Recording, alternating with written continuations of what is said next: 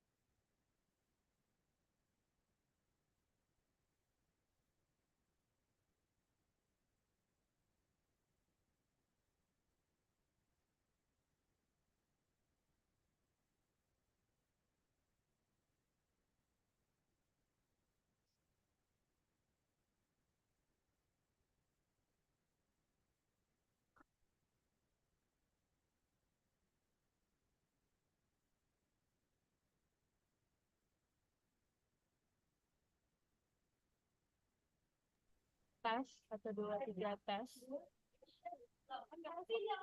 Tes, kedengeran nggak?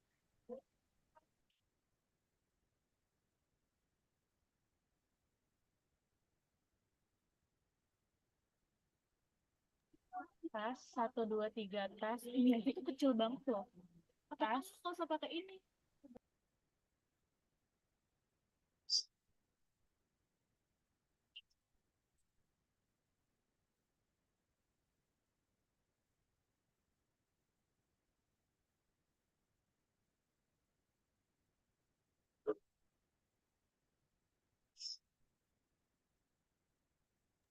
Tes, satu, dua, tiga, tes. Cek, cek. Udah ya?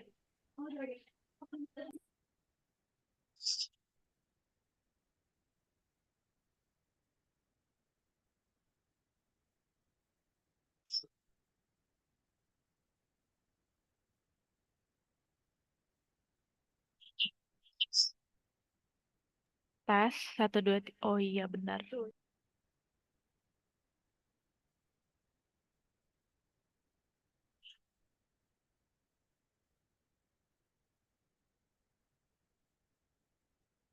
Tes, satu, dua, tiga.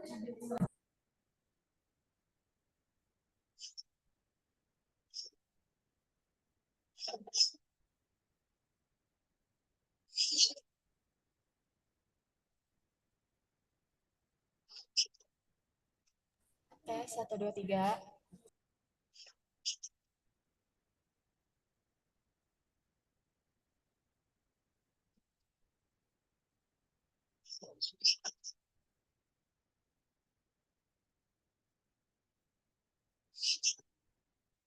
Tes, satu, dua, tiga. Tes.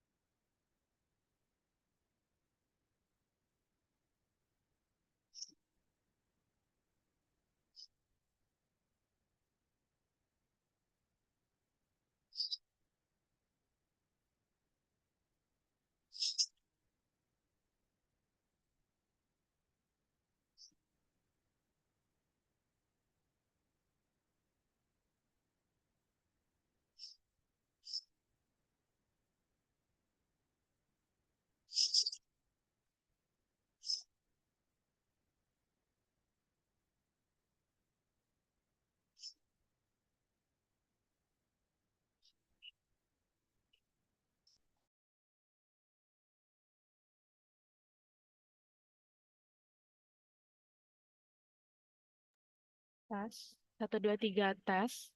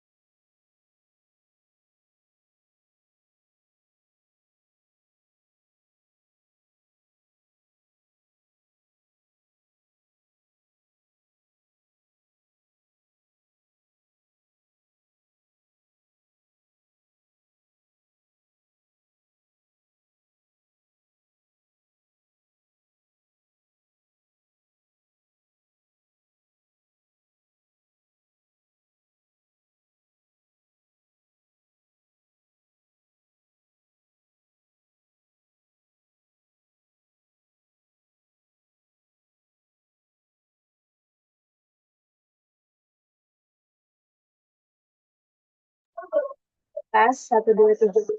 Mantap.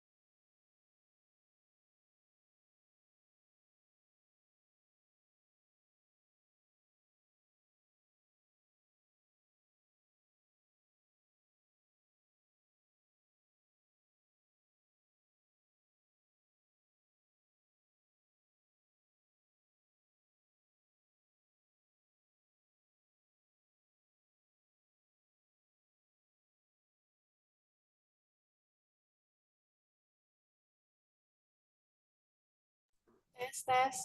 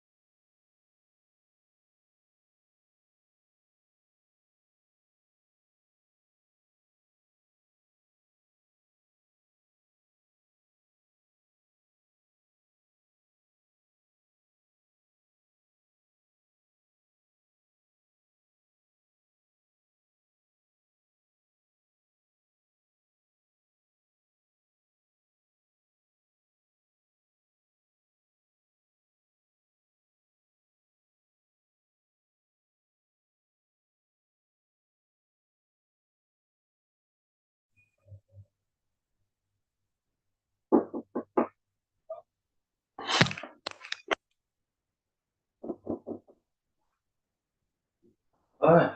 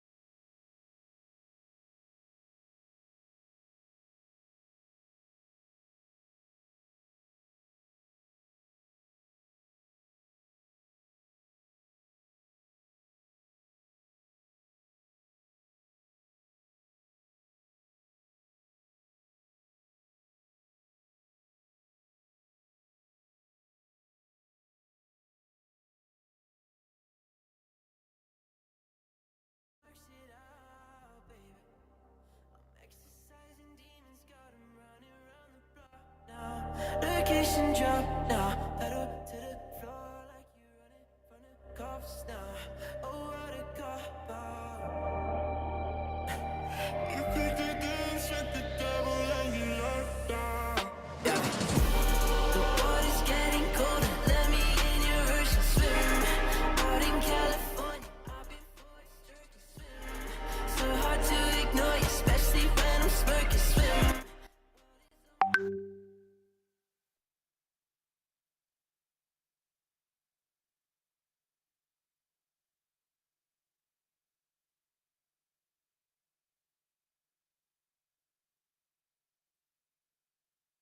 Shoulders keep your body up, swim. I'm swimming, I'm swimming, I'm swimming, yeah. I'm swimming, I'm swimming, I'm swimming, yeah. Out in California, I've been forced to swim. So hard to ignore you, keep your body up, swim.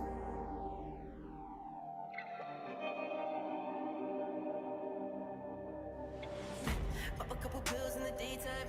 How'd you get a friend with a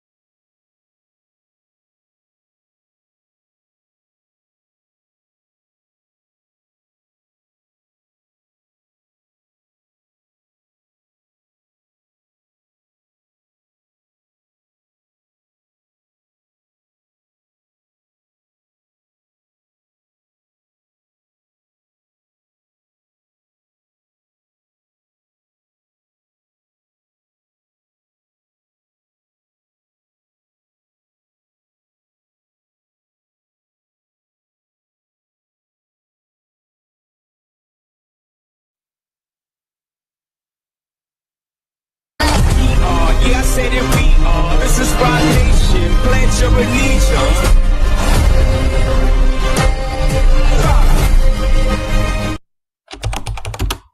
Assalamualaikum warahmatullahi wabarakatuh. Hello, I'm Nurse Gambir Pritami, the head of Undergraduate Nursing Study Program. Assalamualaikum.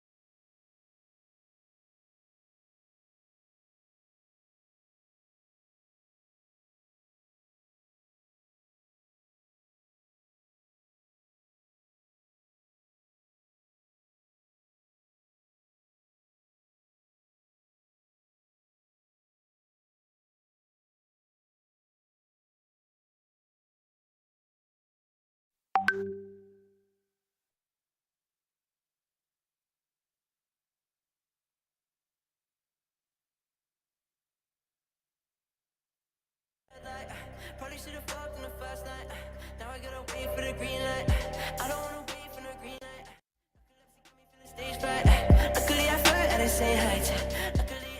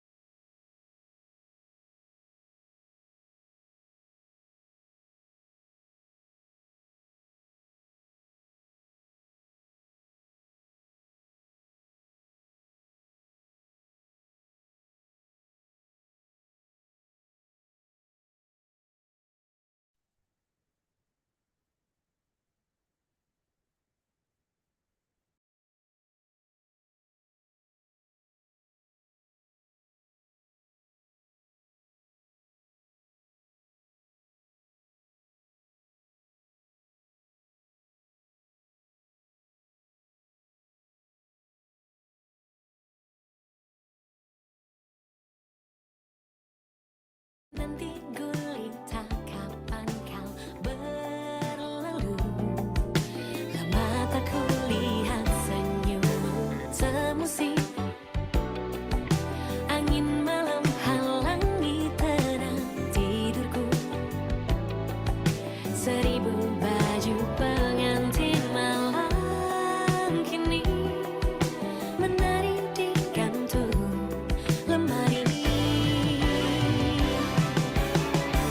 Dan kini ternyata ujung cerita bak kurnia dewata. Hatiku berseri, senyum mentari datang kembali.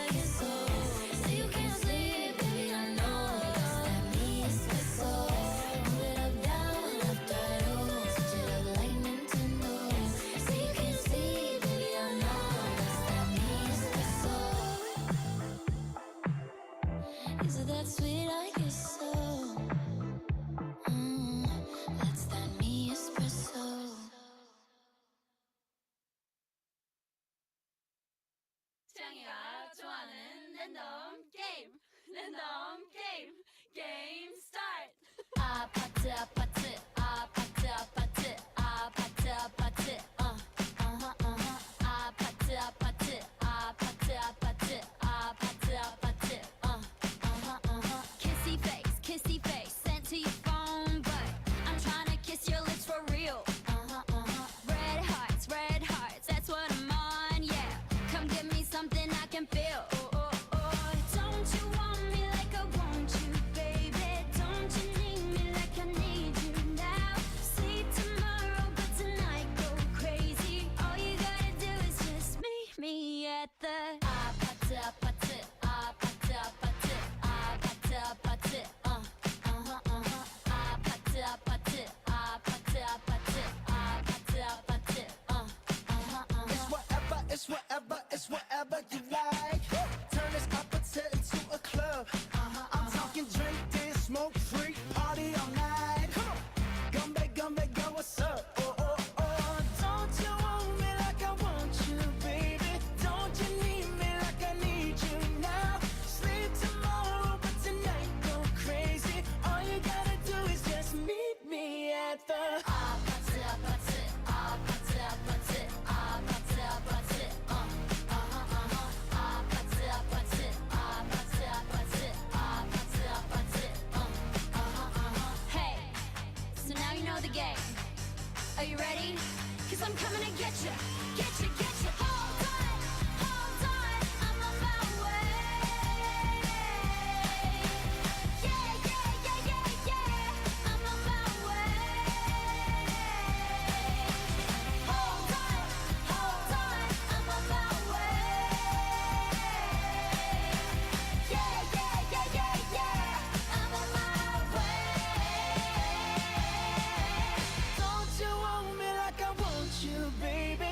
Don't you need me like I need you now? Sleep tomorrow, but tonight go crazy. All you gotta do is just meet me at the 아파트, 아파트, 아파트, 아파트, 아파트, 아파트. Just meet me at the 아파트, 아파트, 아파트, 아파트, 아파트, 아파트. just meet me at the 아파트, 아파트, 아파트, 아파트, 아파트, 아파트. just meet me at the 아파트, 아파트, 아파트, 아파트, 아파트, 아파트.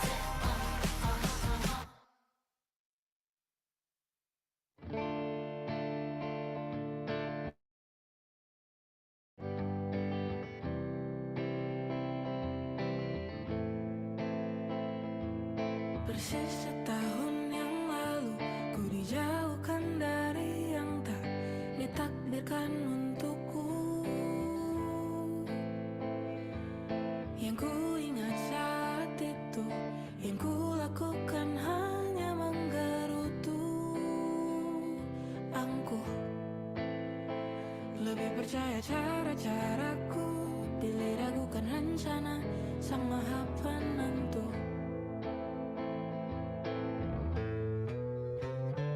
Untungnya bumi masih berputar. Untungnya ku tak pilih menyerah. Untungnya ku bisa rasa hal-hal baik yang datangnya belakangan.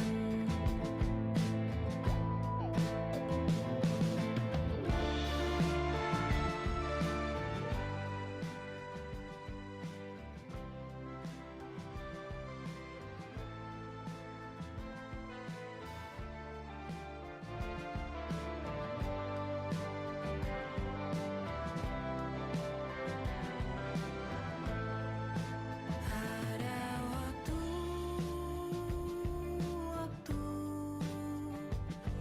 hal buruk datang berturut-turut. Semua yang tinggal juga yang hilang. Seberapapun absurdnya pasti ada makna. Untungnya bumi masih berputar. Untungnya ku tak pilih menyerah. Itu memang paling mudah. Untungnya ku pilih yang lebih susah.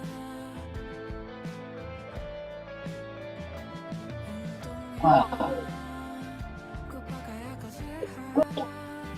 Untungnya hidup terus berjalan.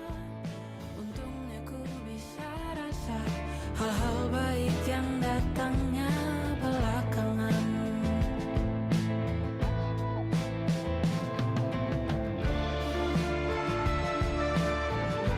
Untungnya hidup harus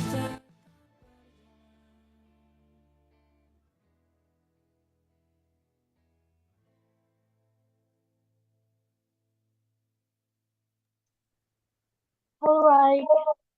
Good morning to the participants of International Nursing Webinar Ranalhecom 2024 who have joined us on the Zoom meeting room. I would like to remind everyone who has joined, they can fill in the registration link and the previous link first, which is displaying on the screen, or you can just click the link on the Zoom chat. Okay, thank you. And please, for all participants, please turn on your cameras during this event and please use the background that has been provided. And also don't forget to rename your display name with stated underscore name. I'm sorry, for example, Azhara Hanifah underscore UPNVJ. Thank you. I've been feeling unalive, but you bring me back to life. But when he loves me, I feel like I'm floating. When he calls me pretty, I feel like somebody. Even when we fade, eventually I nothing. You will always be my favorite form of loving.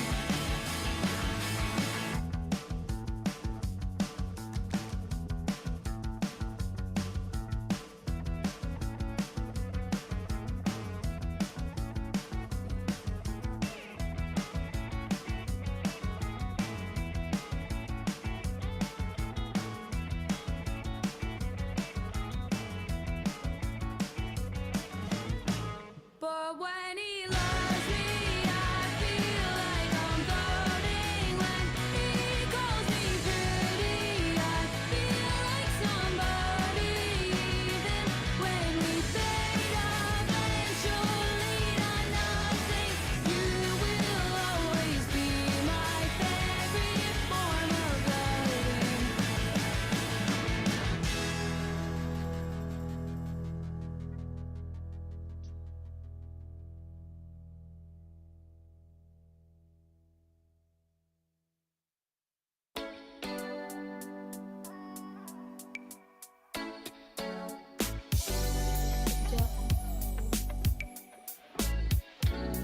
I was in a sheer dress the day that we met. We were both in a rush. We talked for a sec. You friended me up so we could connect. And what are the odds? You sent me a text, and now the next thing I know, I'm like, manifest. Got your oversized. I digress. Got me scrolling like out of breath. Got me going like. Who's the cute boy with the white jacket and the thick accent? Like, maybe it's all in my head, but I bet we'd have really good bacon. How you pick me up, pull me down, turn me around, now it just makes sense. And you talk so sweet when you're doing bad things, that's bacon. How you looking at me, I know what that means, and I'm obsessed. Are you free next week? I bet we'd have really good camaraderie. I mean camaraderie. Said you're not in my time zone, but you wanna be. Where art thou? Why not upon with me? See it in my mind, let's fulfill the prophecy. Who's the cute guy with the white blue eyes and the big bad night? I know it sound a bit redundant, but I bet we'd have really good bacon. How you pick me up, pull me down, turn me around, now it just makes sense. And you talk so sweet when you're doing bad things, that's bacon. How you looking at me, I know what that means, and I'm obsessed. Are you free next week? I bet we'd have really good. And I bet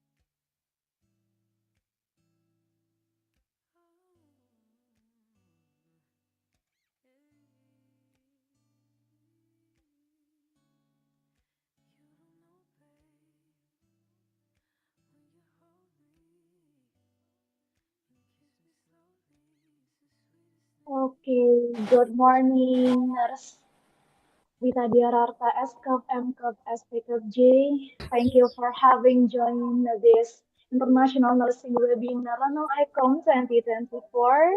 Thank you for being a part of this event.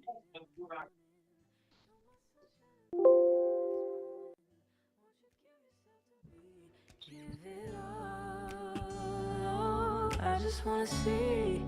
I just wanna see how beautiful you are. You know that I see it.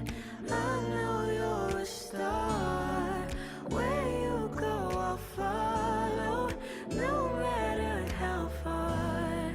If life is a movie, oh, you're the best part. Oh, you're the best part. Oh, best part. Is this sunrise and those brown eyes? Yes, you're the one that I desire.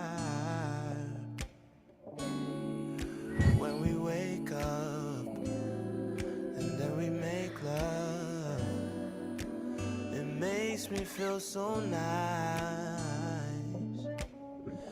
You're my water when I'm stuck in the desert. You're the Tylenol I take when my head hurts. You're the sunshine of my life. I just wanna see how beautiful you are.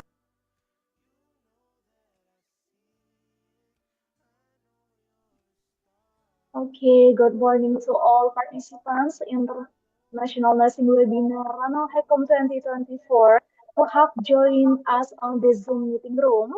Please that you can fill the registration on the previous link first, which is displayed on the screen, or you can just click the link on the Zoom chat. Okay, and please turn on your camera during this event, and please use the background that has been provided.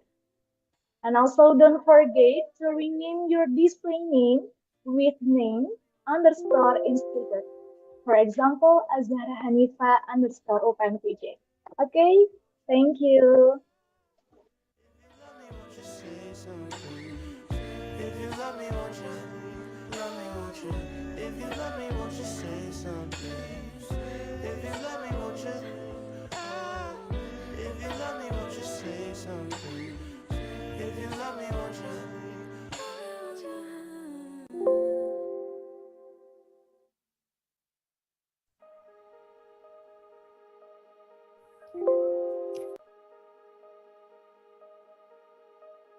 Going out tonight changes into something red. Her mother doesn't like that kind of dress. Everything she never had, she's showing off. Driving too fast, moon is breaking through her hair. She's heading for something that she won't forget. Having no regrets is all that she really wants. We're only getting older, baby, and I've been thinking about it lately. Does it ever drive you crazy? Just how fast the night changes. Everything that you've ever dreamed of disappearing when you wake up. But there's nothing to be afraid of. Even when the night changes, it will never change me and you. Chasing it tonight, doubts are running round her head. He's waiting, hides behind a cigarette. Heart is beating loud and she doesn't want it to stop. Moving too fast, moon is lighting up her skin. She's falling, doesn't even know it yet. Having no regrets is all that she really wants. We're only getting older.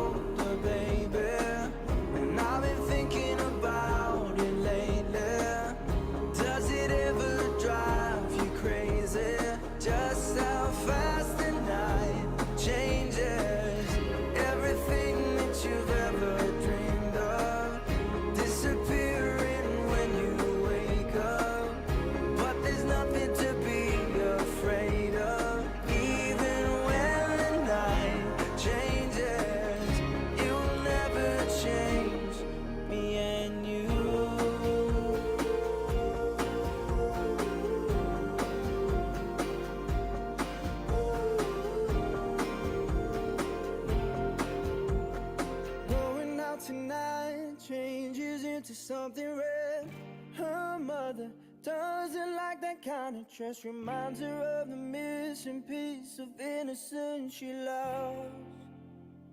We're only getting older, baby, and I've been thinking about it lately.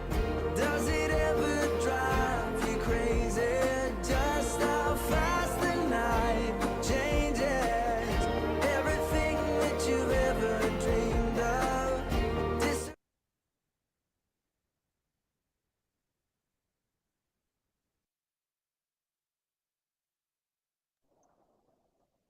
Bismillahirrahmanirrahim.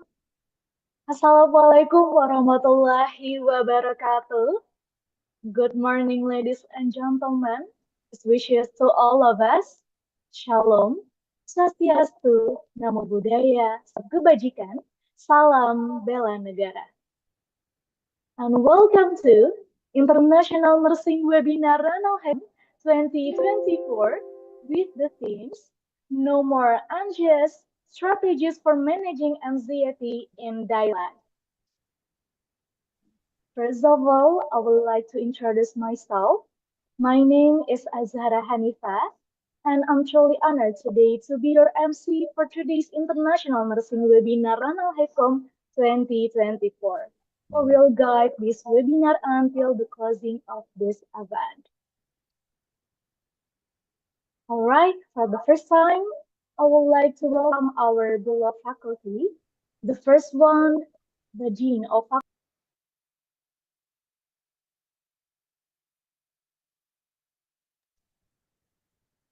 Okay, for the first time, I would like to welcome our beloved faculty.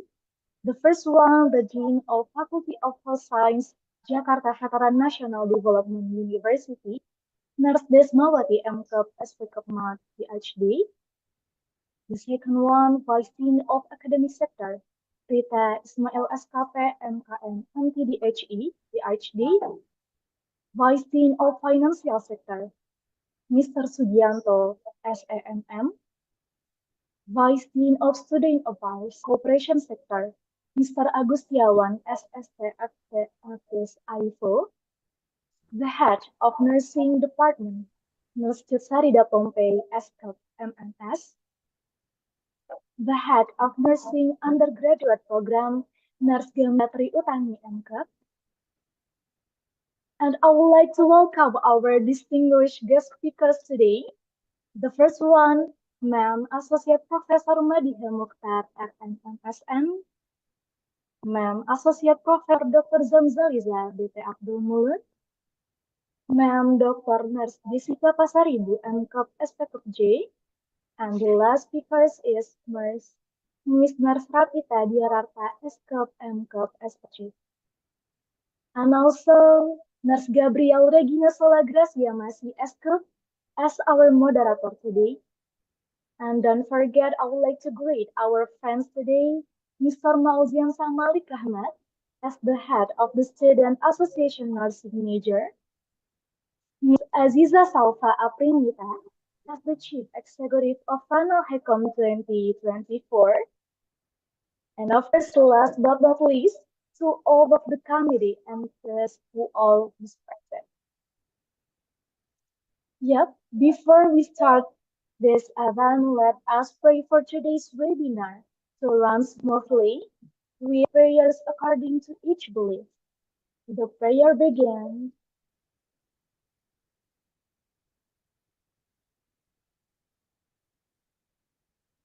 Prayer finished. Before moving on the next agenda, I would like to read the existing rules for participants in today's event. Therefore, the regulations are shown on the screen. First, the International Nursing Webinar will be held on Sunday, 27 October 2024 at 7:45 a.m. via Zoom meeting and email to collect information related to the webinar. Next, participants are required to fill out the attendance list on the presence link that is available 15 minutes before the event starts, which is at 7:45 until 8 a.m. Next, all participants use their names on the Zoom IDs and rename your account with the format full name underscore origin of institution when joining on the Zoom room. Example, Adinda PT underscore UPNVJ.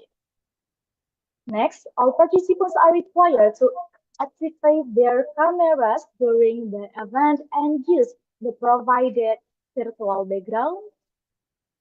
Next, all participants are required to dress neatly, polite, and ready to participate in webinars in places that don't cause a split concentration. Next, during the speaking, participants are prohibited from turning on the microphone except when asked and responding after permission from the MC or moderator. Participants are required to follow the event from beginning to end of the event with enthusiasm. Next, for participants who want to ask questions, they must fill out the questions that have been provided by the committee. Then, the moderator will choose and invite the questioners to ask questions. Next, participants who will ask or respond must introduce themselves first. And please, all participants are prohibited. First, make noise in any form during the event. Next, spreading sense content on the Zoom meeting screen saying rude and behaving badly. And the last, all participants who want to go to the toilet during the webinar, please ask for permission in the chat column. Next, participants who leave the webinar before the event is over should wait for permission in the chat column or ask permission from the committee via WhatsApp. During the photo session, all participants must turn on the camera and not leave the Zoom meeting first. The last, after discussion is complete, participants must fill out a criticism and suggestion form on the G-form link. Next, let's read out our agenda today. First, participants fill out the pre-test. Next, opening by MC. Next, singing Indonesia Raya song, Mars Bela Negara, Mars Veteran Jakarta, and Mars PPNI. Next, taking picture with Salam Bela Negara's pose. Next, remarks from the Executive of Ranalhecom 2024, Ms. Aziza Salva Aprimita. Next, remarks from the Chairman of HM-PSIK for the 2024 until 2025 period, Mr. Nauzian Malik Rahmat. Next, greeting from the head of the undergraduate nursing study program, Nurse Gayatri Utami MK. Greeting from the head of Department of Nursing, Nurse Sarida Pompei SKP MNS.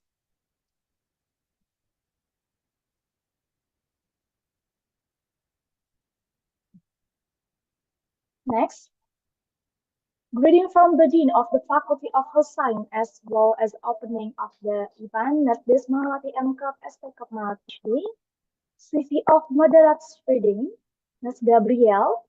Next, opening of Ranalhecom 2024 by our moderator. Next, CV of Speakers First Reading, Associate Professor Madiha Mukhtar at FFSN. Next, the first material. Next, followed by Q&A. Next, CV of Speakers Second Reading, Associate Professor Dr. Zamzaliza Abdul Mulud. Next, the second material, followed by an session. Next, ice breaking. Next, CV of Speakers third reading. And the next material, followed by Q&A session. Next, break time, and the last presentation with the fourth material, followed by Q&A session. Next, closing of the webinar and participants do the post-test.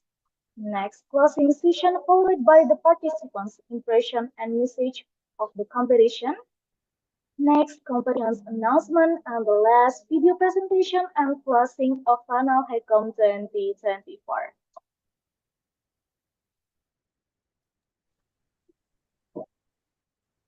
Okay, hopefully everyone can follow the rules. So thank you for your cooperation and coordination.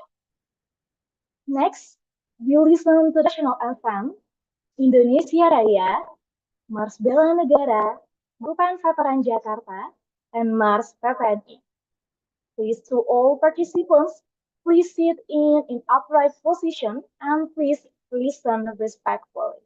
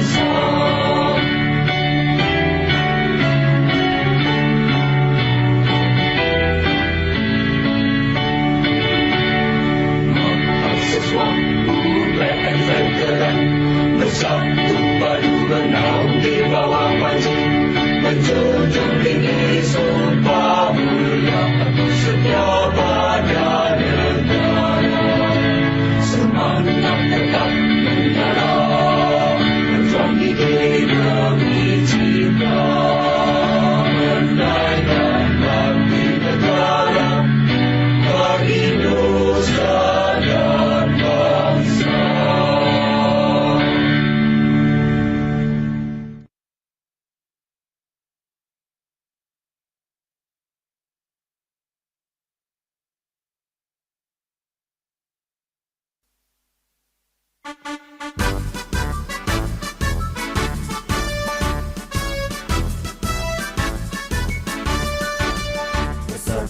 Perawat Nasional Indonesia, wujud ikatan profesi perawatan, tempat membina dan mengembangkan kemampuan diri dalam membuktikan keberadaannya. Menapaklah dengan keyakinan lebih pasti, sejajar dalam abdikan diri, bangkit berdiri dan langkahkan kakimu itu, menatap hari esok penuh asa. Wahai perawat Indonesia, bangkitlah dan majulah untuk menolong sekalian yang menderita. Kuatkanlah pribadimu, tingkatkan pengetahuan untuk memberikan asuhan keperawatan. Kita melangkah untuk mengisi pembangunan bangsa negara Indonesia, untuk mengantarkan bangsa menuju sehat semua dengan semangat jiwa Pancasila. Maju perawat, majulah dalam kancah pembangunan, tunjukkanlah pada sekalian orang. Jadilah perawat model kesehatan bangsa kita, jadilah teladan dalam hidup sehat. Bangkitlah perawat seluruh Indonesia dalam mengemban citra profesi, menjunjung tinggi kode etik keperawatan, laksanakan panggilan tugas mulia, mencapai derajat kesehatan seoptimal mungkin bagi warga negara Indonesia. Sebagai bukti kiprahnya mahkota putih suci dalam mendukung pembangunan kesehatan.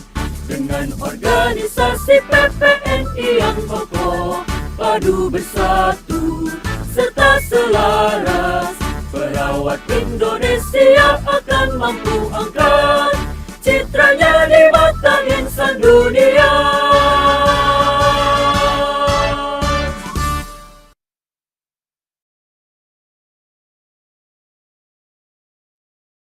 Well, thank you. For the next event, we'll do a photo session. So everyone, please turn on your cameras and do the Sandal Negara pose with your right hand, okay, on the left chest, like this. You can follow me. Then in the count of 3, the operator will take a screenshot. And because there are several slides in here, so please maintain your position until the of the commentation. Okay, let me count everyone. Please be ready for Salam Bela Negara pose. And show your smile for the slide 1, slide 2, next slide, and the last slide. Okay, photo session ended. Thank you everyone, and thank you to the follow operator. Okay, reminders to all participants of International Nursing Webinar Ranalhecom 2024 to take a script during this event, which will be submitted on the evaluation link at the end of the event.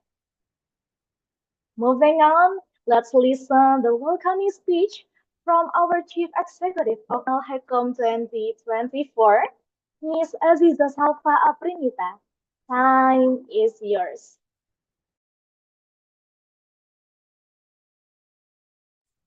Okay, thank you MC. Assalamualaikum warahmatullahi wabarakatuh. Shalom, Om Swastiastu, Nama Budaya, Salam Kebajikan, Salam Bela Negara. Good morning to our Dean of the Faculty of Health Sciences, guest speaker, moderator, our beloved organization committee, and to all you who present today. I would like to welcome our distinguished guests. First, Dean of the Faculty of Health Sciences UPNVJ Jakarta, Mrs. Nurse Desmawati, SKP, MK, SPK, MB, PhD. Deputy Dean for Academic Affairs UPN Veteran Jakarta, Mrs. Rita Ismail SKP MKM NCD HA PhD, Deputy Dean for Finance UPN Veteran Jakarta, Mr. Sugianto SKMM, Deputy Dean for Student Affairs and Cooperation UPN Veteran Jakarta, Mr. Agustiawan SST FT MPs FTR IFO, Head of the Nursing Department, Mrs. Nurse Sarida Pompey, MNS, Head of the Nursing Undergraduate Study Program, Mrs. Nurse 𝐑𝐀𝐍𝐀𝐋𝐇𝐄𝐿, MCAP, and Undergraduate Nursing Program Lecturers. Our best speaker, first, Ma'am Associate Professor Madiha Mukhtar, RN NSM, Ma'am Associate Professor Dr. Zamzaliza binti Abdul Mulud, Ma'am Dr. Nurse Jessica Pasaribu, MCAP SPKJ, Miss Nurse Shapita Diorata, SCAP MCAP SPKJ.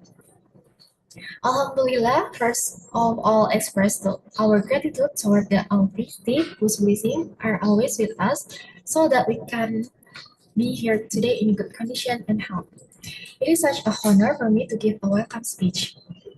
I am Aziza Salva Aprinita, as the Chief Executive of the International Nursing Webinar Ranalhecom 2024 and the whole committee.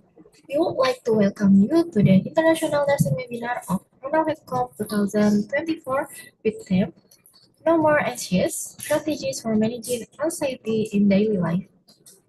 This year, we took the theme of mental health to commemorate World Mental Health Day a few weeks ago. Ranalhecom is our annual event organized by the UPN Veteran Jakarta Nursing Undergraduate Student Association. This event consists of national competition and international nursing webinar. We are privileged to have an array of distinguished speakers and experts who will share their insight, wishes, and personal stories. Their contribution will help us deepen our understanding and inspire action toward a more inclusive approach to mental health care. I encourage all of you to engage actively, share your thoughts, and learn from each other as we embark on this critical conversation. Let us unite in our effort to promote mental health awareness, understanding, and support. I hope that this event can develop student knowledge and their active role in dealing with mental health issues that we currently face. I also hope that the audience lend to ear to listen carefully all the materials that will be delivered by our great speakers who come from Indonesia, Pakistan, and Malaysia. I and the committee in charge thanking all of you for your participation, and also if there are any mistake during this event.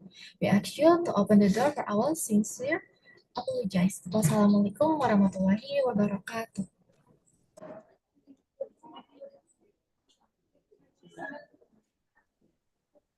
Okay, thank you so much for the warm speech from our Chief Executive of Ranalhecom 2024.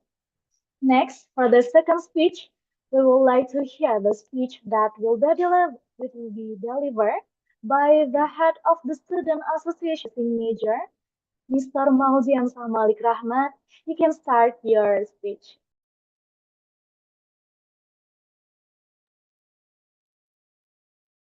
Assalamualaikum warahmatullahi wabarakatuh. Good morning, Shalom, Om Swastiastu, Namo Buddhaya, Salam Kebajikan, Salam Bela Negara. The Honorable Dean of the Faculty of Health Science, UPN Veteran Jakarta, Nurse Desmawati, MCAP SPKMAT PhD, and his staff, Head of the Nursing Science Department, UPN Veteran Jakarta, Nurse Sarida Pompey, SCAP MNS, Coordinator of the Undergraduate Nursing Study Program, UPN Veteran Jakarta, Nurse 𝐑𝐀𝐍𝐀𝐋𝐇𝐄𝐂𝐎𝐌, SCAP MCAP, Chief Executive of Webinar Internasional Ranalhecom 2024, Aziza Salva Aprinita, and all Webinar Ranalhecom 2024 participants who attended today's event. First of all, I want to thank our honored guests and speakers who are present today. I also want to express my gratitude to the committee for organizing this event from the beginning until its execution today. And I cannot forget to thank all attendees for their participation in today's event. This event is part of the Ranalhecom, and since we held various competitions yesterday, this webinar serves as the closing of the Ranalhecom 2024. I hope that the materials presented by our four speakers will be a source of knowledge for everyone, especially the topic of anxiety, which is indeed important to discuss, particularly among teenagers and adults. That concludes my remarks. I apologize for any shortcoming. Wassalamualaikum warahmatullahi wabarakatuh. Waalaikumsalam warahmatullahi wabarakatuh. Thank you so much, Ms. Malik, for the great speech. Next speech, I'm honored to invite Nurse Gamiatri Utami MK to give the welcoming speech as the head of the graduate nursing program. To Nurse Gamiatri Utami, the time is yours.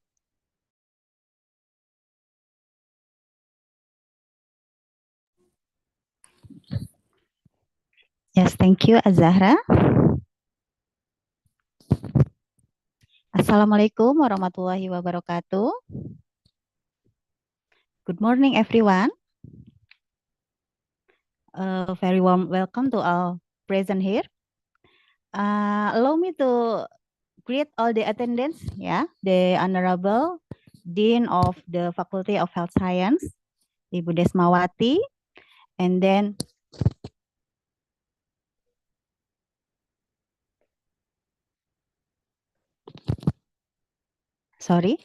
the head of the Department of Nursing, Ms. 𝐬𝐀𝐍𝐀𝐄𝐿, and also the head of undergraduate nursing study program is myself, and then chairman of HM-PSIK is Maudiansah Malik Rahmat, and then chief executive of Ranalhecom 2024, Aziza Salva. And special thanks to all speakers today. Thank you for accepting our invitation for sharing information and experience today to all participants. First is Dr. Madiha Mukhtar, RN/MSN. Second is, Dr. Madiha is from University of Lahore, Pakistan. And then Dr. Zamzaliza binti Abdul Mulud from Universiti Teknologi, Malaysia. Third is Dr. Jessica Pasaribu, Magister Keperawatan Spesialis Keperawatan Jiwa from STIK St. Carolus, Indonesia. And the last is Nurse Rapita Diorita, Magister Keperawatan Spesialis Keperawatan Jiwa is from our internal speaker from UPN Veteran Jakarta. Our theme in Ranalhecom today is No More Anxious, Strategies for Managing Anxiety in Daily Life. Nowadays, anxiety disorder is the most common issue in the field of mental health. This condition can be experienced by various age groups with various triggers. Therefore, learning about signs of anxiety disorder and also how to strategize managing anxiety is very important. And this webinar international ready to share information about and discuss about this managing anxiety disorder.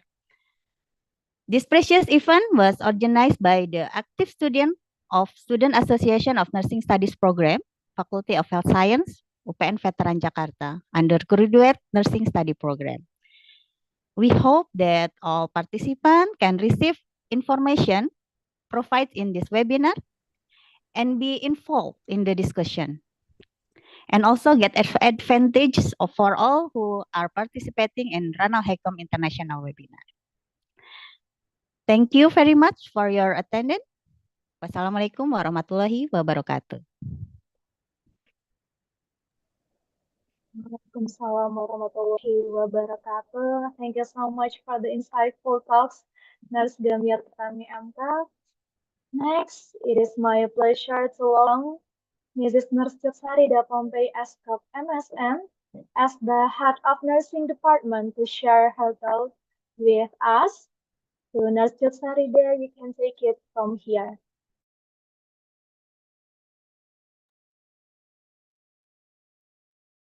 Okay, thank you, Zahra.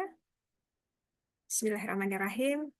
The Excellencies Dean of Faculty of Health Science, Universitas Pembangunan Nasional Veteran Jakarta, Dr. Desmawati, and Vice Dean of Education and Research, Dr. Rita Ismail, Vice Dean of Resources and General Administration, Vice Dean of Student Affairs, Alumni and Corporations, Coordinator of Bachelor Nursing Program and Secretary of Coordinator of Study Programs, and all respected lecturer and staff of nursing program and Faculty of Health Science who attend this meeting, and our special of honorable speakers, all committee, all students, and all distinguished guests and participants, ladies and gentlemen. Assalamualaikum warahmatullahi wabarakatuh. Very good morning, ladies and gentlemen. It's my pleasure to welcome everyone to great event today, especially at this international webinar with interesting topic on mental health nursing regarding dealing with anxiety in daily life. It's so wonderful to see you all here on this platform. We'd like to extend a special welcome to our guests of our honor speakers who will be speaking on this morning session. We are so excited to have you all here to participate. We couldn't have pulled up this success without the hard work and dedications of our committee and study program, faculty, and university support who work from day preparations to make today a reality events. Also, the presence of all participants as essential of this event. I hope that today inspires ideas and discussions around the ways that we can make our nursing professions as a great and wonderful profession, especially on mental health nursing. Now for honorable speakers who are leading expert in the studies and topic, and perhaps in research and innovation, let's welcome them. Thank you again to everyone being here this day. And finally, I wish you all the best luck for all participants, and I hope you enjoy this new experience. Thank you. Back to MC. Okay, thank you, ma'am. Your speech is very truly touching. I hope that lesson can make increase our knowledge too. So next, we'll listen to the last as well as the opening of the event by Ma'am Rita Ismail as PPM and PhD as the Vice Dean of Academic Sector. So Ms. Rita Ismail, please, the time is yours.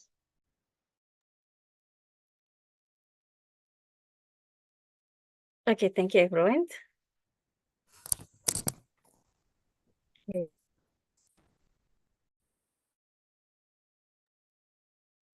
Okay, can you hear me? I think the committee just mute everyone. Okay, good morning, everyone, and assalamualaikum warahmatullahi wabarakatuh. And today it's a really good day. It's Sunday morning, and we meet here in a webinar with the title "No More Anxious: Strategy for Managing Anxiety in Daily Life." So I would like to welcome you all in this wonderful webinar today, and I would like to welcome to our excellent speakers from Malaysia, from Pakistan, and also from Indonesia, and also all the participants and the head of nursing school, coordinator, and secretary of nursing schools, and also the committees who already reached this point. And I would like to congratulate all with all your achievement today. And regarding the theme of this webinar, it's about anxiety. It's today that a lot of things happen in this world, and all of us can experience of anxiety anytime, and everyone can experience this anxiety. But the thing is, there are so many techniques that we can do to handle to prevent anxiety.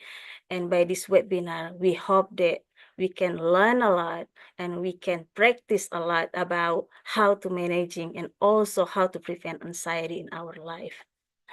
And by this time, I would like also to open this webinar.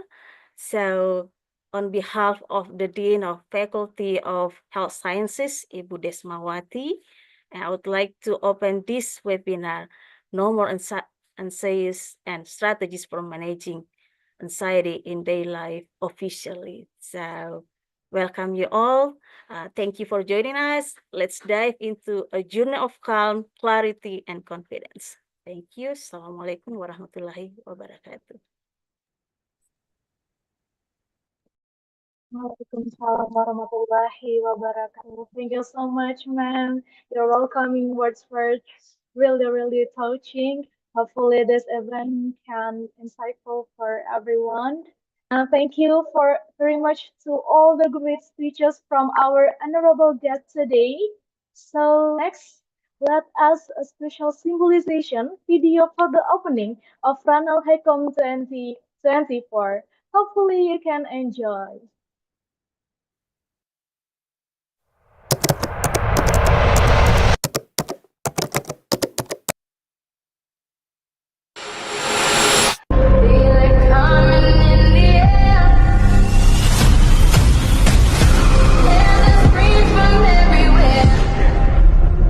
Only thing that's on my mind is who's gonna run this town tonight. Yeah, I said it, we are. This is Rock Nation. Pledge your allegiance.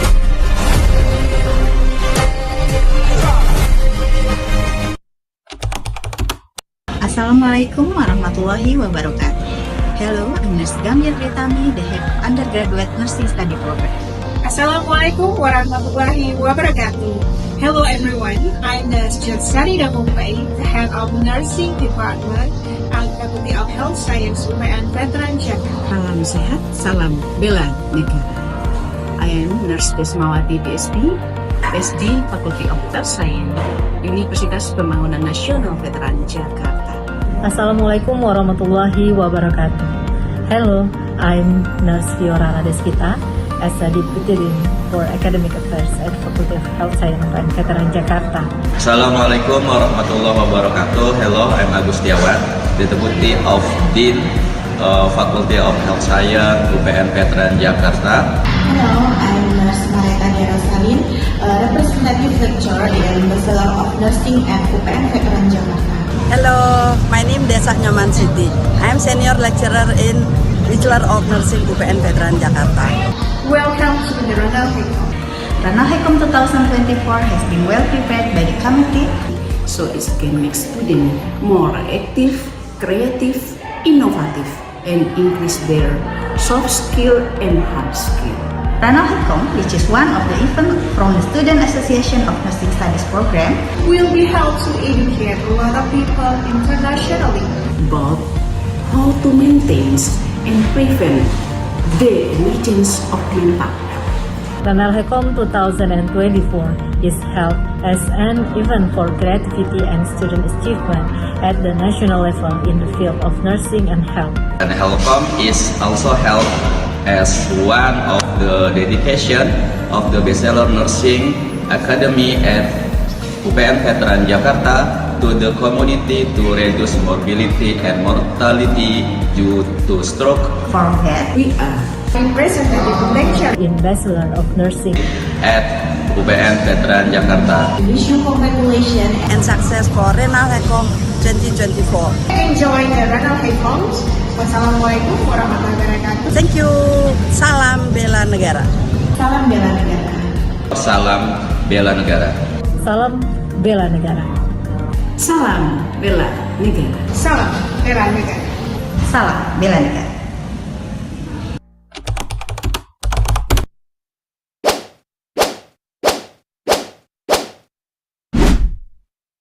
Ranalhecom is an annual event from the Student Association of Nursing Studies program, Faculty of Health Science, UPN Veteran Jakarta. Ranalhecom 2024 has a theme, No More Anxious. Strategies for Managing Anxiety in Daily Life. Ranalhecom, of course, is a great event. It's very useful in helping to increase the knowledge and awareness for wider community. I'm Nurse 𝐑𝐀𝐍𝐀𝐿 as the head of nursing department at Pembangunan, Jakarta. And I'm Nurse 𝐑𝐀𝐍𝐀𝐿 as the head of the nursing undergraduate study program. Today, we are representative of lecture of nursing. We'll announce that Ranalhecom 2024 has officially opened. Salam bela negara.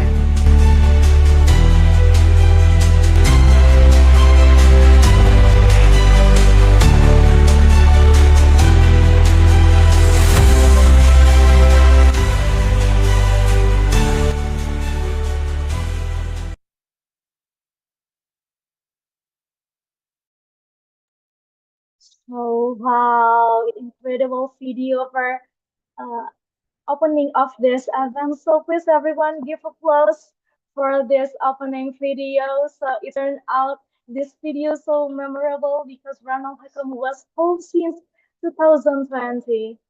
Okay, so before we continue, I'd like to remind everyone to fill in the attendance link in the Zoom chat because the link will be closed before the presentation begins. So please do it now as soon as possible, guys. If not, there will be no certificate for you because it's gonna be checked by our committee. Okay, I will give you time around 1 minute. Okay, hurry up, guys.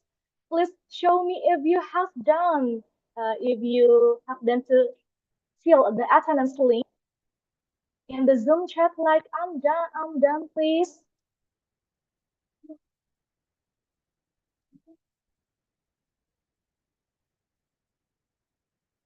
Okay.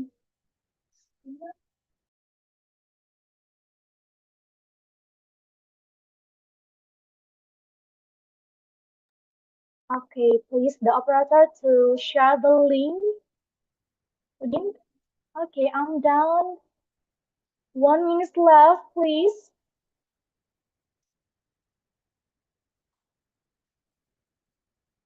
Okay, thank you for your attention. Okay, thank you. Time's up. So next we will enter the main agenda. So are you ready, everyone? Please show me if you're ready like this, or you can mention on your Zoom chat. Okay, I'm ready. You can say like that. Okay, show me you're ready. Okay. So yeah, ladies and gentlemen, we will learn a lot from our amazing speakers. However, the discussion, it will be not guided by me, but will be led by our judges moderator today. Okay, she is Nurse Gabriel Gracia Masih Eskel. Right now, she working at Premier Hospital Jatinegara as nurse at Pediatric Intensive Care Unit, Neonatal Intensive Care Unit, and Perinatology Unit. And she has many experience in several hospitals. One of them as an intern student at Pasar Minggu Regional Hospital, Gatot Subroto Army Hospital, and Tarakan Regional Hospital, and etc. And also, she was a graduate of the undergrad nursing program in 2022 and the professional nursing education program of the Universiti Pembangunan Nasional Veteran Jakarta in 2023. And so, with her experience, she helps us to understand what our speakers will present today. So please welcome our moderator today, Nurse Gabriel. Hello, good morning, Nurse. Good morning. Sorry, I just want to... Can you hear me clearly? I think your volume is so small. Can you hide your volume? Okay, wait a minute. Can you test your microphone, please?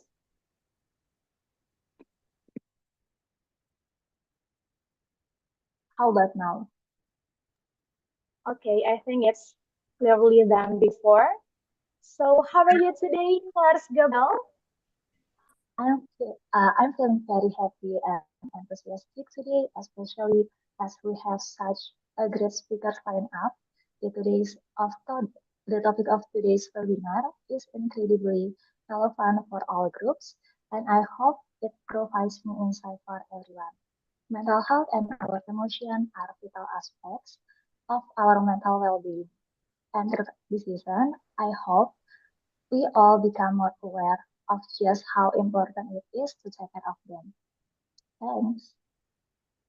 Okay, it's been a pleasure for having you as our moderator today. I think it's not only you to excited what our speaker present today, but me and all of us, our audience, so excited to listen interesting discussion today. So, Nurse Gabriel, I will give this time to you. Please, please lead the discussion. Everyone, give applause to our moderator today, Nurse Gabriel. The time is yours. Thank you, Azahra Hanifa, for the brand introduction. Assalamualaikum warahmatullahi wabarakatuh. Shalom, salam sejahtera bagi kita semua. Om Swastiastu, Namo Buddhaya, salam kebajikan, dan salam bela negara. Good morning and warm welcome to International Nursing Webinar Ranalhecom 2024. My name is Gabriela Regina Salagracia Masi. You can call me Gaby, and I am thrilled to be your moderator for today's session. We're gathered here to explore the latest issue in mental health, and I can't wait to dive into this discussion with you all. No more anxious. Strategies for managing anxiety in daily life. This year, our focus is on anxiety awareness, a topic that is increasingly relevant in today's world. Mental health affects us all, and it's crucial that we come together here not only to discuss the challenges we face, but also to explore the innovation solution emerging in this field.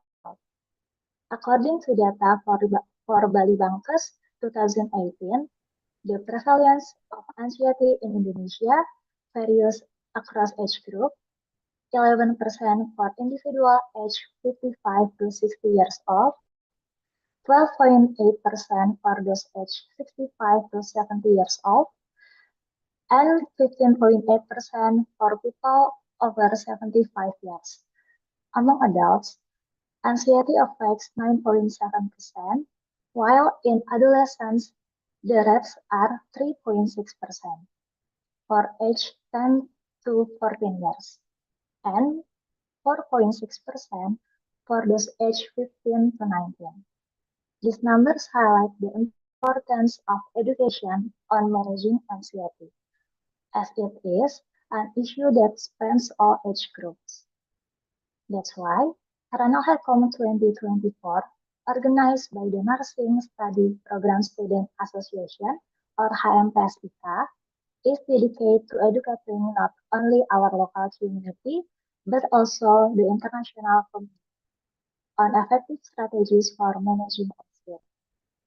Together, we can make a difference in promoting mental well-being. Without further ado, let me introduce our panelists for today's event.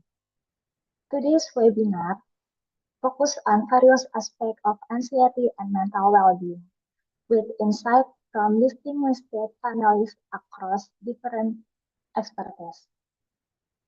Our first panelist, Associate Professor Madiha Mukhtar from the University of Lahore in Pakistan, will guide us through recognized early signs of anxiety disorder across different groups and provide simple ways to fight them. Next, Professor Madiha, Dr. Zamzaliza binti Abdul Mulud from Universiti Teknologi Malaysia will explore holistic strategies like lifestyle change, nutrition, and mindfulness to promote overall mental well-being beyond anxiety. We then welcome Dr. Nurse Jessica Pasaribu from 𝐑𝐀𝐍𝐀𝐿 in Indonesia, who will delve into the anxiety individuals experience when faced with unexpected or unplanned events in older population. Finally, Nurse Ravita Diorarta from UPN Veteran Jakarta in Indonesia will address a crucial topics for today's youth, the anxiety linked to FOMO or the fear of missing out in the age of social media. Each of these panelists brings unique insight to help us better understand and address anxiety across various contexts. Thank you all for being here today and sharing your valuable insight with us. Before we begin, a few housekeeping notes. We encourage an open and respectful dialogue, so please feel free to engage with our panelists.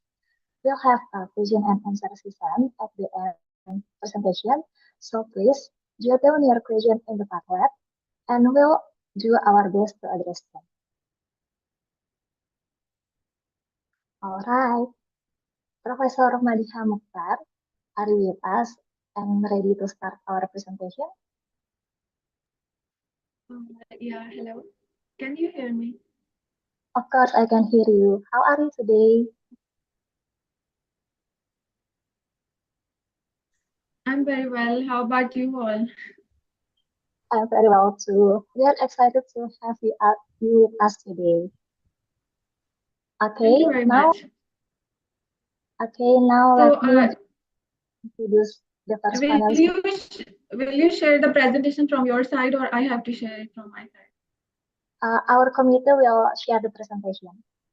But before, I want to give your CV first. Okay. Let me briefly introduce our first panelist by reading their CV.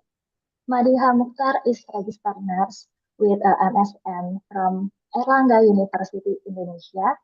She currently an associate professor at the Lahore School of Nursing, University of Lahore, with expertise in various academic and administrative roles.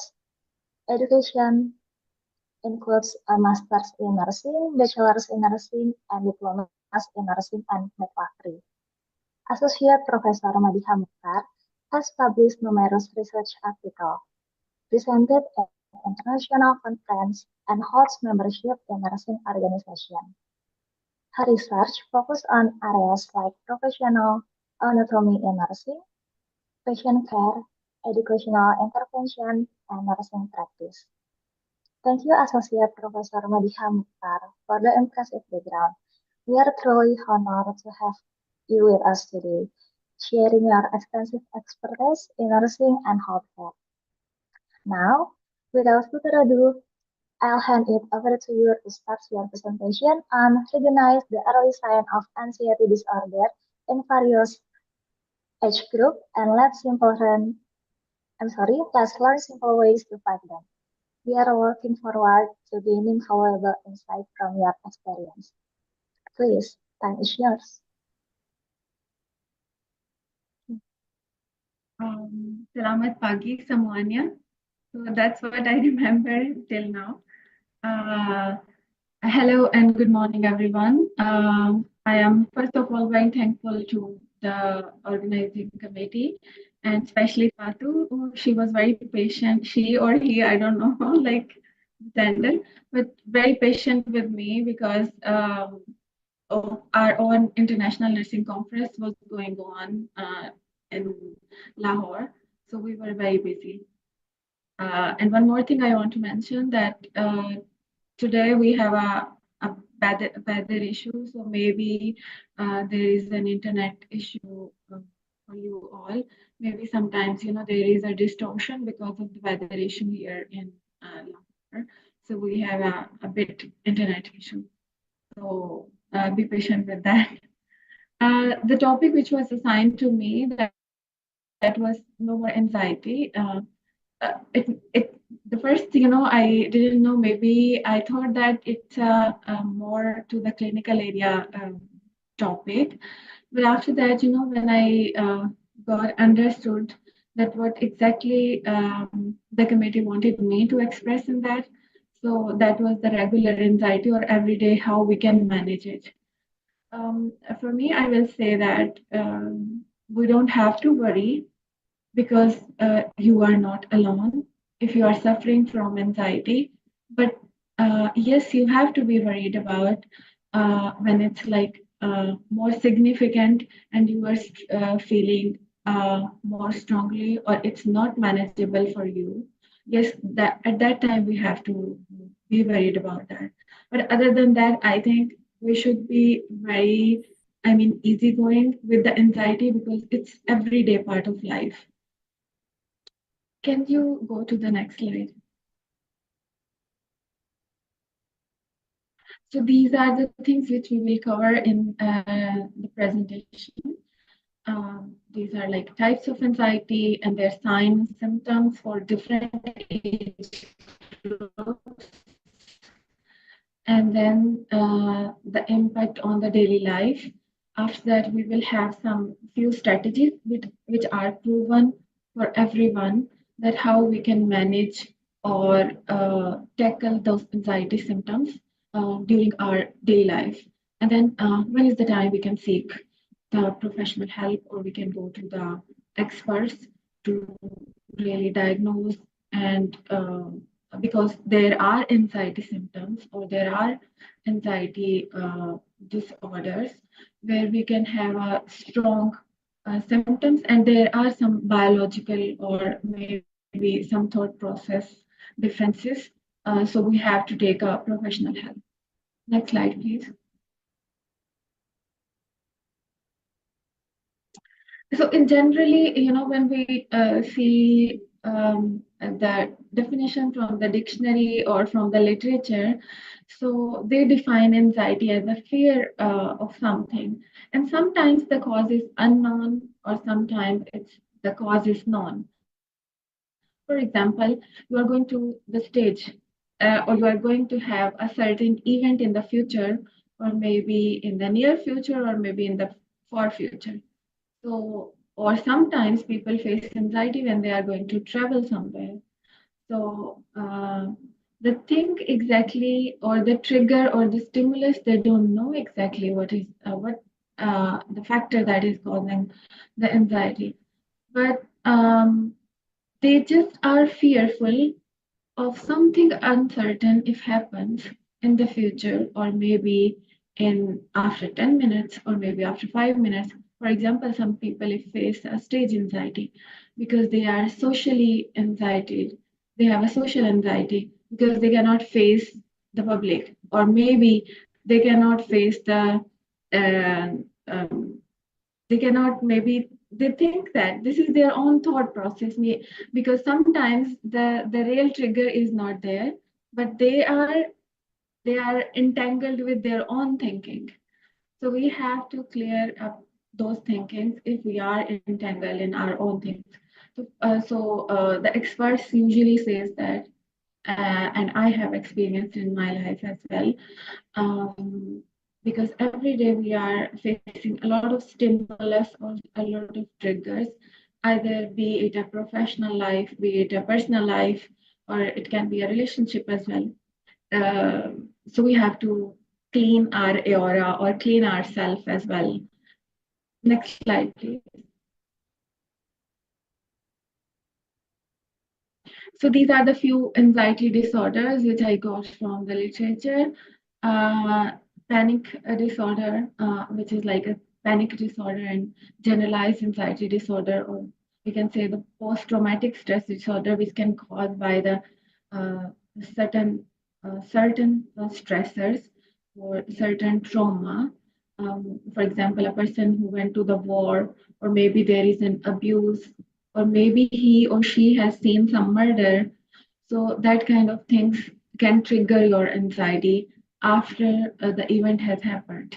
Social anxiety sometimes people face because they feel uneasy among the people in the social gatherings. The social anxiety has sometimes, the two different things, because sometimes people have anxiety with those whom they don't know, because the people are unknown to them, so they are not having any easy relationship with them, so they feel the anxiety to face new people. Sometimes people face anxiety in the social gatherings where the other group have a negative impact on them. So there are separation anxiety disorder, obsessive compulsive disorder, which also comes in anxiety under anxiety disorder. The medication, some of the medications, that can trigger your neurotransmitters or your thought process. So that's why you feel anxiety. There is a health anxiety and the specific phobias. For example, some people face phobia from the height. Some people face phobias from water or any other thing, which is fearful to you. That is called like phobia for you. And selective mutism comes under the phase where a person, when he felt fear from anything, and then after that he is mute. He or she cannot speak any word. Why? Because he is in the mental state of shock. That's why he cannot speak. So that is the terminology which you use for those individuals. Next slide, please. So that's what I told you in the beginning, that sometimes, when we face initially or the first time we face something, we think that why it's happening with me only, but you are not alone. Actually, we all at certain point or once in a while, we all face this anxiety. Why? Because, we all are working, we all are studying. So maybe we sometimes, when you're like you, students, sometimes you are doing your assignment not on time, so you will face anxiety. So, but there are things that we can tackle now, but there are things which we cannot tackle now. So we need to have support from our own friend zone, or maybe someone whom you feel trustworthy, because sometimes we cannot tell everything to the person sitting next to us. Why? Because maybe they can take advantage of our weaknesses. Then they will know that you are like not good enough to tackle your own anxiety. So they can, maybe that can be a talk of the town, and they can think that you are not significant enough for that peer group. So yeah, the person you feel trustworthy, you share your feelings and they will help you a lot. Why stress comes every day? For example, even being a teacher, now we have faced like a lot of anxiety before that, but still we have once in a while, we face that anxiety. Because sometimes, the stressors are not in your control. For example, the last time I have to go to my brother's wedding, and I have a very significant assignment of our examination schedule. So I haven't done on time. There was like 50% was my mistake. The mistake was I haven't done on time. So at 11th hour, when I had to go and my family was coming to pick me up, so I was very much panicked and I had a bad neck muscle spasm. You know that, because when you have anxiety, so you face that that physiological symptoms as well.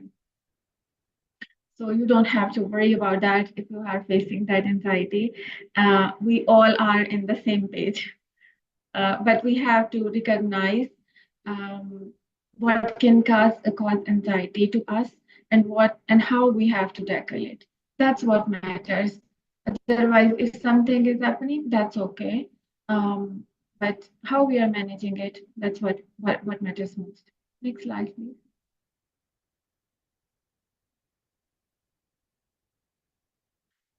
So that's what I was talking about, that we have to recognize it and we have to detangle our thoughts, and we have to know that what triggers me most and how deeply it is triggering me, because no one else knows you better than your own self.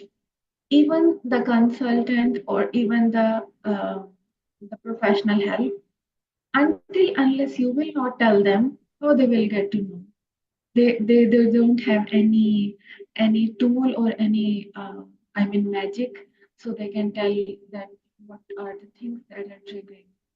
So it means you uh, first or the foremost, you are your own helper. So you have to help yourself by recognizing those tiny pieces, that what is um, what is uh, bothering you, or what is giving you a stress, what is giving you attention, or what is making it cause.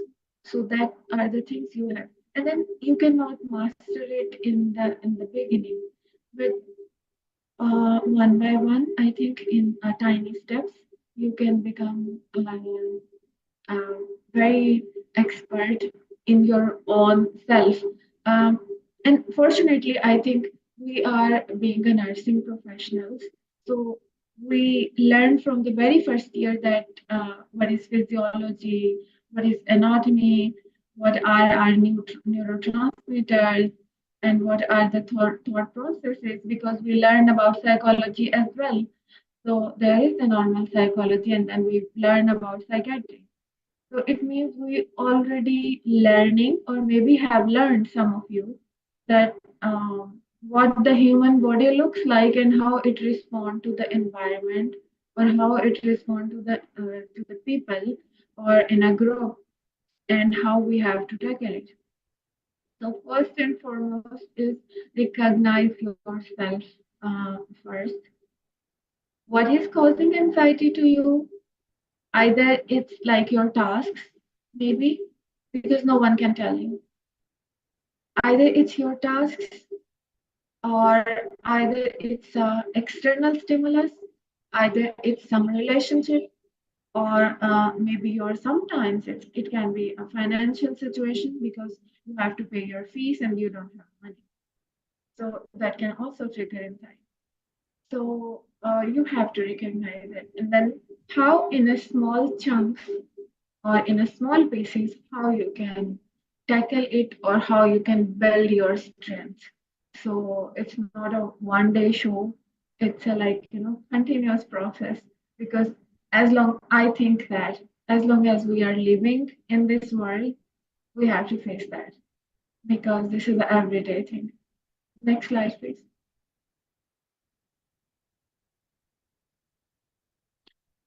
So these are the few signs which we face physically, because we can face emotional signs, we can face behavioral signs, and we have a very strong physical signs.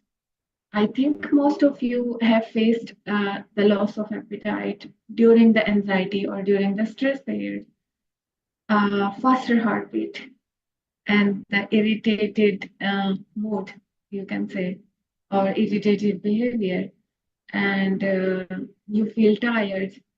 And then after that, you feel sometimes, yes, you feel like dizziness, or maybe you are becoming disoriented, not totally disoriented, obviously, but you are in the initial phase of dizziness. And then sometimes you feel like cramps in your stomach, and some people feel face diarrhea as well, because GI disturbance is a very common anxiety. Next slide, please.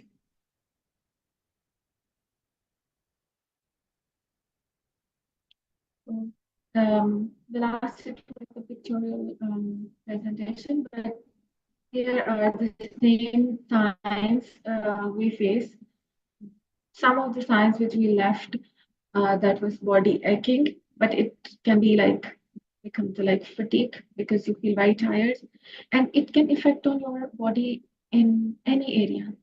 For example, if I will say myself, I face neck muscle spasms, and sometimes the leg cramps as well, the calf muscles.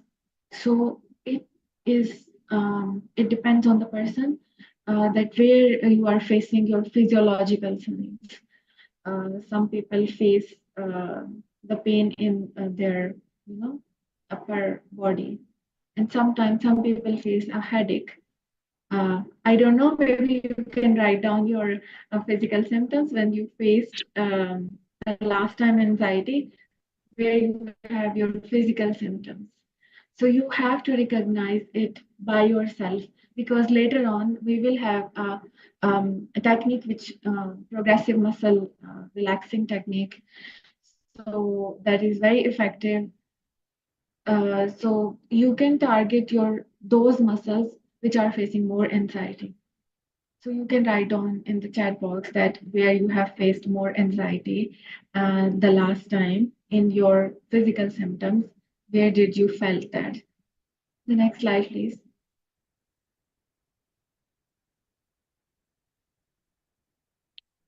So one thing I would like to mention that we have emotional science as well.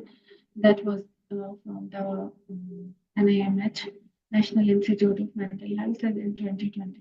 Those signs were fear, panic, frustration of becoming like having a task fulfilled, anger, stress, irritability, and low self-esteem and self-efficacy, because you don't feel yourself worthy enough that you can do your task, because you feel the sign of failures in yourself, because you think that you are not capable of doing those tasks, or you are not worthy enough to become or to go or to reach certain place. That's why, because it comes with the Maslow's hierarchy as well, that you don't feel yourself, worthy enough or significant enough.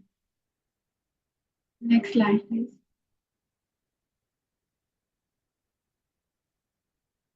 So these are the behavioral symptoms. Maybe you have seen that in yourself as well, or maybe in your surroundings.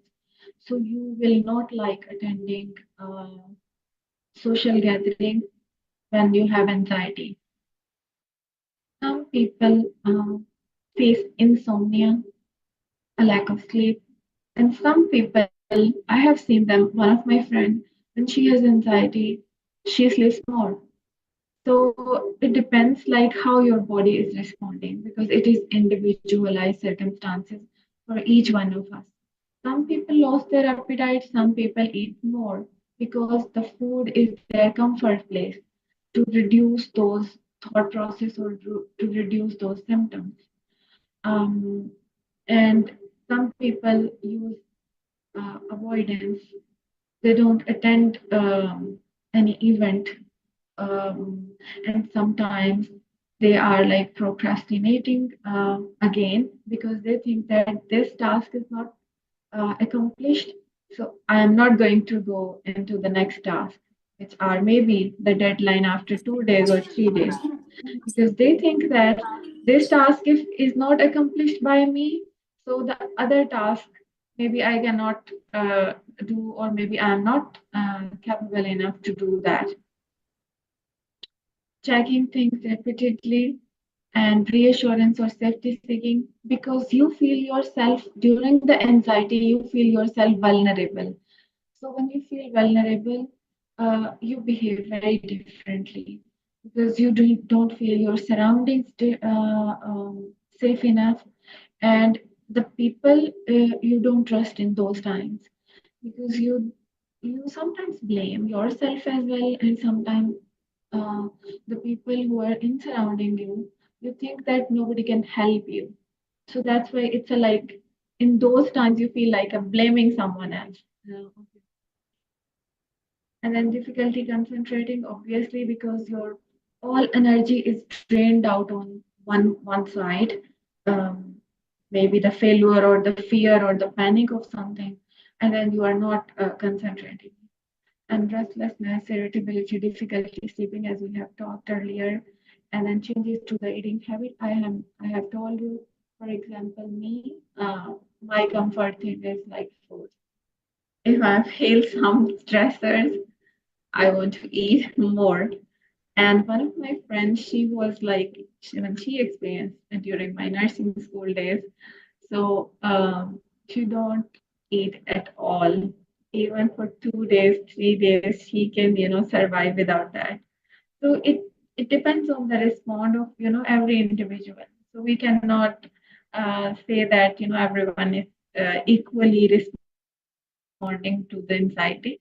But yes, definitely this is their own way of tackling the anxiety. Next slide, please. Um, so we think that like who are at risk of anxiety disorder. For example, sometimes the children with diagnosis, yes, we can say that. But sometimes this is your own brought up or your own childhood. Maybe we can say that childhood circumstances. For example, your parents were very strict and they don't let you go to the social gatherings. So now you face that issue that you cannot face the people, or maybe you cannot face the society confidently. I mean, you can go obviously, but you cannot face that confidently, and you feel fear of talking with someone stranger or someone else. And sometimes you're in the childhood abuse with the children, so they do have a PTSD, post-traumatic stress disorder, because they have the flashbacks from the past, so they cannot continue, with the confident. Yes, there are techniques like desensitization with the phobias. Also, we can deal like desensitization, but maybe they have not vocalized it, or maybe they did not communicate it with someone else that what I am facing. So that's why in the earlier slides, I have told you that you are your own, diagnostic lab in the first place. Because if you are not telling, especially in the mental health side, because there are no tool or there are no parameters, we can estimate. Yes, there are tools like generalized anxiety, but we can estimate and maybe certain percentage, but we cannot exactly tell what is happening inside of the mind or what is happening inside of that person unless the person is not willing to tell to someone else. So, but yes, in today's world, artificial intelligence is working on that they can read the deep down mindset of the body, mindset of a person. A family history of anxiety, yes, can play a role to trigger that anxiety symptom. And some physical health conditions, yes, I told you, there are, it's not always a thought process, but there are sometimes biological conditions. And there are neurotransmitters are involved. So we have to take seriously at that time. Next slide, please.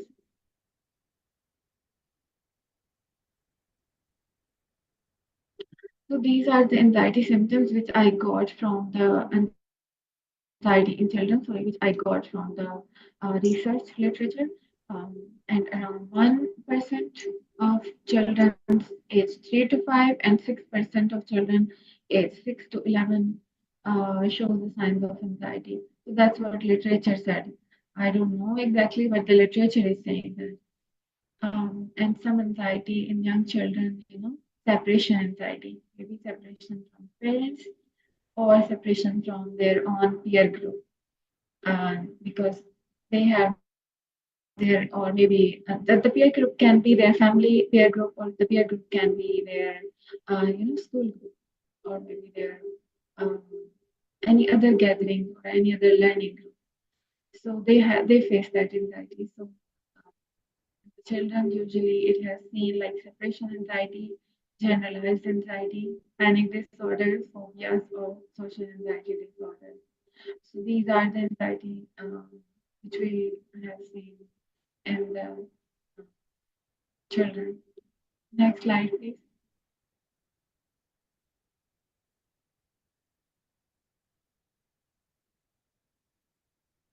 So anxiety in the teens.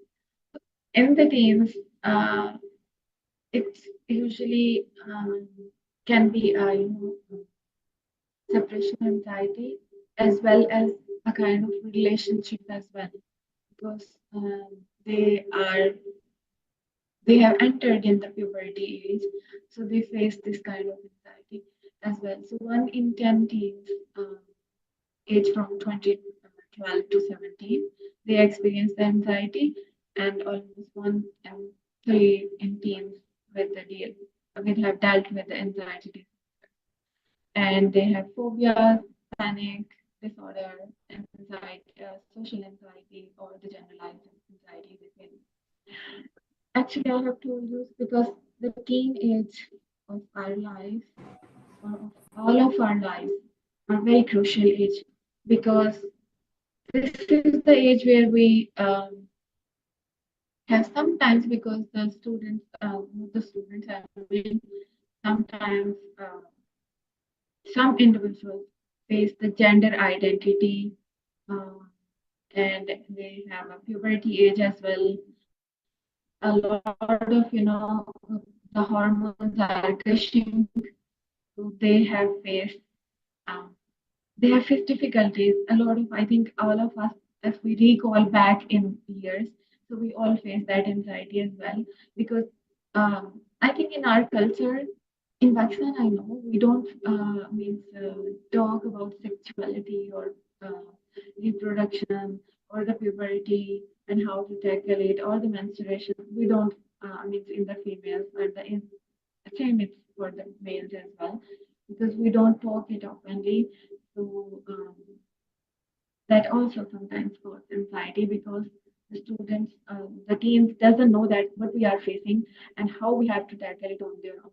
So whatever their peer group or someone else from maybe outside of the family or outside of someone outsider is saying them to something, that is also cause anxiety, because or maybe that is cause of their phobia or the fear or the panic, because suddenly a lot of things are happening with them and they don't know how to tackle it.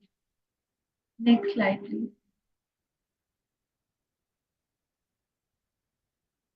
Okay. So anxiety in the middle age as well. In the middle age, 18 to 60. So that is the research survey from 2020 to 2023 from the US. They have the age population from 18 to 60, or 50% of adults reported the anxiety disorder. And adults of 30 to 44 years of age have the highest anxiety rate. And with around 23% of the age reporting the anxiety disorder within the past year. So they have a lot of, a significant number of people, those who are facing the anxiety, and they face the type of anxiety like specific phobia, social anxiety, and panic disorders, or maybe the generalized anxiety disorder. So during this age group, sometimes you have a relationship issue. Sometimes they have panic attacks, or the phobia, not exactly phobia, but we can say panic attacks because of their future or the forthcoming plannings.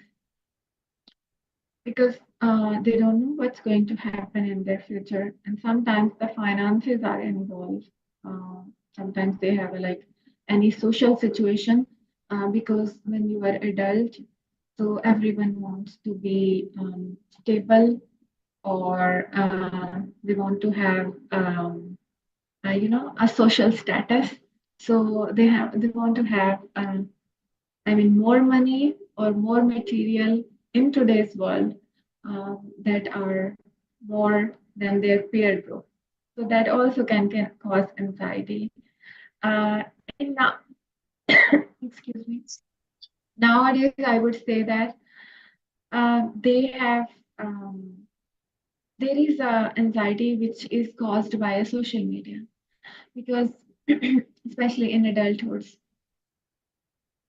because they have people that are they think that actually social media sometimes the information is fraudulent, it's not like correct or true, so they think that the the things they are facing or seeing on the social media that are maybe accurate but it's not, but that is also causing the stimulus or the triggering point for the anxiety as well, because you are seeing your own peer group or having material more than me or more than someone else, so that is also cause you an unknown, I mean fear, that because if I will not have that kind of money or that kind of status, I would maybe, left over from those peer groups, or maybe I will become a failure. So that is also, I think, we have to have a cleansing from the social media as well. Next slide, please.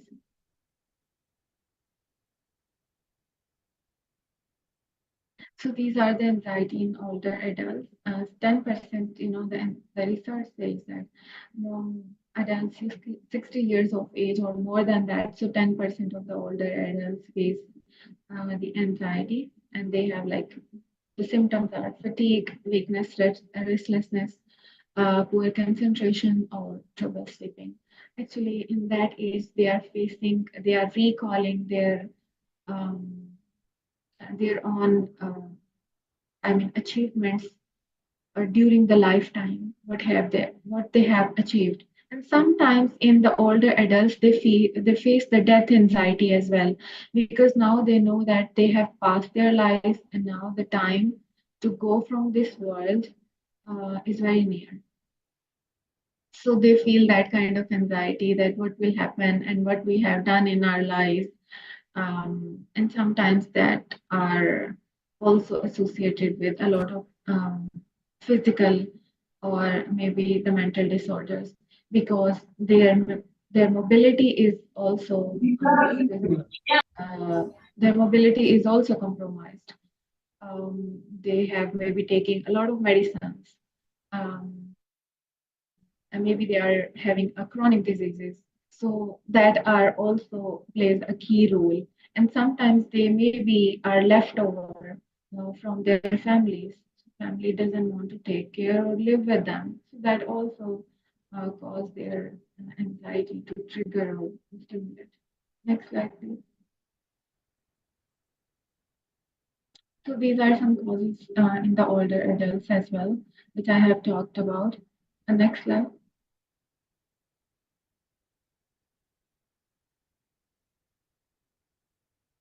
Next slide. Yeah. So the impact of anxiety on our day-to-day life. I think if you are managing your anxiety, that's okay. But at certain point of time, or a certain level, maybe a 20% of our life, still it triggers. For example, if it can compromise your work, your study life, maybe your work life or your office life. And if you are a teacher or a student, maybe it can, delay your assignments or delay in your tasks. Maybe sometimes you don't want to go work because you are facing that anxiety and you want to pass through it on your own. So these are the things when you don't want to uh, go in a vulnerable condition in front of people. So you want to live in a safe zone or in your own comfort zone, and you do want to do the things which are making you happy or which are comforting you. Next slide, please.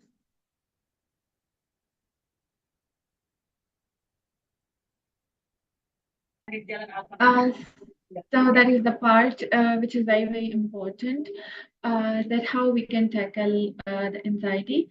Just like things I told you that everybody has a different symptoms for the anxiety. So same like that, the dealing with anxiety is also different for each one of us. Maybe one solution works for one person and not for the other person. So we also have to recognize that what is working for me. I will give you a simple example. For example, during your study years, uh, maybe some of us likes the group study, some of us like a lecture method, some of us like a demonstration, and some of us understand more in the when somebody from our peer group teaches us or discuss with us. So it is our own learning style or our own understanding. So we have to recognize that what works for me. So when it comes to deal with anxiety, we have to see and we have to experiment it with our own selves. That what are the 2 or 3 things works for me? Because there are a lot of things. You can Google it. A lot of things will pop up and will give you the solutions, but not all the things will work for you. So you have to find out, and you have to sometimes, if you are in the beginning stage and you cannot, you don't know that what is working for me, so I will suggest you to experiment every one of them, and the one which is working more good for you, and one which is good in contributing in your health, so you can take those. So here are some things I will discuss in the next slide. Next slide, please.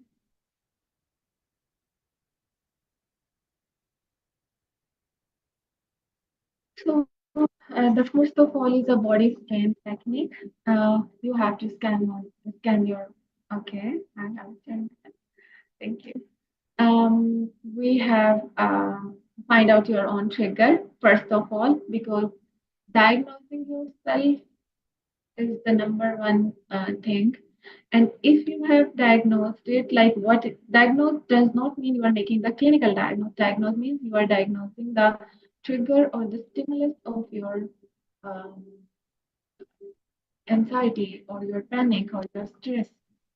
For example, for me, if I have to work on 11th hour, this is my trigger.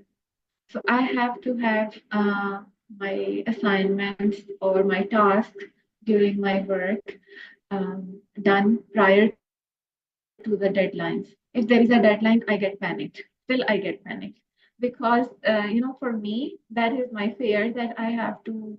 Um, what will happen if I didn't complete my assignment on time, and then what my seniors will think, what my colleagues will think, what my students will think. So that's like what triggers me. So now what I do to deal with that panic or that anxiety or that fear, that I have to do my work in the small chunks. For example, my deadline homework. So I have to do in the small chunks every day or maybe every week. I have to do something on that. That is my solution and my trigger. I have to tell you that you have to find out yourself. If you cannot find out yourself, so you have to see yourself mindfully. Mindfulness means like consciously you have to pay attention to the small things what are causing the anxiety. And so once you have find out your trigger, you have to scan your body. The body scanner technique is from head to toe. You have to see yourself that which body part of your body uh, or your physique is storing the tension or storing the anxiety or the panic. Because, for example, I have told you that I have an expert. So you have to see yourself, either it's your headache, either it's in your the trunk of your body. Maybe sometimes people face in the upper side of their upper limb, and sometimes people face like in the stomach, and sometimes people face leg cramps, or maybe the shivering. Shivering can be in your leg shivering, or maybe it's hand tremors or hand shivering, or some people sweat more. So you have to find and scan your body when you have an anxiety attack or you have an anxiety, then it is targeting to which part of your body. Yeah, it also can happen that maybe at one time it is happening like your leg is shivering, and the next time it's attacking to another part of your body. So you have to see and scan and have a record with you that what part of your body are mostly involved. So maybe 2 parts or 3 parts. So you have to then work on that, because once you have diagnosis and scan your body, and then after that you can work on that. Next slide, please.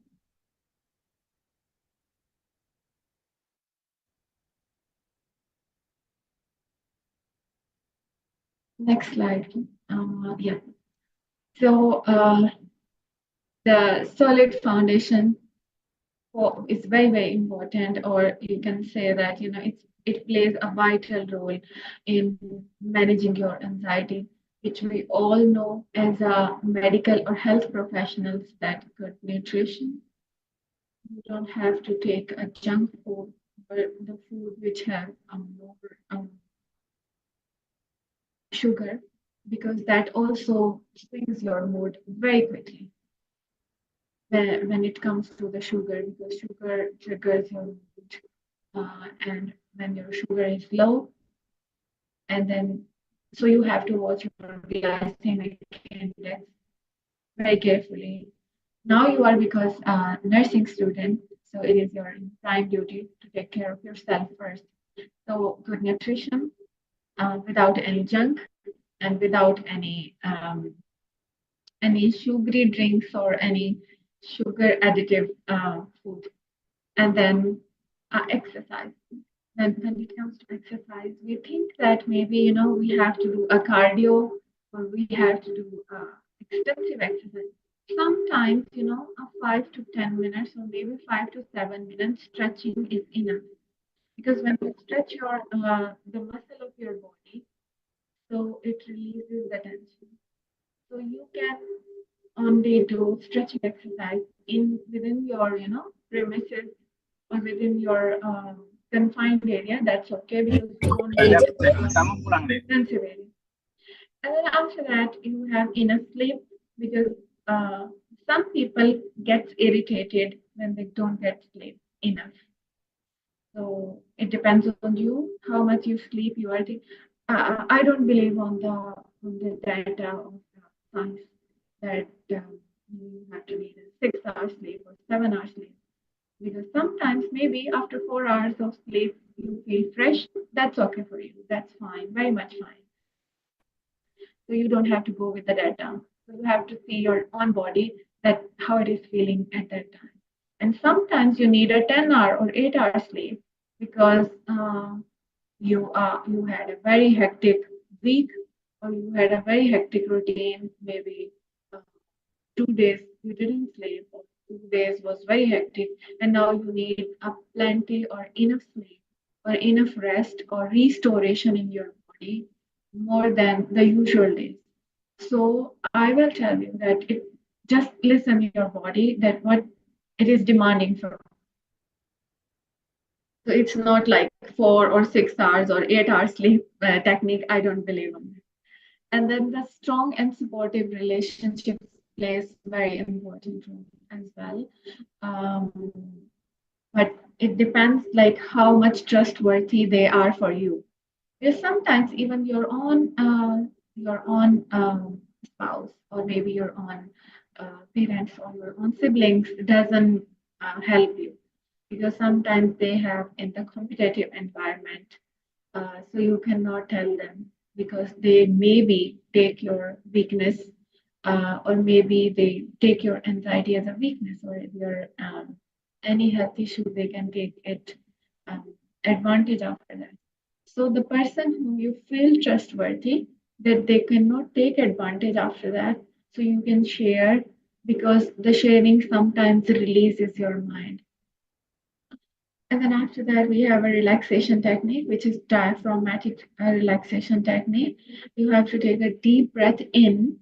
Sometimes you have to hold it, and then after that, you have to release it. So that's like, and then mindful stretching, which I already talked about.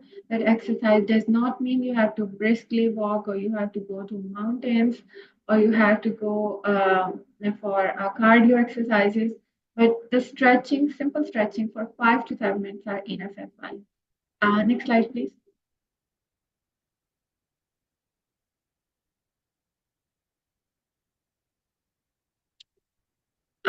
Yes, this technique worked for me. The first one, say goodbye to the relations which are constantly causing harm to you.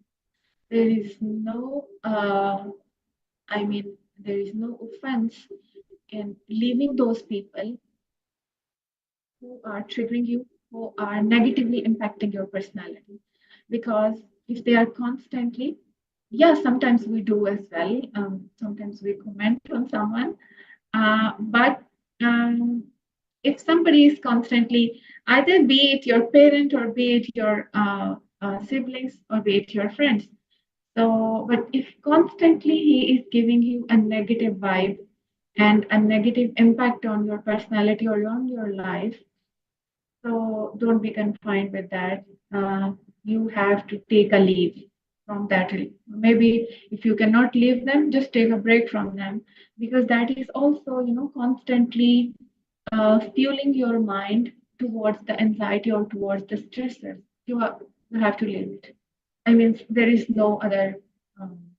We can say there is no other option. Do not watch the content online. Yes, I have felt that in today's world, and especially in the social media, either it's like we can say like Instagram, Facebook, YouTube, Twitter, or anything else.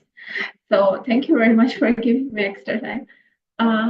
So it can be anything, but if it is, the content is triggering you because you are fueling your mind and constantly it is triggering your mind, and you have to clean up yourself, or clean up your own thoughts, or clean up your mind. Why? Because the content you are feeding to your mind is not positively impacting your life, but it is negatively impacting you. So you have those things, you have to remove it. Maybe there are like two things you can do. Maybe you can uninstall your social media that is more triggerable, or that is causing more stimulus to your mind. Or maybe you can unfollow those persons or those pages, because, for example, Instagram or the Facebook or maybe the TikTok, that also have their own agenda for the maybe for the society, or maybe for the they have their agenda for the marketing services. So they are fulfilling their agenda but negatively impacting on me or you. So it is my own responsibility to take care of my shell or myself. So that is, I think, very essential. Do not go with the flow, that what will happen if I don't have a TikTok. I'm not using Facebook since 2018. Why? Because I was like, one day I was thinking that why? Because we are just sitting and scrolling down, and the scroll never ends. Because you're scrolling down, and there is no positive impact on my life. Because if I have to socially get together with someone, so I have their contact, I have their email addresses, so I can contact them and we can have a get together. So no need of social media, Facebook. So I left that in 2018, and honestly speaking, that clears up a lot of things. Um, because every time they are giving you a plenty of information, and a lot of things are posted on there, either from the brands or either from the companies, either from the people. So sometimes it makes you feel that you are not productive enough because they are doing a lot of things and I am not doing it. So that is not the case. That is negative impact on social media. So I will suggest some of you that if something is not working, just seeing your own peer group that they are having like law account and they have TikTok account, they have Facebook account, they have that's okay. That's okay. You don't have to go with the flow because that is not productive or they are not impacting positively.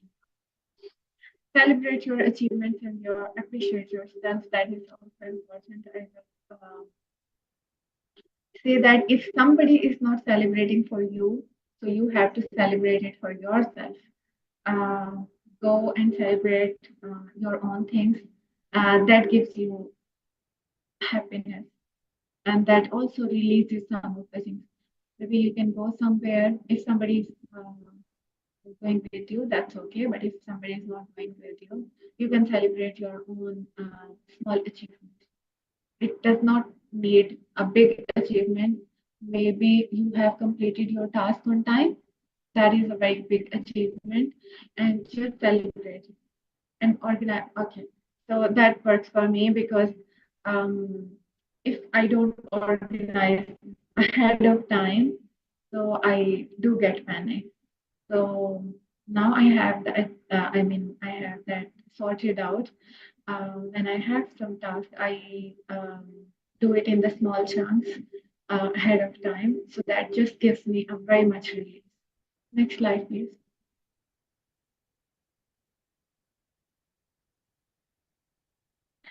So here is very interesting technique, which is 5, 4, 3, 2, 1. It's like to calm your anxiety, and 5 things you see. You have to see it. I mean, 5 things 4 things you have to touch it, and 3 things if you have an anxiety attack. So 5 things you see. So what you can see? You can see maybe lamp on your desk side, maybe a cloud on the sky, or maybe a tree outside, and you can see. Your diary, or you can see any cupboard. Means anything you have to write down, and you have to have like 5 things you can see in your surroundings, or maybe you can go like outside and see 5 things, and then 4 things you feel. So you have to feel like you have to touch it. Those 5 things.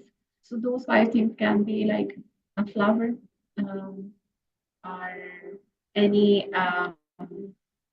like I have right now the wallet, or maybe your purse, and maybe you can touch a tree, or maybe you can touch a desk, or you can touch any other thing which is near to you. So you don't have to go and travel so far. So you have to see what is near to you. And the 3 things you hear.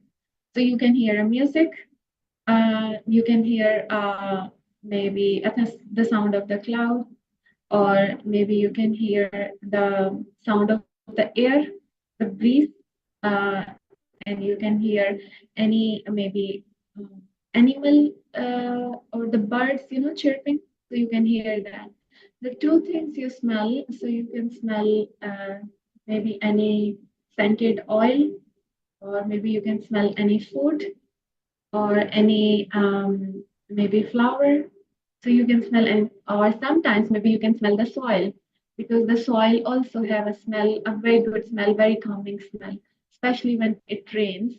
Some people have get a very soothing effect from the smell of the soil when there is a raining.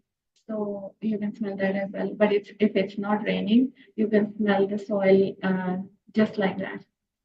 So one thing you taste. So you can taste the thing which you like the most or which is available to you. So this is the package for the I mean anxiety calming package, which is 5 4 3 2 1. So you have to do when you feel when you have anxiety attacks or when you feel like very stressed or so you have to do this 5 4 3 2 1 at once. I hope it works for some people. Next slide, please.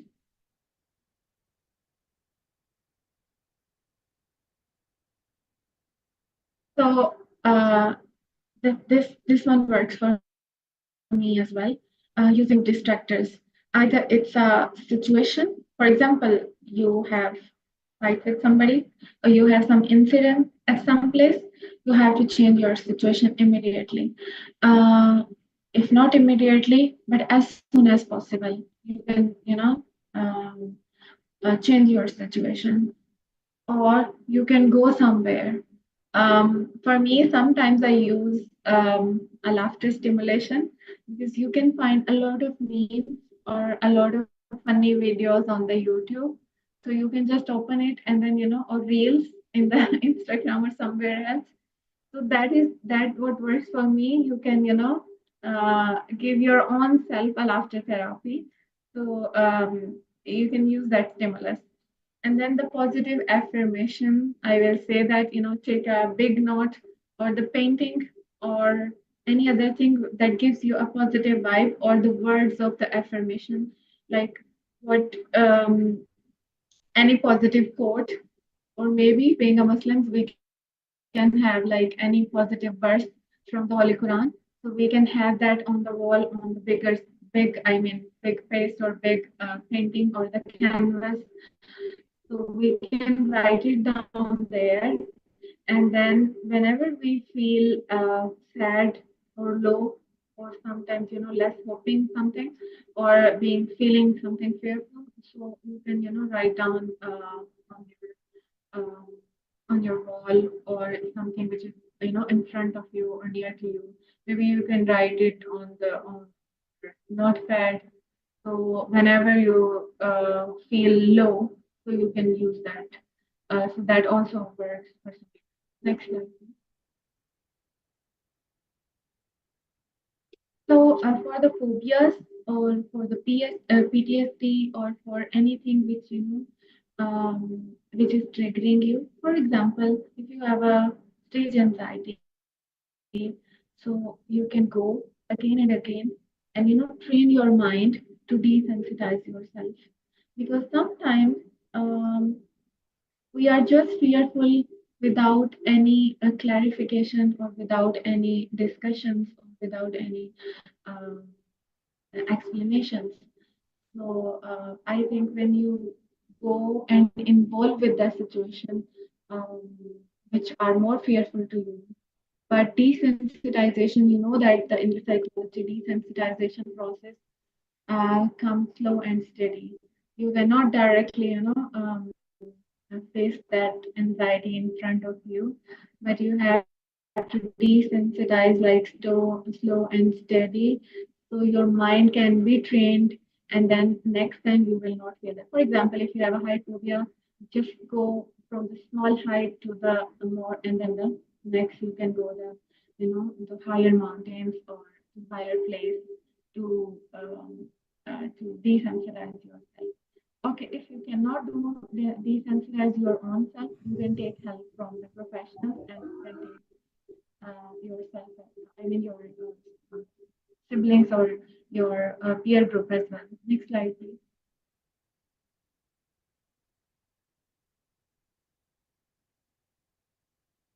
Next slide, please. These are the progressive muscle relaxation techniques. Those were the progressive muscle relaxation technique. So you have to see that what what muscles are involved in the anxiety and those who are storing the anxiety. So you have to slowly relax those muscles. You can take the professional help at that time as well, but you can do it your own self. That is the like stretching exercise and focus and mindful exercises. And you have to pause for some time to relax that. And along with that, you can use music or some scented perfume as well that can help and calm down yourself in those moments. So when to seek help, you know that this is a very simple answer. When it is not manageable to you, you can take help from someone else. But if not manageable from someone else, you can take help from some professional. I have this nutshell. It's a walnut. So I have that because you are in your own shell. So you cannot see outside. So the person who is a third party who can see from outside, they can see you, wholly, and they can diagnose you more than yourself because you are seeing your own shell from the inner side. So if you are taking help from someone else, that is very much okay and that is very much needed because you cannot see some aspects of your life because sometimes when it comes to us, we become biased because we are favoring ourselves and then we are not criticizing ourselves sometimes enough that we can diagnose and we can work on that. So at that time you need a help because a lot of there is no stigma or there is no offense in having help from someone else. Next slide, please.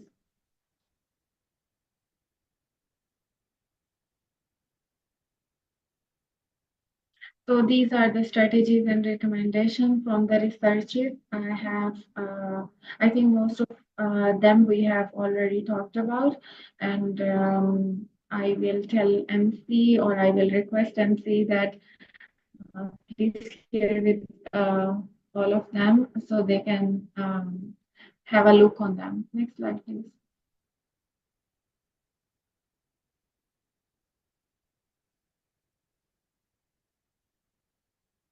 Next slide. Yeah, that is also based on those suggestions. Next slide.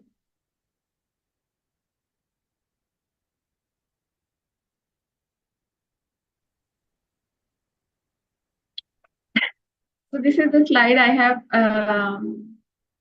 have done it for you guys because sometimes when I feel some of the things that are bothering to me, so I present myself a good food with the color.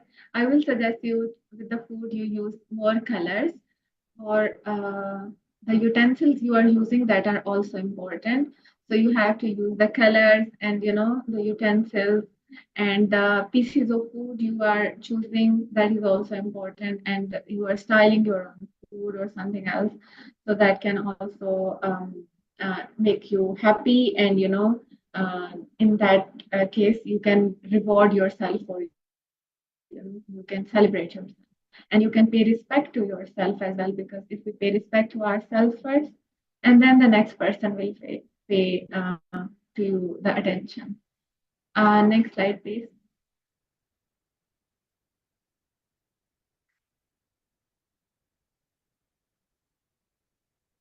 I think that is all.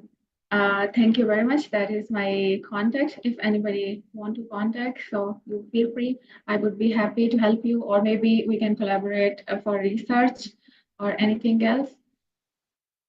And I congratulate, lastly, I will congratulate the organizing team for organizing such a wonderful webinar and connecting the people around the globe. That is, you did a very wonderful job. Thank you very much from my side, and God bless you. And I hope you will have a productive day and good speeches from our next speakers. Thank you very much and goodbye. All right, thank you so much, Associate Professor Madiha Mukhtar, for the insightful presentation. We appreciate the valuable information you shared on the recognized and managing anxiety disorder across different age groups. Now, we'll open the floor for a question and answer session. If anyone has a question, please feel free to type in the Padlet. The link will be shared in the room chat. Let's make the most of this opportunity to learn from Professor Madiha Mukhtar's expertise.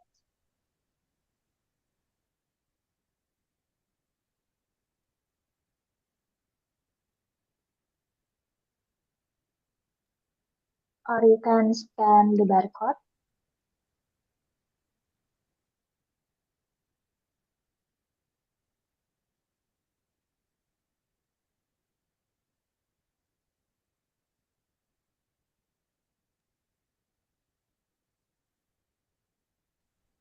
Are there any questions for the audience?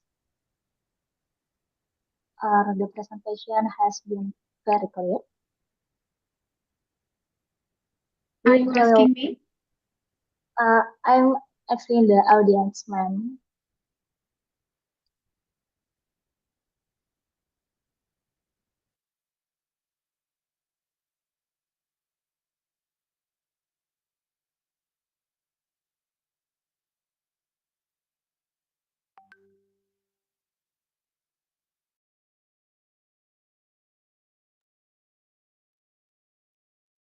Well, alright, there's so many questions here.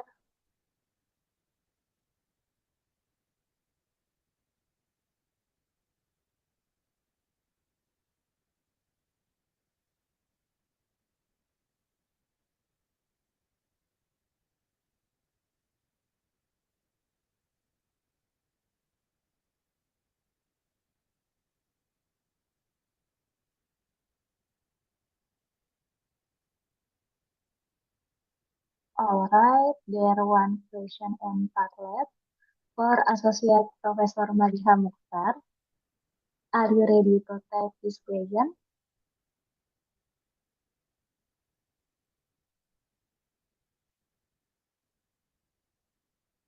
Or the committee, can you zoom out the question? Maybe it's too small.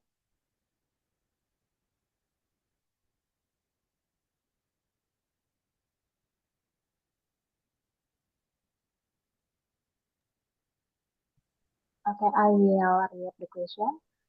From Khairunisa, UPN Veteran Jakarta. I have had anxiety disorder for 4 years and took medication. Sometimes I don't want to be open about my condition to people around me. But when others find out about it, they tend to treat me as if I'm fragile. I don't want to be treated the way I want to be treated just like anyone else. Sometimes people avoid doing things with me because they fear it might trigger my anxiety, even though not everything trigger me. What should I do to help myself adapt? And what should we do if we found someone or patient that have some case as me? Thank you.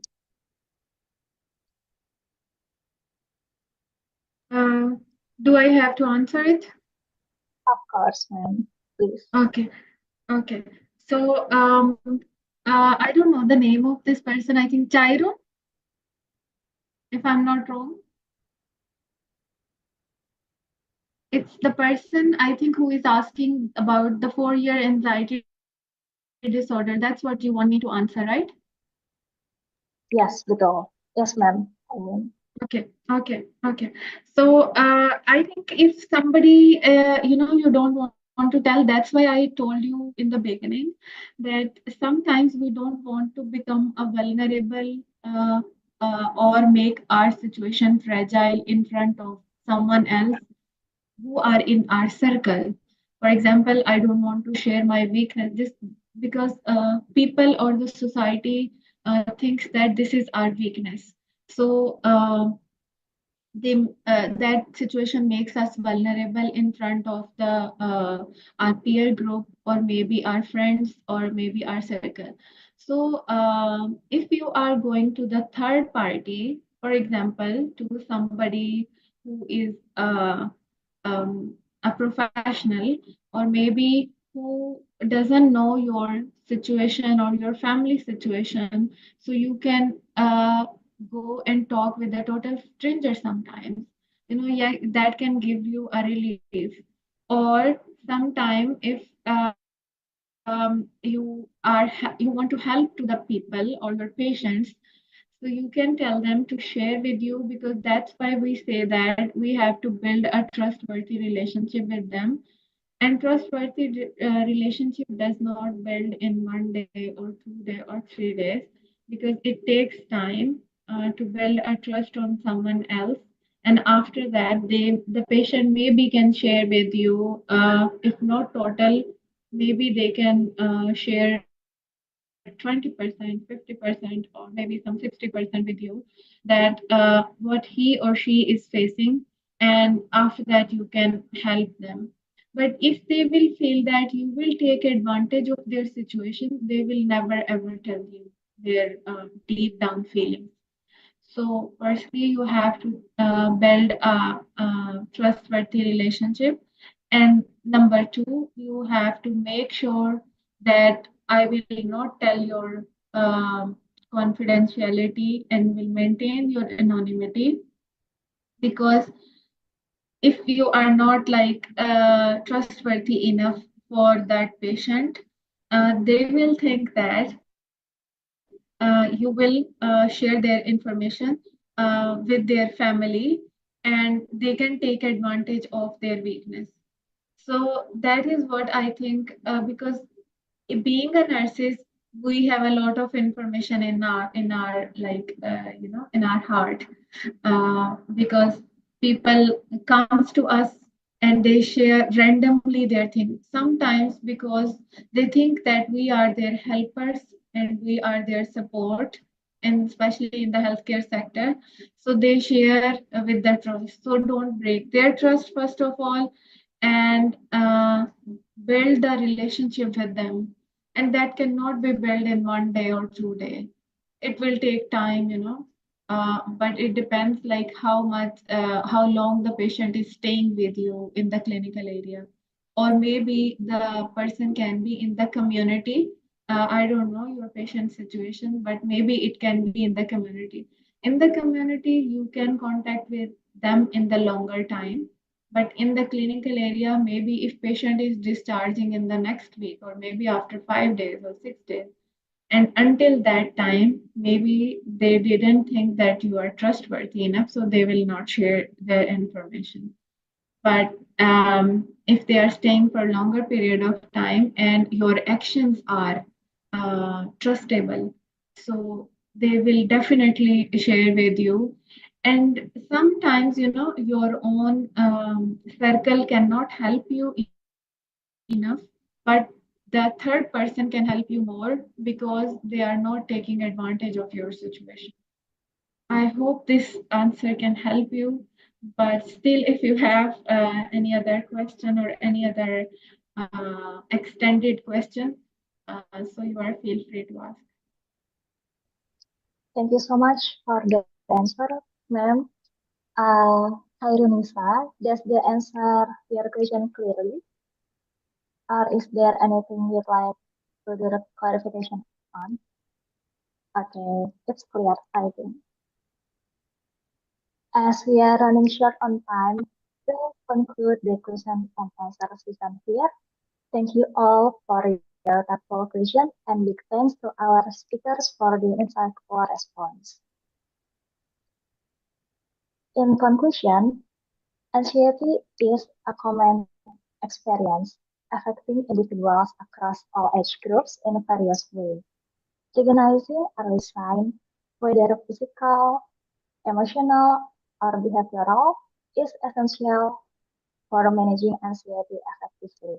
The presentation has highlighted various strategies such as grounding technique, mindfulness, breathing exercise, and lifestyle adjustment like balanced nutrition, exercise, and quality sleep. Building a solid foundation of self-care, setting healthy boundaries, and seeking professional help when need can empower individuals to cope better with anxiety and daily life. Remember, Each person's journey with anxiety is unique. Consistent steps towards self-care can make a meaningful difference in overall being. Thank you so much, Associate Professor Madiha Mukhtar, for your enlightening presentation and helpful response during the question and answer session.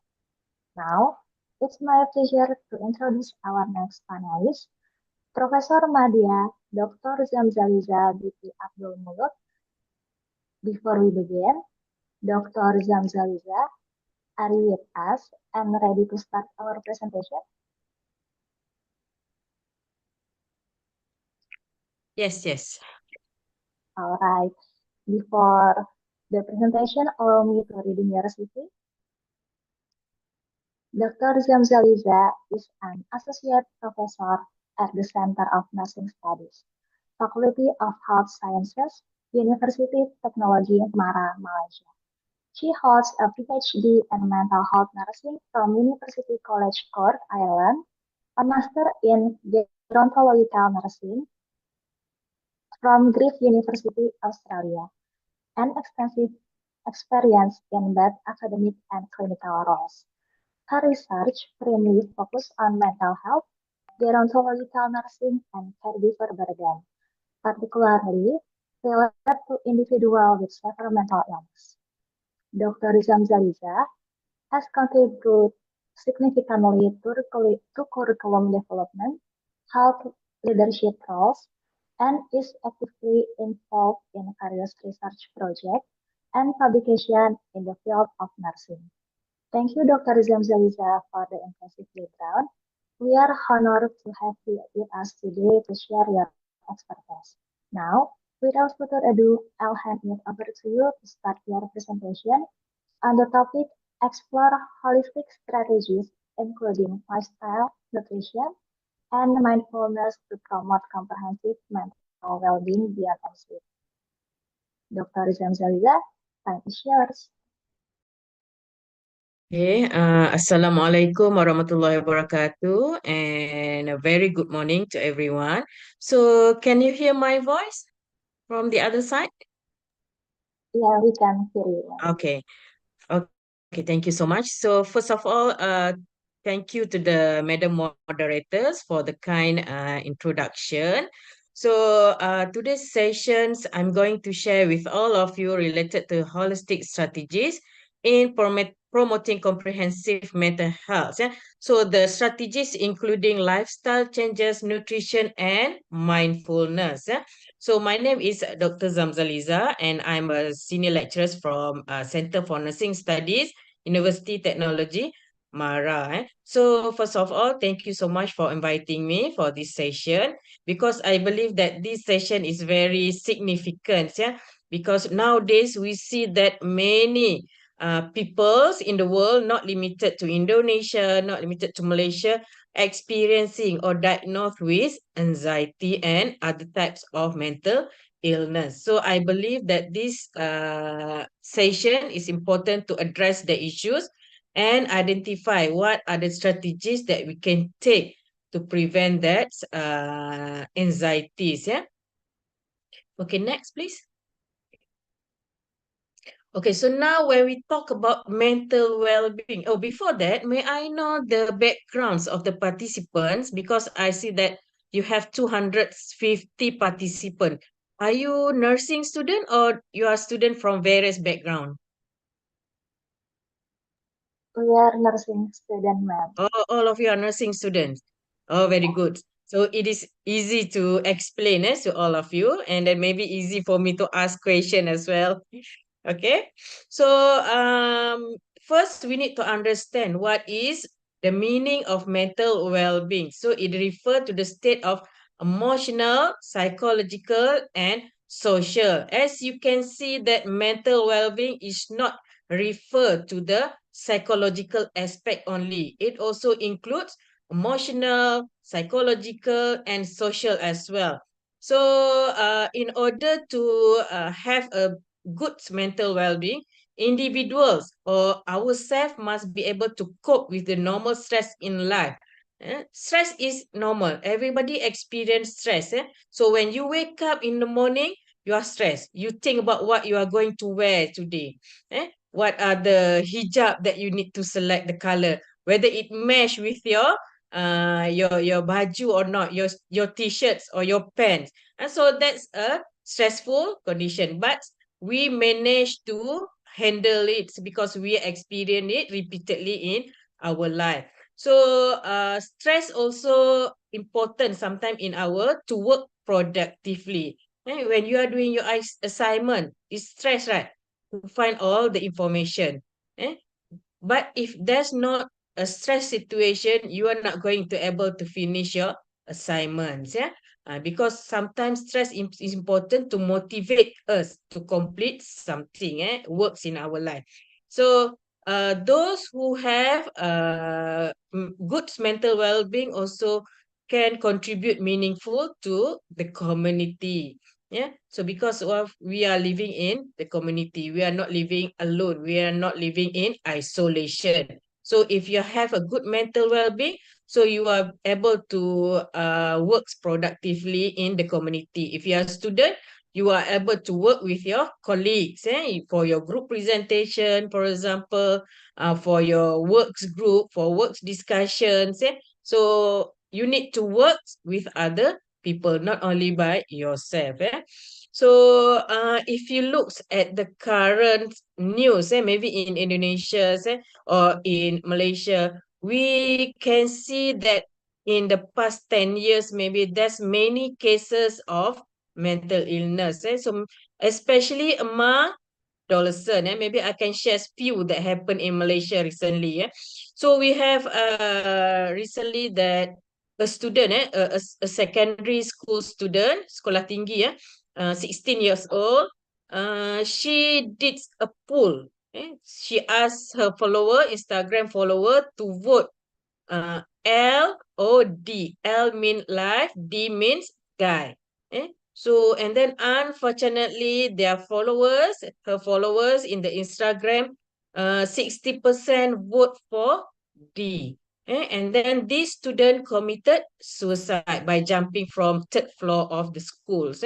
So you can see that currently there's many cases of suicide and mental illness among adolescents. So recently, I think for the past 2 days, there's another student, 18 years old student.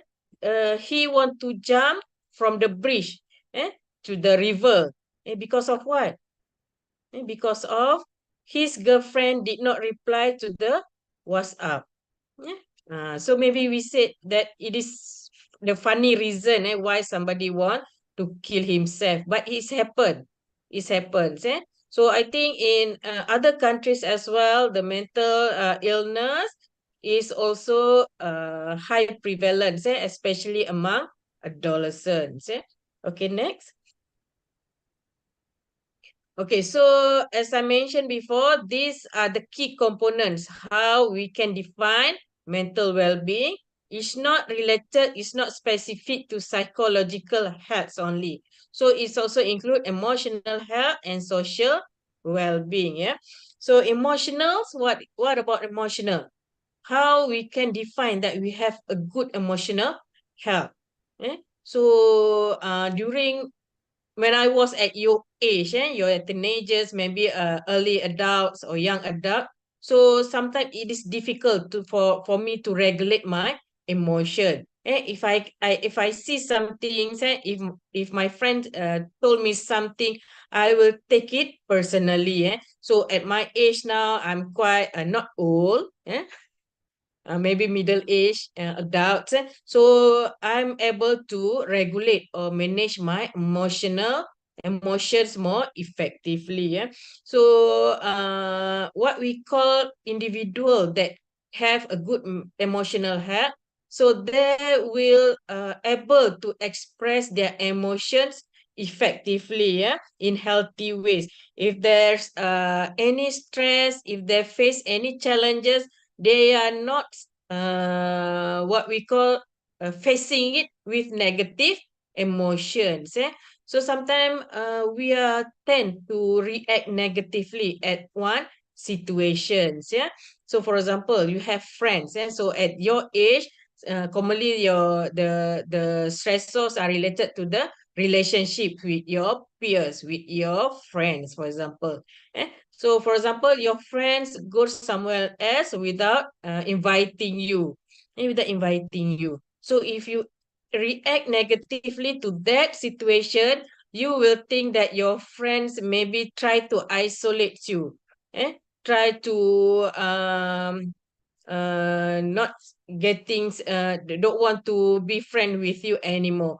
But if you react in positive ways, maybe you think that, oh, your friend forget to invite you, or your friends maybe she's doing something else that related to the individual's works and not related to friends. So it is important for you to think positively, looks at the thing in positive ways. Okay, so for the physical, psychological health is involved on the self-awareness and self-acceptance. That's another problem related to adolescent, teenagers. And sometimes you are difficult to accept yourself. You always feel that you are not similar with other friends. You are different from them. So that's become that it will affect your psychologically. And then the last one is social well-being. So you need to have effective communication. So nowadays if you have social media, you have Instagram, you have Facebook, TikTok, and so on, and maybe you have 5,000 friends. So you have if people from outside your circle, they'll see your Facebook post, maybe they said that you are so popular, you are influencer, for example. But from 5,000 friends, how many of them that you can rely on? For example, you have accidents. So God forbid, we don't want to have that happen to you. And that's example. How many of 5,000 friends that you can call to help you? If you're in the stress condition from 5,000 friends, how many of them you can call? You can orang kata luah perasaan. So how many of them? So sometimes having a social connection is not about number, it's not about quantity. It's about quality. How many of them that you can rely on? So after at certain age, maybe you will experience it. At certain age, maybe at my age, there's no numbers that important. How many friends that you have is not important. So that's important. Maybe I have only 2 or 3 good friends. Good friend that I can rely on. If I have any problem, I know that I can go to them and then ask them for help.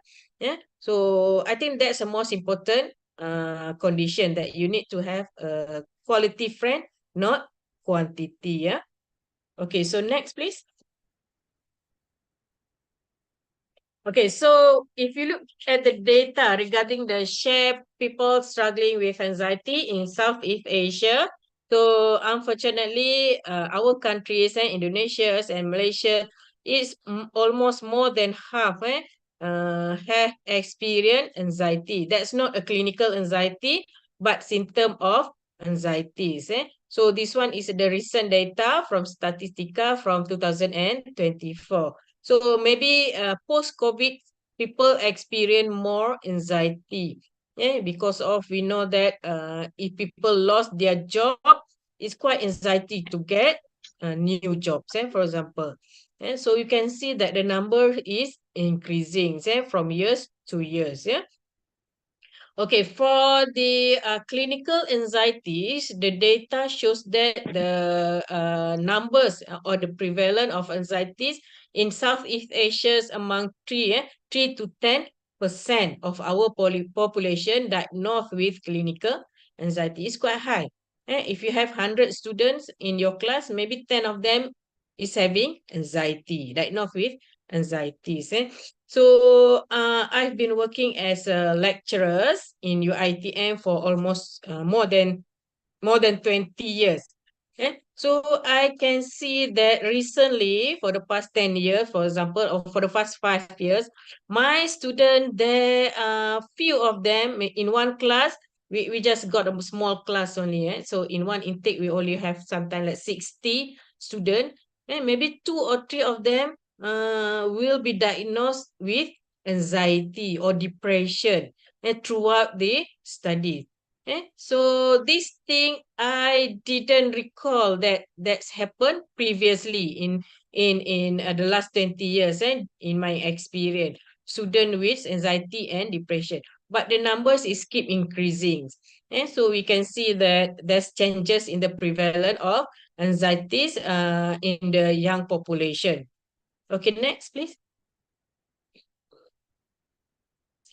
Okay, so maybe I can share with you a study by Muhammad in 2020 that the prevalence of risk of anxiety in the studies that's among university students. University student is at 29%. So it's quite high because of for the normal population, the number of maximum 10%, but among university student, it is almost 29%. So do you agree that the factors associated with anxiety among nursing student, not nursing student, this is university student, due to the academic years, financial support, alcohol assumption, poor sleep qualities. I know that the students, university student, they have majority have a poor sleep qualities. Because of what? What are the reason you are not sleeping at night? What are the reason? Are you doing assignment?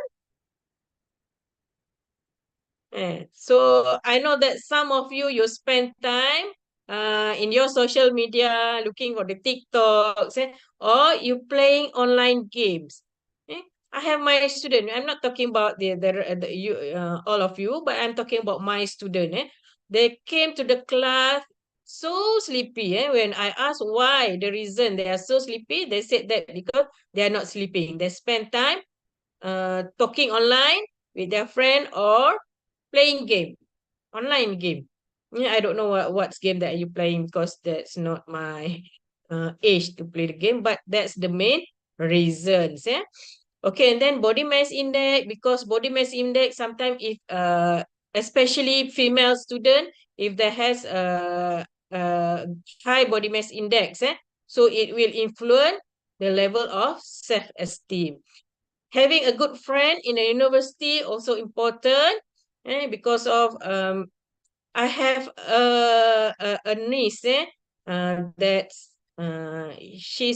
she was accepted to a university in Malaysia, but then after a year she requested to her parent to terminate, to withdraw from that university because she has a quite a big size body, so she's not having any friends in university, and she always in a stressful condition, and then she's withdrawn and continue elsewhere. So having friend is also important in the university, because sometimes because you are not with your family, so it is quite lonely in the universities. Okay, and then having doubt regarding the future. So what you want to do, whether you want to work or you want to continue to the higher levels of education, or you want to get married. So having doubt in the future also can cause anxiety. Being actively involved in society and having problem with other students and lecturers were the significant associated with anxiety. Okay, so for if you see among female and male students or in the population, do you think male or female experience high level of anxiety? Do you think male or female? So can anybody answer? If I you have think any idea. male, Yes? that of female and men. Between female and male, who do you think experience high level of anxiety? Of course, female. Okay, female. And then we have in the chat box who said female. So why? Do you have any ideas? Why do you think females have anxiety? So we have another one, female higher rates. Yes, female experience high level of anxiety compared to male. Why? Because of female, our nature, when we have any problem, when we face any stress, we will react using emotional coping skill. Compared to the male, they are focused on the problem. But female, we focus on emotion. We are not focused on the problem. We focus on what we feel about that. But the female, they're focused on the problem. That how to solve that problem. Female more to emotion. So that's why female in depression, in anxiety. So female more than male that experience it. So as you can see that in this your committee, so many females as well. But I think it is good to have this session so that we can know how to handle your emotions and so on. Okay, next please. Okay, what are the factors? And what are the factors? As I shared before, there's many factors if you are a student. So if you see at overall level of factors that contributing to anxieties, especially in Southeast Asia, first of it because of economic and social pressure. Because we are now in urbanization process. Many countries, they are more to the urbanization. And the social change have increased stress, anxiety among people, young people.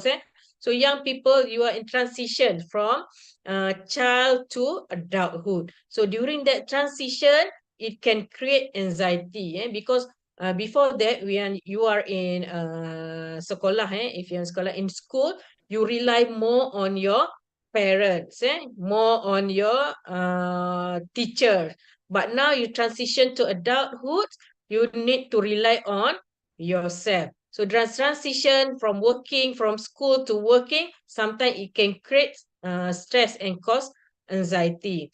And then another factors is because of cultural stigma. So stigma is happen in any community. And nobody want to be diagnosed with mental health. Betul kan? Is that correct? And nobody want to be diagnosed. Nobody want to people said that you are crazy, for example. Okay, so and then for example, I have one of my neighbors, there's a big issues in my areas, including in Malaysia, because it's already in the news all over Malaysia. But she's my neighbor. So she's acting weirdly. She's always blocking other people's, and then she has a stick that she will go and fight with other people's and so on. And then the reason why we asked her husband why did not bring his wife to the hospital. And then the reason why his husband didn't bring to the hospital, because he said that it is because of all the black magic, buatan orang lah, sihir, if you understand that, because of the black magic, because people didn't like them. So that's why they didn't bring the patient to the hospital, because of stigma. Nobody want to be diagnosed as mental illness. And natural disasters, so in Indonesia you have many natural disasters, but in Malaysia we are lucky because we don't have any typhoon, earthquake and so on. But we have flood, banjir, we have flood. And so this month we experience heavy rain, so floods everywhere. And so it can cause anxiety. Imagine that you are living in the areas that have flood frequently. So you keep living in anxiety. When if raining, you worried that it may flood your house. So because of natural disaster. And then another last one is because of limited access to mental health care. So many countries, we don't have any access to the mental health resources. If there's any access, it is in the big city, not in the village, in the rural areas. So it is difficult to get access to the mental health care. Okay, so next, please. Okay, so this is the strategies how we can approach mental health holistically, integrating mind, body, and lifestyle. So a holistic approach considered to whole person, not their symptoms. So if you have a friend that you experience anxiety, you need to try to help them in holistic ways, and not to focus on the anxiety symptoms only. You need to also help them in terms of their mind and the way they think, and you need to help them to change their mind on how to think positively, on how to react, not to overthinking. Sometimes we are overthinking, right?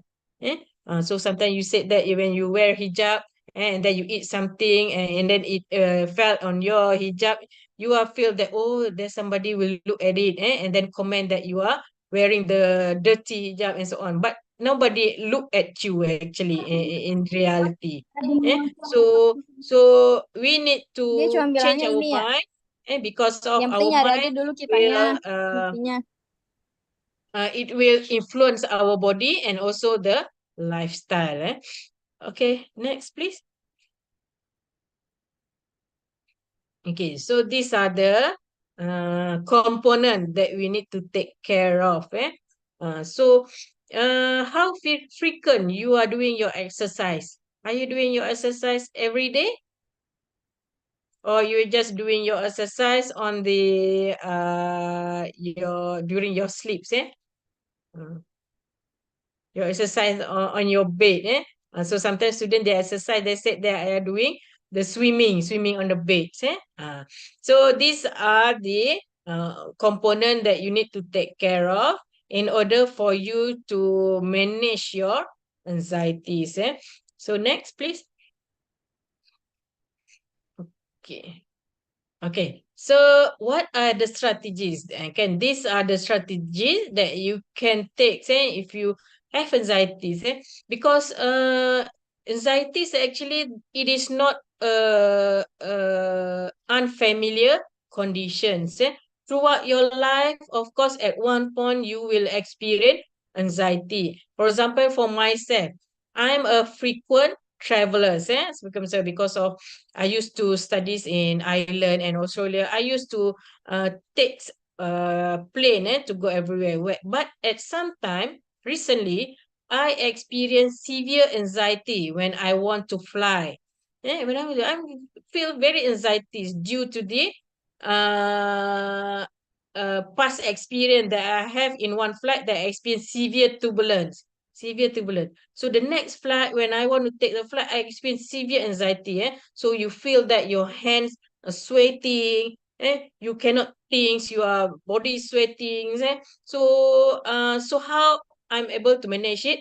First, of course, the most effective ways is medication. Medication, but we cannot what we call use it regularly. So we have other strategies on how to manage anxieties. So first, of course, you need to take care of your physical bodies, your lifestyle, take care of your sleep, exercise, and your social connection. And then the second one is your nutrient and mental health. We have something that we call nutritional psychiatry. Food that can influence the well-being, the mental well-being, and that your dietary pattern. Okay, and then the also important, the newest thing is mindfulness practices. So I will explain to you further in the next slide. And then integrative approach, the movement therapies. Sometimes you involve in yoga, on the tai chi and so on. And then, or you have aromatherapy, you use aromatherapy, alternative therapies, acupuncture. Sometimes it helps in reducing anxiety. Self-care, self-love. Sometimes we always taking care of other people, what we forget to take care of ourselves.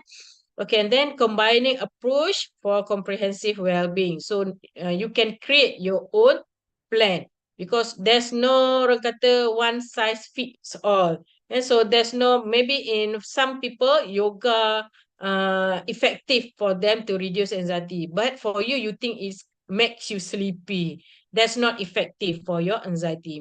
And so you can create your own personalized plan on how to manage anxiety. Okay, next, please. Okay, sleep. Okay, so how long do you sleep at night? Berapa lama you tidur at night? 6 until 7 hours, ma'am. 6 to 7 hours. 6 to 7 hours. Do you think that's your regular duration of sleep? Do you think you get enough sleep from 6 to 7 hours? I think, yeah. Yeah, okay. So good. So because of you can sleep 10 hours. You can sleep 10 hours in one night. But the most important thing is your sleep quality. Whether you feel rested or not after your sleep. Maybe for Gabriel, your sleep duration, your normal sleep duration is 6 hours. So your body has already regulated their rhythm, circadian rhythm, based on that 6 hours. So when you wake up, you feel rested. But for the rest, maybe their regular sleep hours is, for myself, for example, I sleep for 8 hours. So I feel rested after 8 hours. So maybe some of you, you sleep only 4 hours because your body already learned that that's the enough sleeps. So how can you establish a good sleep pattern to good sleep quality? Because I know that sometimes students, because of you are working on your assignments, you have friends that came to your rooms, and then gossiping, all about all artists and all your friends, until 2 a.m. So next day you need to go to the class 8 a.m. So it disturb your sleep quality. And so first you need to ensure that you have a regular sleep schedule. So what time do you sleep at night, Kamali? Pukul berapa you all tidur malam?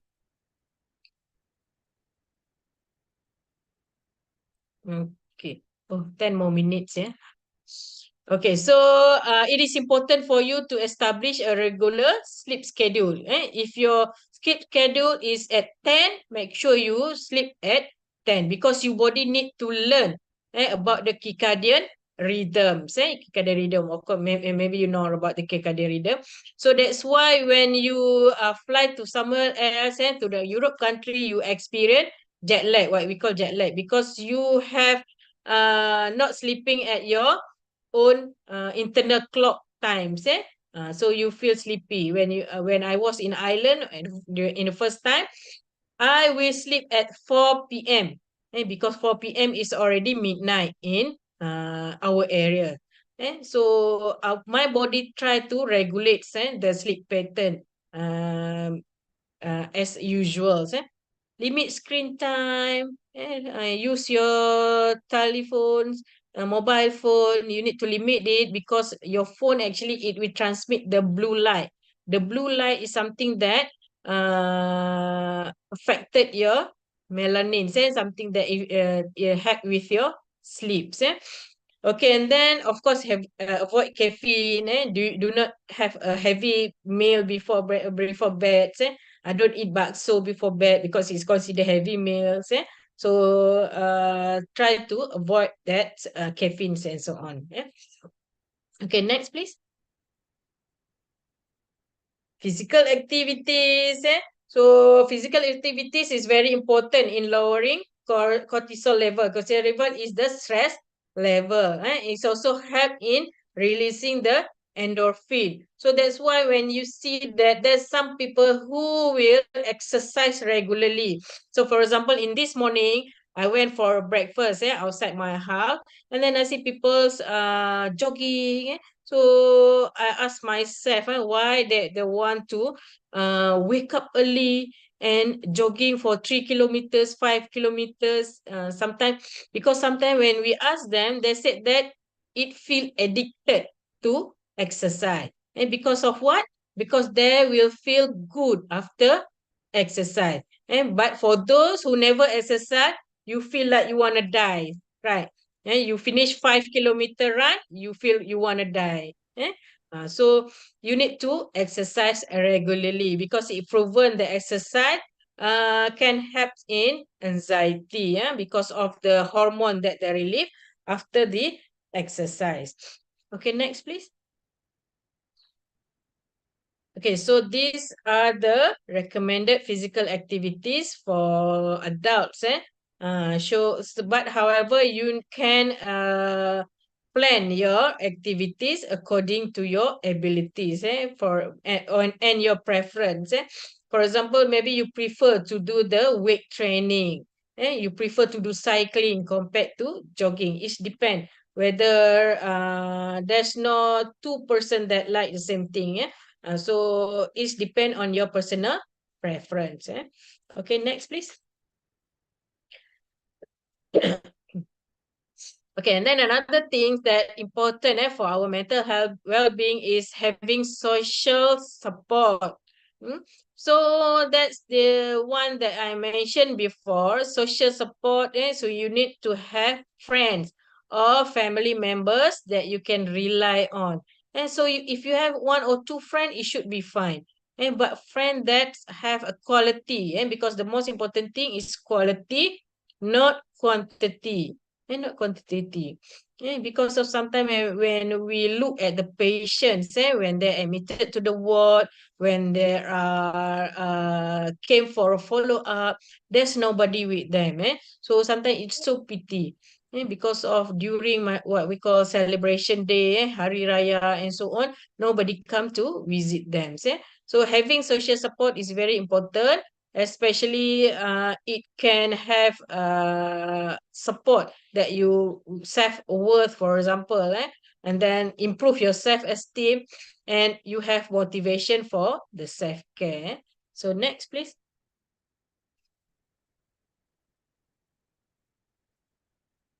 Okay, so next, nutrition and health. So in the meta-analysis, a review by Lassell revealed that adopting healthy dietary patterns significantly reduced the risk for depression. I know that sometimes students, you are not taking care of your food, and because of you have you cannot manage your time, you have limited times to eat, but all of your diet will influence your mental health actually. So what is psychiatric diet? It is the idea that diet can play a role in treating and maintaining mental health. So this is the new areas in psychiatry. It is called psychiatric diet. There's many studies has been conducted to relate what we eat with what we feel. Okay, next please. Okay, 10 more minutes. Okay, thank you for the reminder. Okay, so what are the good foods that you can take? For example, the food that influence our mental health condition is omega-3 fatty acids. So it is proven that it help in maintaining brain plasticity and overall brain health. What food has omega-3? So of course, if we are talking about fish, salmon, so or either oily fishes. Maybe in Malaysia or in Indonesia, what we call in Malaysia we call it ikan keli, lele. The ikan keli, catfish. Catfish also have many oily fish. So it has a high level of omega. So nuts, and some nuts it has a high level of omega-3 fatty acid.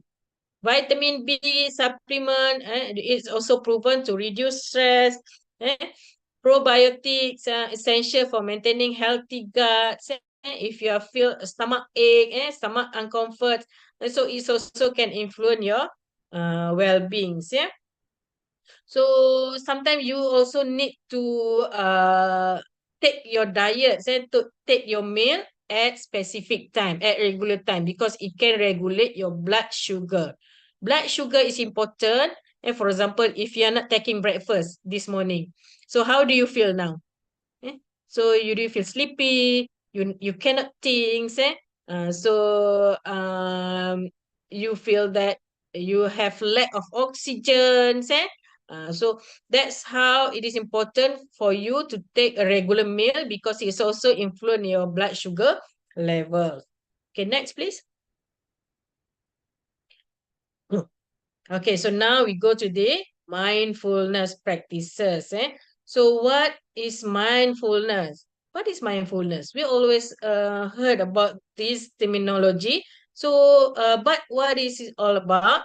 It is essential human ability to fully present, aware of where we are and what we are doing. So we are aware about our surroundings. Not overly reactive and overwhelmed by what happening around us.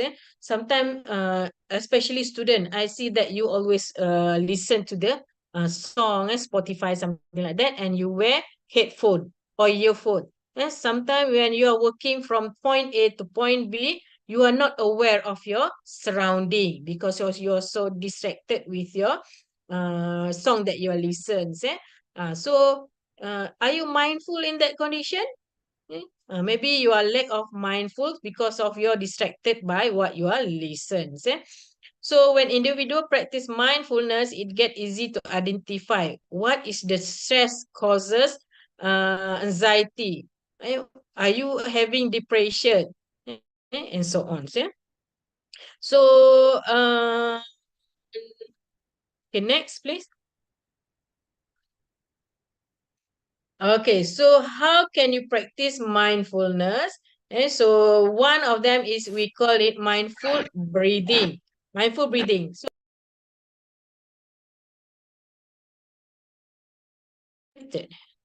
okay, sorry. So maybe we can do it together now. So I want you to sit. I want you to sit on your chair, straight your back, straight your back, and then close your eyes. Close your eye. Close your eyes and then relax. So now I want you to focus on your breathing. And focus on your breathing. Listen to your breathing in and out. You focus on your breathing in and out. Not to focus on other thing, but focus only on your breathing. So you will see the sensation that the air flow in and out from your body. So also feel the rise of your chest. Rise of your chest. Focus on your breathing. Focus on breathing. If you feel that you are getting distracted by other things, think back about your breathing. So that's how you can exercise on the breathing. So during you can implement it 5 to 10 minutes every day. So that you focus more on your breathing, you focus more about yourself. So that's how we can implement the mindful breathing. So there's many other things. So or else maybe you can spend your 5 minutes from your busy days to pause and look at the other things. Think about something that makes you happy. Sometimes students love to watch the K-drama, and you love to watch, listen to the K-pop music. So just pause your busy life. So I don't know what type of busy that you have. So just pause and then just think about yourself. Okay, next please. Okay, that's the empirically supported benefit. So if you do the mindfulness practice, of course, there's many other type. Mindfulness walking, there's mindfulness listening. And so this thing can help you to reduce your anxiety. So it can reduce your stress, it boosts working memories, less emotional reactivity. Sometimes it's not about the situation that call you stress. So sometimes it is how you react on that situation. Because of some of us, we are overthinking. Because sometimes what happen is just a small thing, but we think deeply about that. So another benefit is it can satisfaction in the relationships. Okay, next, please. Okay, so this is the mindfulness-based stress reduction and mindfulness-based cognitive therapy. So you can read this. This is the intervention that help to reduce anxiety by changing the way you're thinking. And it will convert the negative thinking into positive thinking. So, but this one commonly will be conducted by trained clinicians. Okay, next. Okay, so next, I think that this is the another thing that you can do if you have yoga, because of the nature of yoga, it focus on the body and the movement of your bodies and the movement of your thinking, and then it also have component of meditation. It help with your mindfulness. So next. Okay, so there's evidence that yoga is also because of, I believe that Indonesia is very famous with yoga meditations and so on. So it's proven that yoga is helpful in reducing anxiety. Okay, next. Okay, and then another movement therapies such as dance movement therapies, Tai Chi, Qigong, they also help in reducing anxiety. Okay, next. Okay, this is a very important strategies, self-care and stress management. So what is self-care? Self-care meaning that you take action to take care about your physical, mental, and emotional health. Sometimes we always think about how people feel. But you are not thinking about what you feel. So now you need to put yourself first. It's something like that. You need to put yourself first. Okay. So for example, sometimes you become stressed because of you unable to say no. You unable to say no. When people ask you to do something, yes, yes, yes. All yes. And so you feel burden about that. So now um, you need to practice. You need to have ability to say no. But of course, you need to communicate clearly. Why do you say no sometimes? And then you also need to have scheduled rest time. You're working, so you need to have a scheduled rest times. Okay, next. Okay, next, please. Okay, and then another thing is stress management. So stress sometimes it occurs because we cannot prioritize our work. We wait until last minute to do our work. Do you agree with that? You wait until the date of submission of your assignment, then you will do that. So you feel stressed. Okay, so what you can do is to prioritize your work. If you have 5 works, you can list that work and prioritize it. And so that's strategies on you how you can do that. For example, you can label your task. You have 5 tasks that you need to complete, you label it. And the first one may be urgent and important.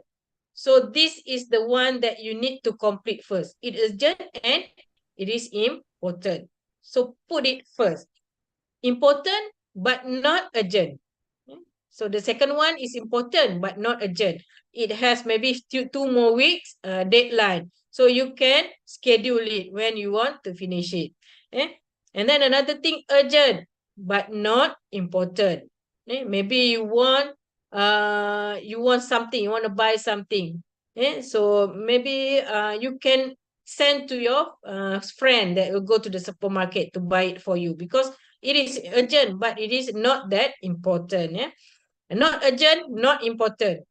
So maybe you can drop it from your list. So that's how you can prioritize your time, prioritize your work so that you can manage your time effectively. Okay, next. Okay, so I think this is my last slide. So combining approaches for comprehensive mental well-being, create your own plan. So sometimes my plan may be not effective to you, or other people's plan may be not effective to you. Create your own plan. Find your own strategies that can suit you. So you can combine the other things that I mentioned before, the nutrition, the physical exercise, all the movement therapies. So that suits you. That suits you. So do it for yourself. Take a good care of yourself. So now you need to think that you are first. And then the others will come later. So next.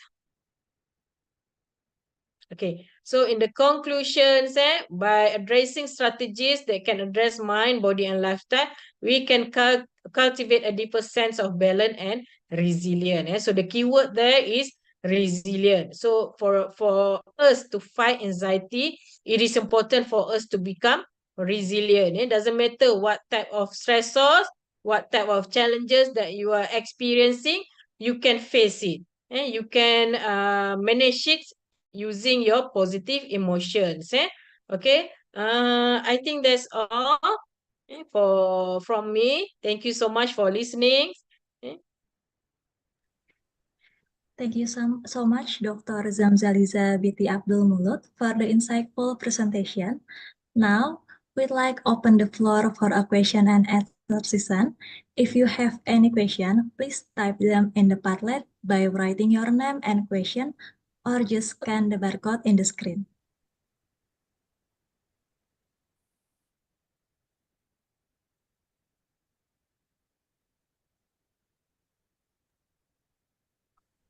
Are there any questions for the audience?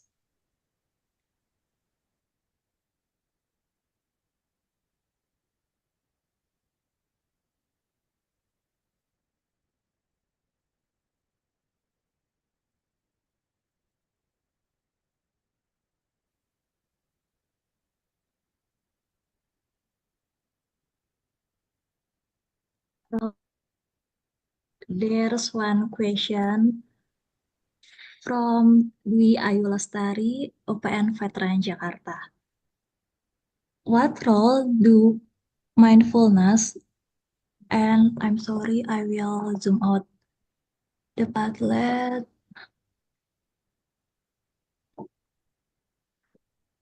From Dwi Ayu Lestari, what role do mindfulness and meditation play in enhancing overall mental well-being, and how can individuals incorporate this practice into their daily routines?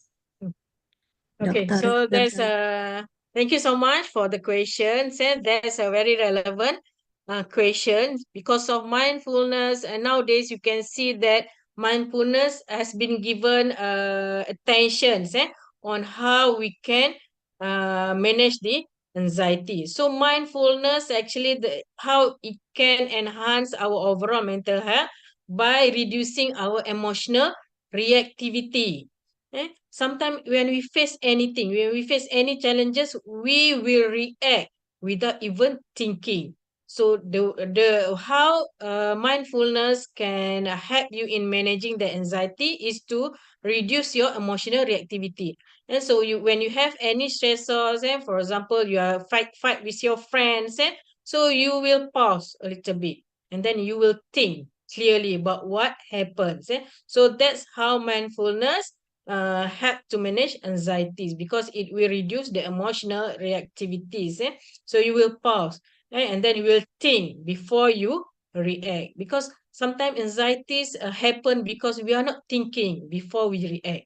We react and then we think, and then we are menyesal, what we call menyesal, sesalan. And then so that's important that mindfulness help you to pause and think.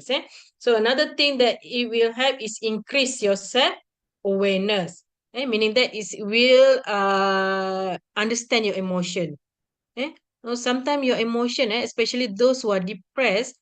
So for example, you looks at your friend going out without asking you to go out together. So you think that they didn't like you. But it's actually what you think. It's not the reality what's happened. So then you, after that, commonly the effect, you become more isolated. And when you become more isolated, you keep thinking negatively. So it is a vicious process. So that's mindfulness help you to regulate your thinking. Not to orang kata keep your emotions influence your decisions. Okay, I think I hope it's answered your question. Dwi Ayu Yeah, Dwi Ayu, does that answer your question clearly? Or is there anything you like to further clarification on? I think it's very clear, ma'am. We Okay, move to thank you. our second question from Bulan Septianingsih, UPN Veteran Jakarta. How can practice like yoga, meditation, and Tai Chi help foster a stronger mind-body connection and promote overall mental well-being? Okay, so actually I never did yoga and Tai Chi and so on, but from what I understand, when you're doing your yoga, Tai Chi, you are connected through intentional movement, the body movement. It is intention, but at the same time, you connect with your breathing, breathing as well as the mindfulness, your thinking.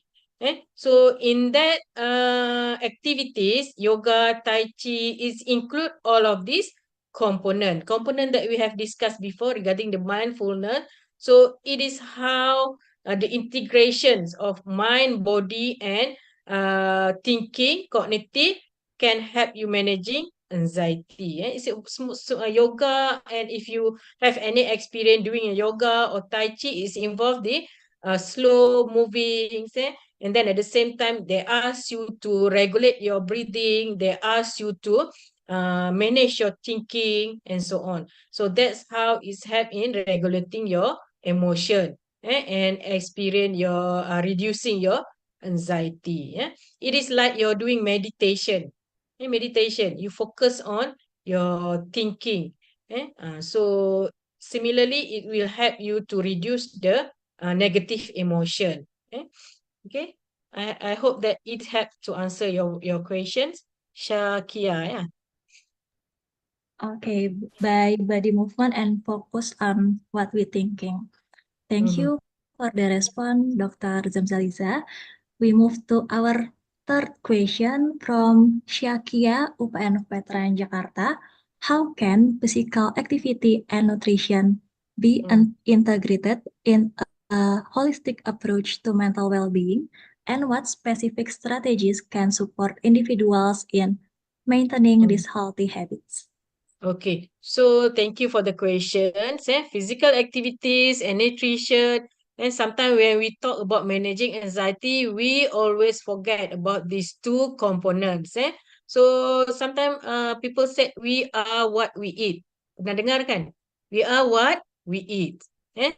So how we feel also, it's not about the physical conditions. Physical effects of the what we eat, but it's also related to what the food that we take, how it can supply the nutrient to our brain. Because brain is the main organs in our body system that help to regulate our body system as well as help to regulate our emotion. So it need what we call enough supply of nutrients in order to function effectively and optimal condition. So as I mentioned before, there's many types of vitamins, many types of foods that can help reduce anxiety by supplying the nutrient to the brain. So for example, omega-3, omega-3 that we can get it from fish and so on. It is help in the brain's plasticity. It prevents the brains from become plasticity. It also supply a very high nutrient to the brain to act to act optimally. So, and then another thing is the specific strategy, maintaining this healthy. Okay, so specific strategies is you need to have a regular exercise, but whatever exercise that you feel comfortable with, comfortable with. For myself, sometimes I love walking, brisk walk, or sometimes I love jogging and so on. But it's all depend on your preference. Maybe sometimes you love cycling, so go on.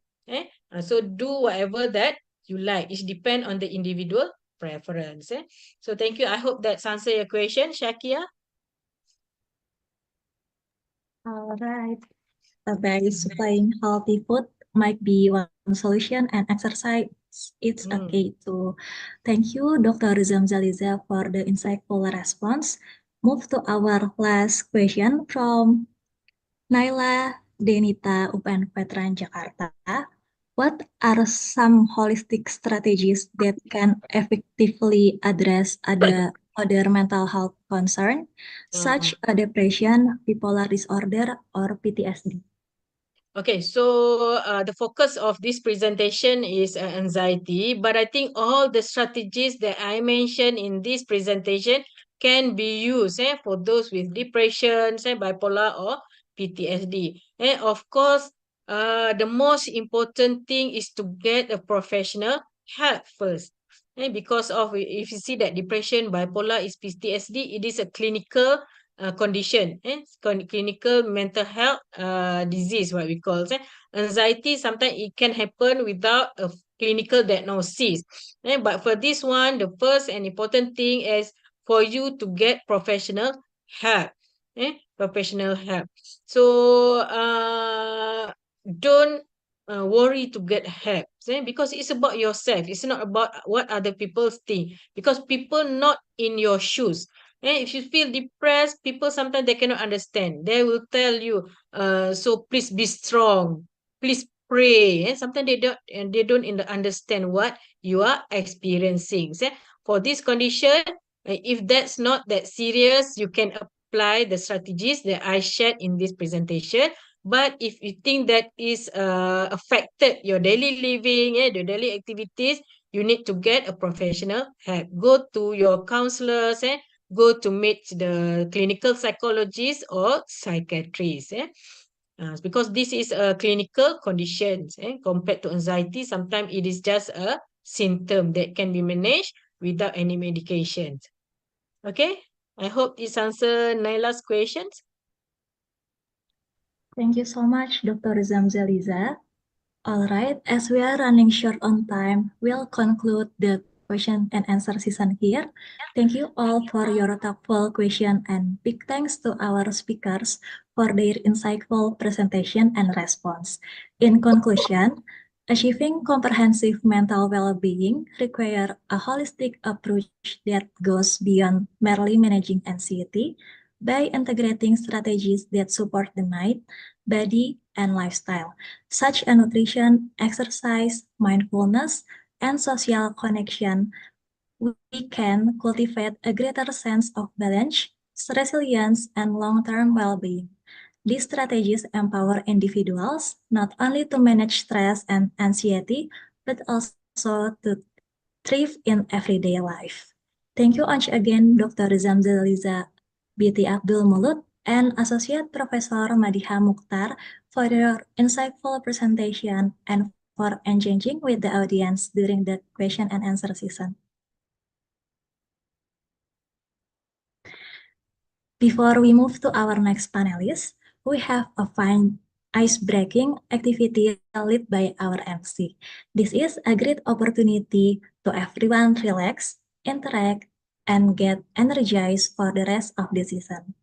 I'll now hand it over to our MC to kick off the icebreaker. Please, our lovely MC.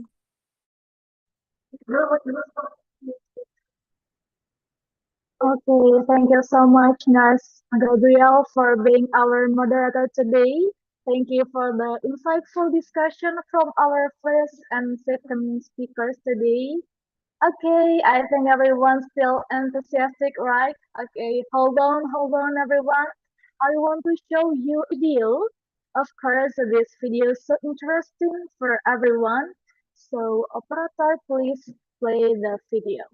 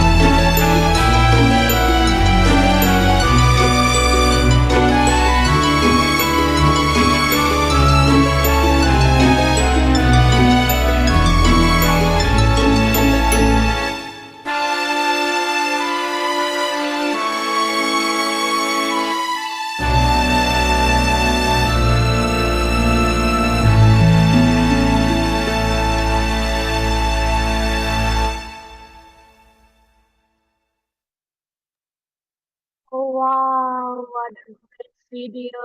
Hopefully everyone refreshed again and you are eager to listen to the next presentation.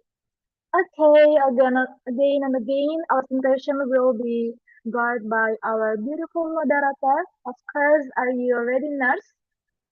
I'm ready. Thank you, Azahra Hanifa. Okay, sure. To Nurse Gabriel, you make over again. How's everyone feelings after the refreshing icebreaker? I hope it helped you recharge your energy until the rest of the season.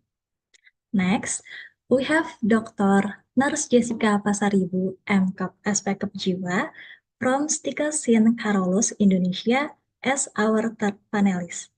Dr. Jessica, are you with us and ready to start your presentation? Yes, Miss Gabriel. All right, how are you today?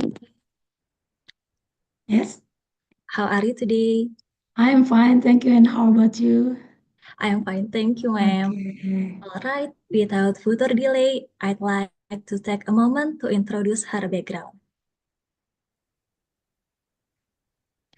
Dr. Jessica holds a doctoral degree in nursing from University of Indonesia, along with a master in nursing and a specialization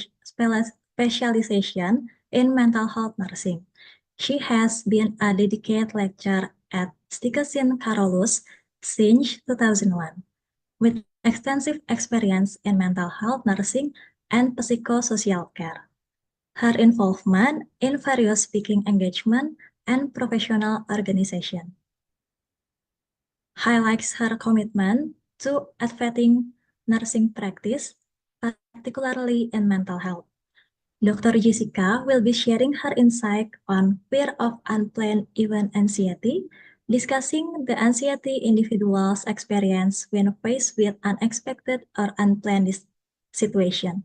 Dr. Jessica, we are excited to hear from you. Time is yours. Okay, thank you, Miss Gabriel.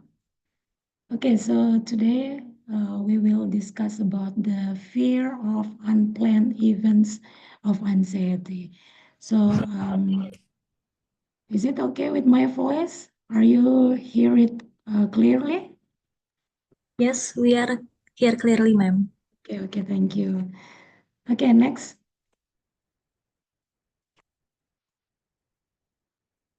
So every day in our life situation, there might be some unplanned events or also unplanned situation that maybe induce fear and also anxiety.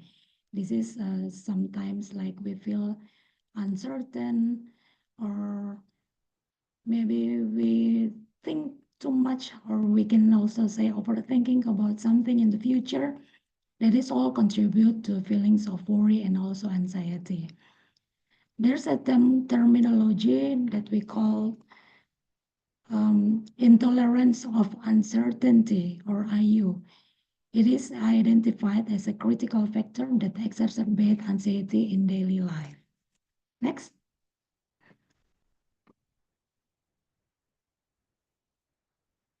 So the previous research showed that individuals with high levels of IU, they are tends to experience heightened of anxiety and also maladaptive response. So this condition leading to increased worry and also behavioral avoidance. This is, as we can see, some signs of symptoms of anxiety. So as we can see here, the IU, we also define it as cognitive, emotional, and behavioral reaction. So when you or we face some unplanned or uncertainty experience, the cognitive emotion and the behavioral reaction will also react according to what we think. Yeah, next. So in line with that statement, here the cognitive change in unplanned event. So at the first time, the heightened sensitivity to uncertain, it is leading to perceive ambiguous situation as more threatening than they actually are. So this can result excessive worry and also rumination about the negative outcomes. As we know that actually the problem is not happened yet, and also the situation still not the bad or the negative impact, but our mind also just think that it will have negative impact. So that's the sensitivity of the uncertainty. And also the next is negative expectancies. So the anxious individual often exhibit biased cognitive pattern. So they have the distortion of the cognitive. They also have the negative mind. When they see everything in not regularly, they also tends to think the negative effect. So this is for the potential exacerbate of feeling anxiety and lead to avoidance behavior. And also overestimation of threat. The cognitive change in anxiety can lead us to an overestimation of the likelihood and severity of negative events. So this can disrupt the anticipatory process, making it very difficult for individuals to engage in adaptive coping strategies. And also inflexible thinking. Yeah. So the anxiety result in rigid cognitive patterns where the individual struggle to adapt their thinking and respond to the new information. And focus on control, the anxious individuals may develop a strong desire to control over uncertain situation. So this can be leading to maladaptive coping strategies too. Next. So that's the cognitive change in unplanned events of anxiety. And this is the factors that can exacerbate unplanned events of anxiety. And the first is IU. As I mentioned before, that individual with high level of IU, they will perceive uncertain as a threatening. So they have their opinion that every situation is a threatening, and they may react with anxiety and worry. So this intolerance can lead to maladaptive strategies such as avoidance or excessive planning. The next is cognitive distortion or cognitive bias, such as catastrophizing or expecting the worst possible outcome. As I mentioned before, that the situation still not show that it's negative or positive, but the cognitive or the pattern of someone thought have some points that the worst must be happen. And also overgeneralization that she might think that everything will be run negative or running not well. So this is also can amplify the anxiety. Some of us maybe have some previous negative experience.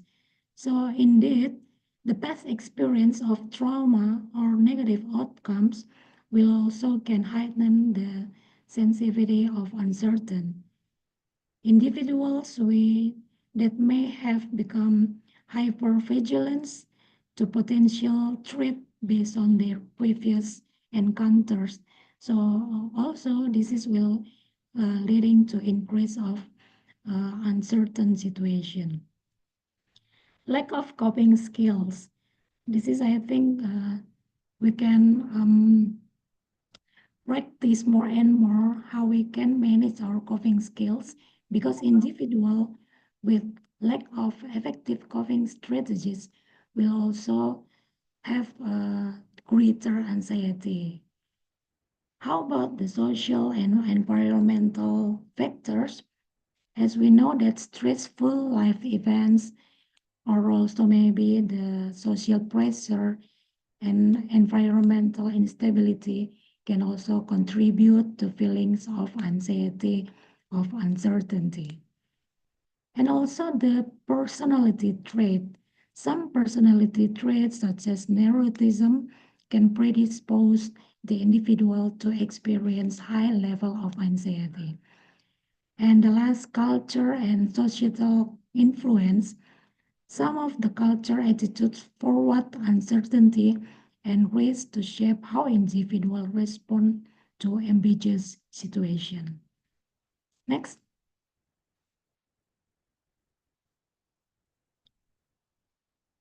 So we can see from the biological perspective why someone may have anxiety because the unplanned event. At the first, we see here the neurobiological mechanism. As we know that amygdala activation, yeah, it can be processing the emotional, particularly the fear and anxiety. Yeah, so this uncertainty lead to heightened amygdala activity and may result the increase of anxiety response. So when we face some anxiety situation, the brain may interpret as a potential threat. That's the next activating the amygdala and triggering anxiety-related behavior. And how about the prefrontal cortex? As we see that prefrontal function is to make decision or make some emotional regulation. So this impairment of prefrontal cortex, it can predict some increase of anxiety and also make difficulties managing emotional response to anxiety. Next. The next, I think it's a neurotransmitter system. Yeah, there is cortisol. As we know that cortisol is stress hormone. Elevated of stress cortisol can contribute to feelings of anxiety. So if you have some chronic exposure to anxiety, it will result the prolonged cortisol elevation. In the long term, it will have detrimental effect of mental health. You seems to be very tends to have some anxiety problems in the future. And how about the dopamine and serotonin?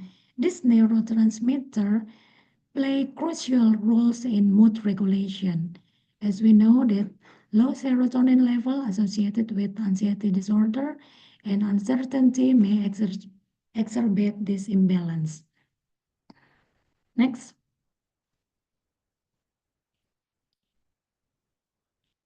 This is the interesting one, the genetic and epigenetic. So if we talk about genetic predisposition, it means that we must be able to receive the genetic predisposition, which may means that variation genes related to neurotransmitter system can affect how individuals respond to uncertain situation.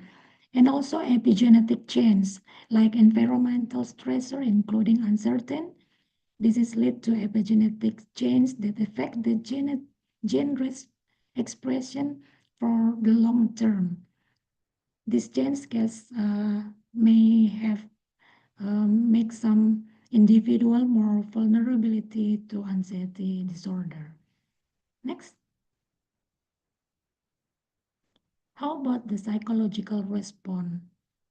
There is autonomic nervous system. This activate of autonomic nervous system can lead to psychological response like increase of heart rate, rapid breathing, and muscle tension. This is what we also experience when we experience the anxiety, yeah, and also fight or flight response. This perception of uncertainty can trigger the fight or flight response. So as we know that this is the survival mechanism, yeah, that prepare our body to respond about the previous treatment. But if there's some response that tends to experience the bad response, this can be lead to heightened of anxiety and stress level. Next. So this is in line with the cognitive and behavioral pathway that we discussed before, that negative expectancy, will also leads to negative expectancy when some individual anticipate adverse outcomes. And how about the intolerance of uncertainty? These individuals have high levels of intolerance of uncertainty, may experience the level or the greater anxiety in uncertain situation. Next. So, unplanned events also contribute to anxiety from a psychological perspective. For the next, we also discuss about the biological perspective and also the social perspective. At the first here, cognitive appraisal, they have their negative interpretation. So the individual, you or we or me, also often interpret the uncertain situation negatively. So this will leading to heighten the anxiety. Or maybe someone overestimation of threat. So the overestimation, the likelihood, the severity of negative outcomes, this cognitive distortion can create the heightened sense of danger and anxiety as individual feels unprepared for the potential threat. Next. The second is expectancy bias. The bias expectancy happens when individuals anticipate negative outcomes more readily than the positive ones. So this cognitive bias created by self-fulfilling prophecy that expectation of negative events more lead to increased anxiety and also the avoidance behavior. The second one is disruption anticipatory process. The inability to predict future events can disrupt the anticipatory process that's very crucial for adaptive coping functioning. This disruption can lead to feelings of helplessness and also anxiety as individuals struggle to navigate the uncertain situation. Next. How about the emotional regulation? So the people that tends to have anxiety, they will have inadequate coping strategy and also have the increased sensitivity of stress. Yeah, so those who are struggle with anxiety usually have a difficult manage the anxiety because the uncertainty makes some emotional distress. And also this will lead to cycles of increase of worry and avoidance. Next. How about the social and environmental influence?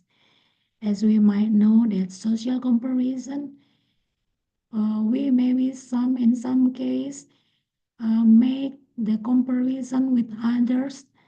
Yeah, I compare myself with others achievement, with others' body, with others' prestation.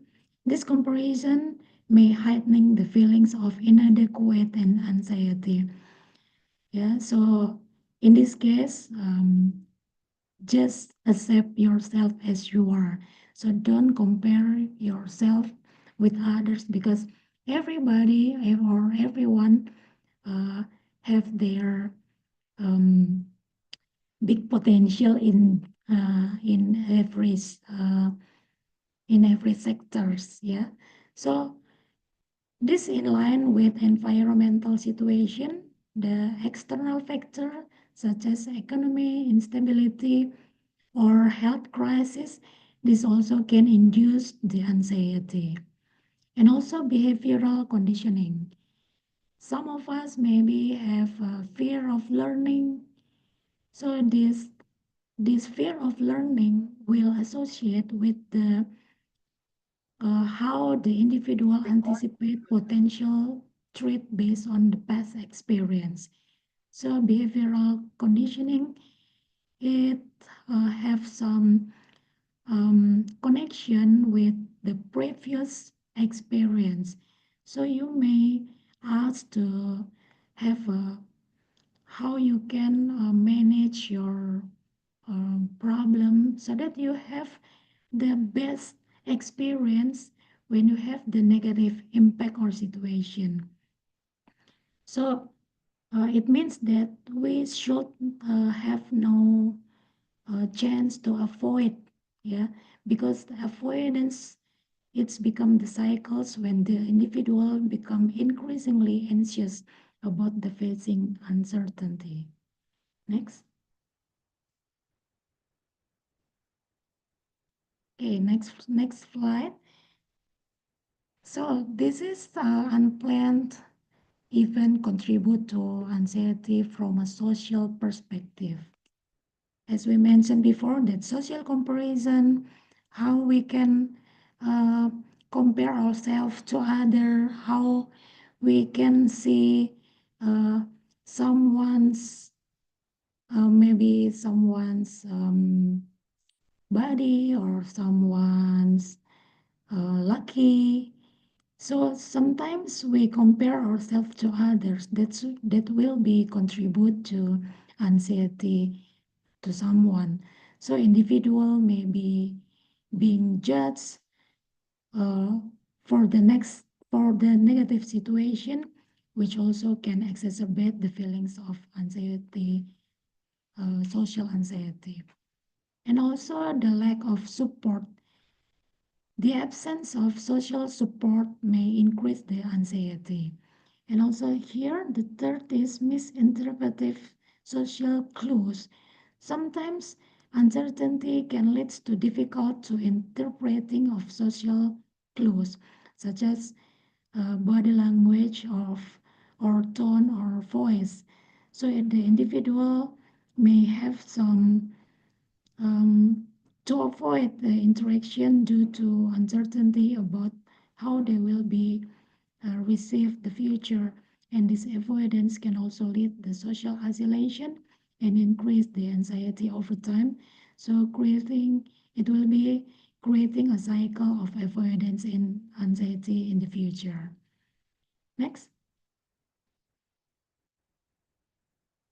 Fear of rejection. This is also some negative anticipatory, but it will be lead to anxiety as well. How about the culture and societal influence?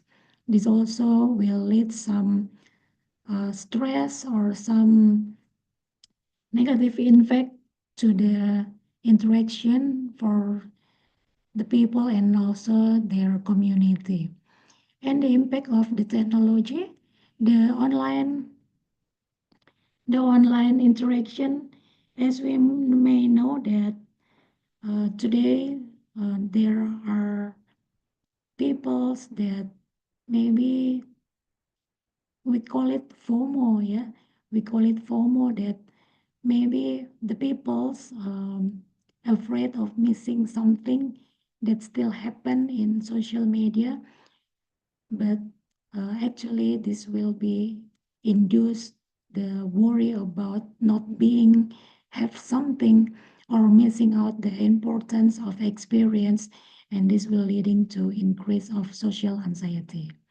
Next. So how can we manage, or what is the strategy for managing anxiety related to unplanned event? Next.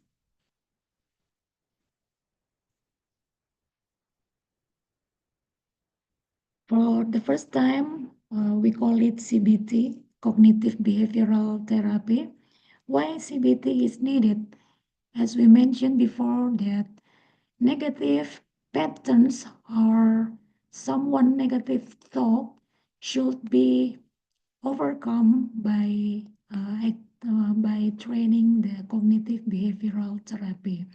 So the CBT helps individual to identify and challenge the negative thought patterns associated with the anxiety.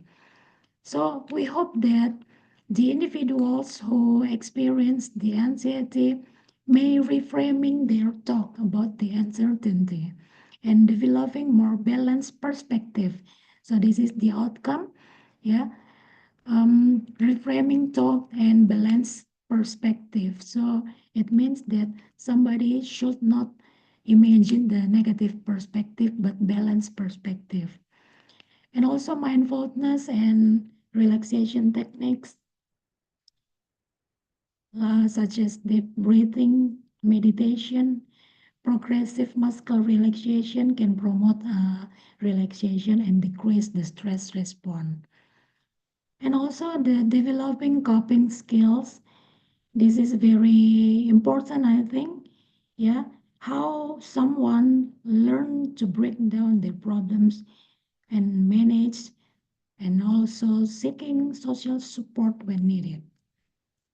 And also the last is setting realistic expectation, understanding that uncertainty is a natural part of life. So because it's natural part of life, so uh, it hope that individual adjust their expectation, yeah, not just the higher expectation or lower expectation, but they just adjust their expectation, balance expectation. Next. You can also limiting information overload, yeah, in line with FOMO, setting boundaries information consumption, especially from the new resource. This will can be help to reduce anxiety. And engaging cycle activity. The previous speaker also reminds you how to take regularly exercise because it can prevent to alleviate anxiety. And building support network, connected with friends, connected with family, or social support. The sharing experience and feelings can help you to less isolated or of your anxiety.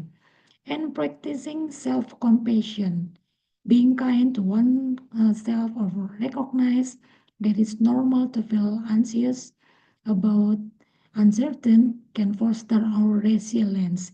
So practicing self-compassion, it means you can foster your resilience. As you know that resilience is someone how to bounce back when they have the negative situation and they succeed to manage. Yeah. Next.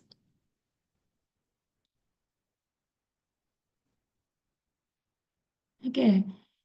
The creativity activities can help reduce anxiety, such as expression of emotional.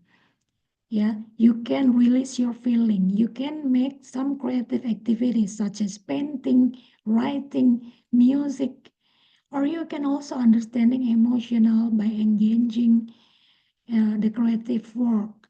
This will be make some very understand their negative feelings and they can express the emotional in the creative way. Distraction and mindfulness, this is also can make our attention for the anxiety, uh, our we distract to the positive situation. Yeah, so this can promote a state mindfulness that can make our mind become very jernih in bahasa Indonesia. Yeah, next.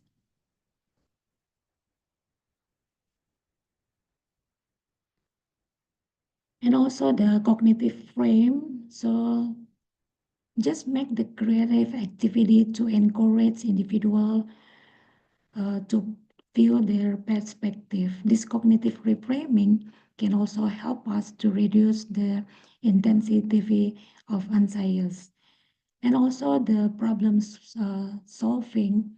So you must try another way and try another way, yeah, how you can manage the problems so your problem can be solved very well, yeah.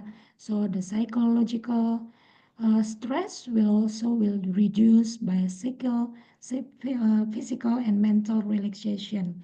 Stress reduction is such as drawing, crafting, yeah, some various kind of relaxation you can do, as well as regular exercise, yeah, and journaling and writing. Some of you maybe have some journal of writing, but as we can see here, writing about your thought or feeling, it can be some positive expression of your emotional. So this will be lower the anxiety. So this is also help you to manage your negative thought so that you help yourself to make your positive thought. Yeah. Next.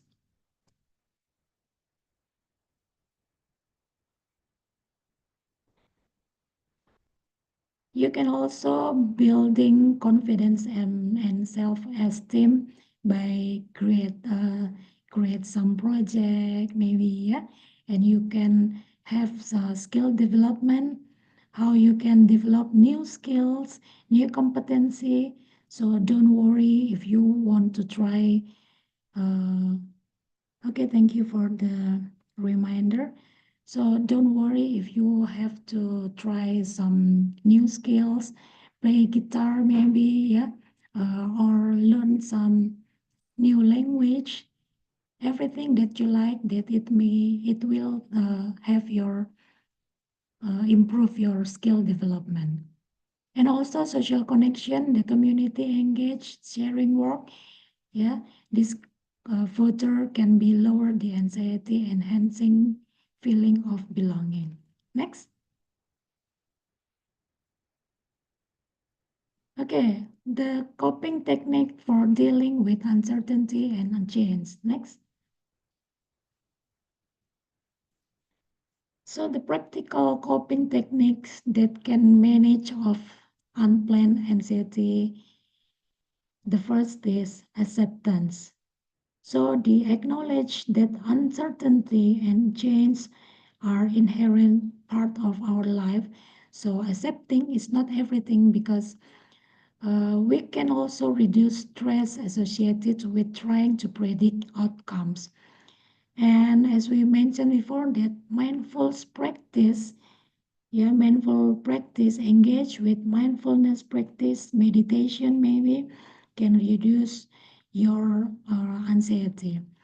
In line with relaxation technique, yes, such as breathing, deep breathing, meditation, progressive muscle relaxation can promote relaxation and also decrease the stress response. And structure problem solving. You can break down the situation into the smaller thing, yeah. You manage and do it regularly, yeah. First, you may identify the specific problem or brainstorm the potential solution. So this structured approach can help reduce feeling of anxiety. Next. Limit to exposure stressor. Reduce stressor that make you stress, as simple as that, yeah. Limit the negative news or limit the toxic environment. Setting your boundaries, setting your consumption, this will limit your exposure to stressor, of course. And also develop a routine, yeah. Make some routines that you can make some change. You may take regular exercise, or you may take some good nutrition for your food, or you may do regularly meditation, drawing, painting, playing the music, etc. Yeah, so develop your routine. and focus on what you control. Do not focus on what you cannot control because it will take your energy. Yeah. And please try to positive self-talk, or we can also say affirmation. Yeah, positive affirmation. Encouraging self-talk, the positive self-talk will heighten your uh, self-esteem and also will reduce the anxiety. And also please seek the social support. Yeah, you may have bestie, yeah, your college, your friend, your family, or other group support. Because in social support, we can sharing feelings, we can make some other experience, yeah, some positive experience that we can take it into our daily life situation, and will be provide the comfort situation during we have or we experience the negative situation or environment situation. Yeah, next. And also practice gratitude. This is in line with journaling. Yeah. Say thank you to Allah. Say thank you to God. Focus on what positive aspect that you may have some gratitude. Yeah. Keeping it gratitude journal can make you more make like rasa bersyukur. Yeah. And also you can also lowering your anxiety.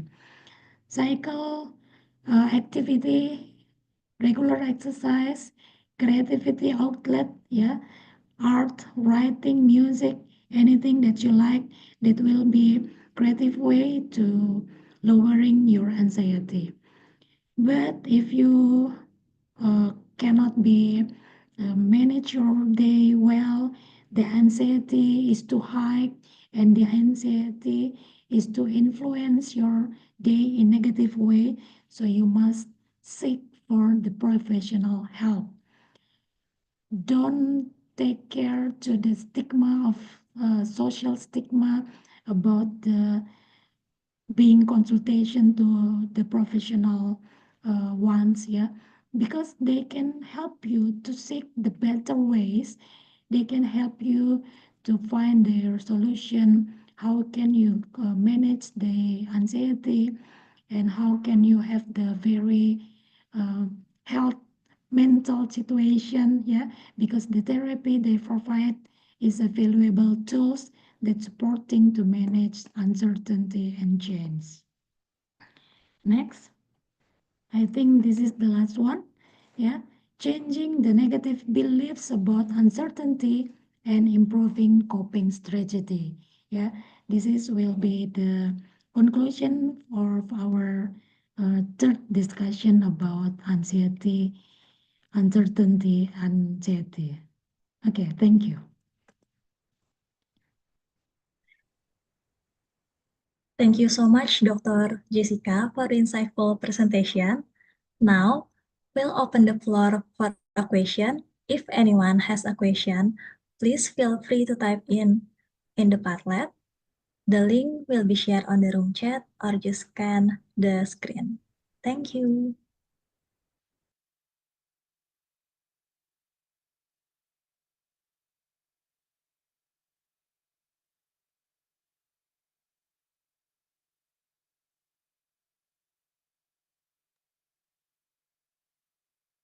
Are there any questions for the audience?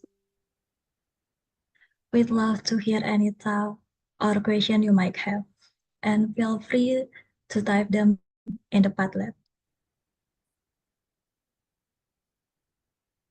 All right, we have so many questions, but first let me read from Arvina UPNVJ. How does heightened sensitivity to uncertainty affect individuals with anxiety when faced with unplanned events? Dr. Jessica, are you ready to answer the question?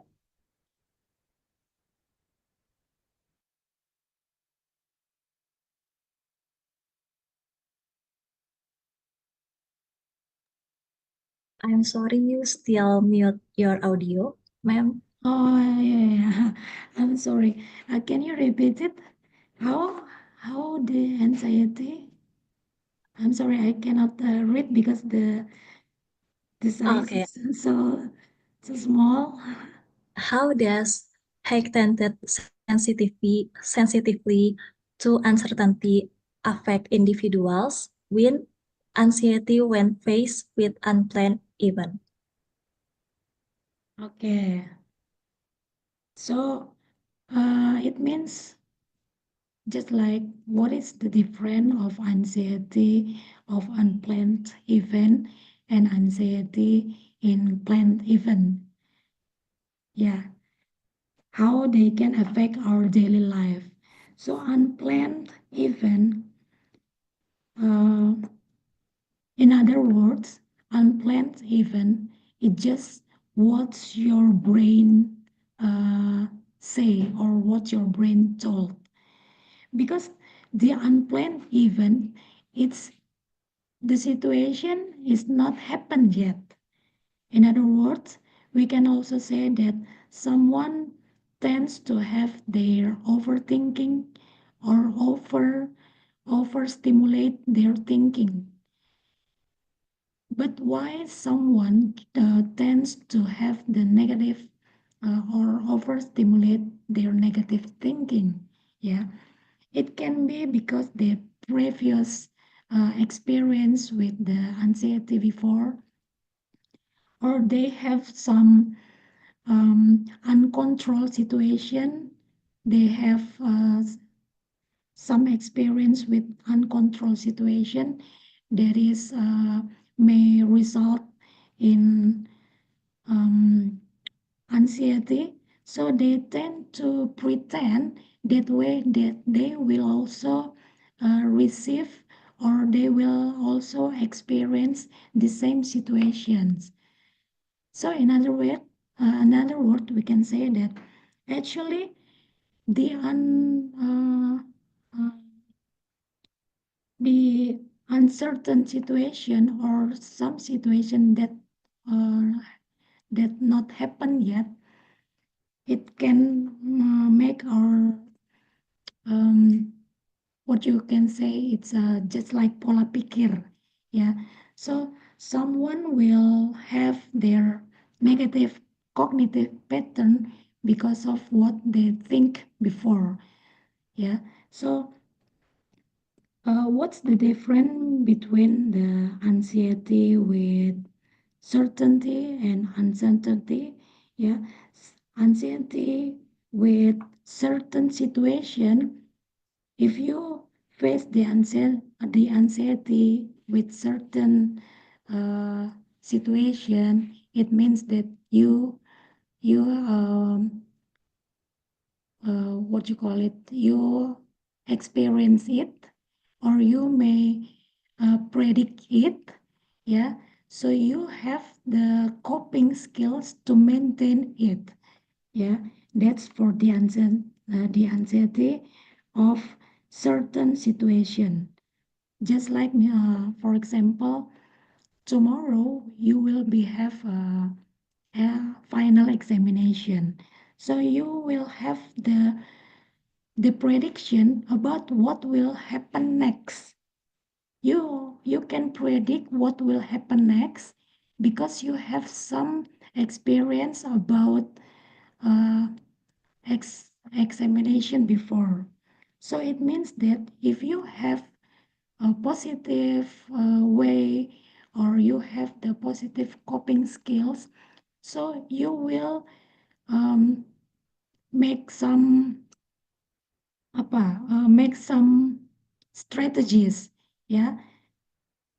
What will you do to prevent your exam anxiety, yeah. So you will learning, you will practicing, you will do something about the next uh, presentation or the next examination. So anxiety to the certain situation, you can manage it very well by increasing your uh, social skill, not social skill, but increasing your problem solving skills. But the anxiety of the uncertain, so it means that you cannot figure out what will happen next. So the anxiety with uncertain situation, it means that you must have the previous positive coping skill, yeah, that we can use or you can use when you have the negative the negative situation, yeah. So it means that you must have the social skills, the best social skills. You must have the problem coping skills, and also you must have the how you can calm yourself, how can you manage the anxiety in a positive way. That's I think the answer for the question. Thank you. All right, thank you so much, Dr. Jessica. In a simple way, anxiety with certain situation, we predict it and manage it. But anxiety with uncertain situation, just the situation not happen yet, just our overthinking. Yeah. Thank you so much, Dr. Jessica, for the thoughtful response. We move to our last question from Faizah UPN Veteran Jakarta. How does engaging in positive self-talk help shift negative perspective during uncertain situation? Okay. How can positive self-talk can reducing the anxiety? It is true that when you say, because sometimes the anxiety happens because you have uncertainty to yourself. Yeah, just like you want to face some examination. Yeah, and you still not have a good study yet before. So it means maybe you feel that you will not pass the exam well. So when you use your positive self-talk or affirmation, it means it can build your positive emotion again. Just like I can do it well, I can pass the examination. So the positive talk will increase the positive energy, and the positive energy will maintain your calm situation. When you say that you are good, or when you talk that you can do the examination well, yeah, the brain, the neurotransmitter or maybe the dopamine will release to your brain. Yeah, what is the cause of the positive dopamine, the the effect of dopamine to yourself? It will calm yourself. Yeah, just as simple as you said that I'm good, I can do it well. Yeah, the emotional will be positive, and the emotional positive will also induce the positive uh, or lower the stress hormone. Yeah, so when the lower stress hormone, the anxiety will also be lower. Yeah, so that's why you should talk positive to yourself or make yourself positive affirmation, because it will reduce your anxiety well. Yeah, thank you. Thank you, Dr. Jessica. Self-affirmation can maintain calm situation and also reduce the negative energy. Yes. All right, as we are running short on time, we'll conclude the question and answer session here. Thank you all for your thoughtful question, and big thanks to our speakers for their insightful response. Let me conclude this presentation. In today's world, where uncertainty is a constant, fear of unplanned event can significantly impact our mental well-being. Throughout this presentation, we have explored the source and effect of this anxiety, and most importantly, strategies to manage it. By understanding the psychological and biological factors, that contribute to this fear. We can take active steps to mitigate its impact. To manage anxiety, it's essential to practice mindfulness, develop coping mechanisms, and engage in self-compassion. Creative outlets, structural problem solving, and seeking social support are invaluable tools in this journey. Remember, while we cannot control everything in our life, we can control how we respond to uncertainty. By embracing these strategies and cultivating a mindset of resilience, we can navigate the unknown with greater confidence and calm. Thank you for your time and attention. Let's continue working together to build a more adaptable and resilient mindset. Thank you once again, Dr. Jessica, for the insightful presentation. Now, let's take a short break, led by our MC. Please, Azahra Hanifah, time is yours. All right, thank you, Nurse. All right, thank you, Nurse Gabriel. Thank you so much for being our great moderator today. Thank you for Dr. Jessica. I'm sure that everyone agree with me that three materials so insightful and relevant, especially to us as Gen Z, and hopefully this event we can implement it in our daily life. So next session, we will take a break for a while. So please, everyone, don't leave this Zoom meeting room until the next material start again.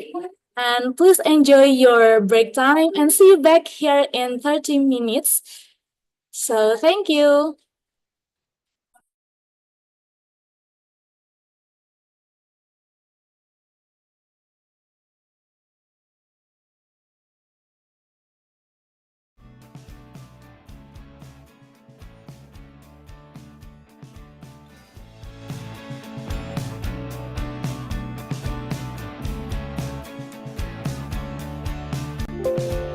Rayakan hari ini, besok sisa sengsara. Belum pulang kau pun di sini, temani diriku.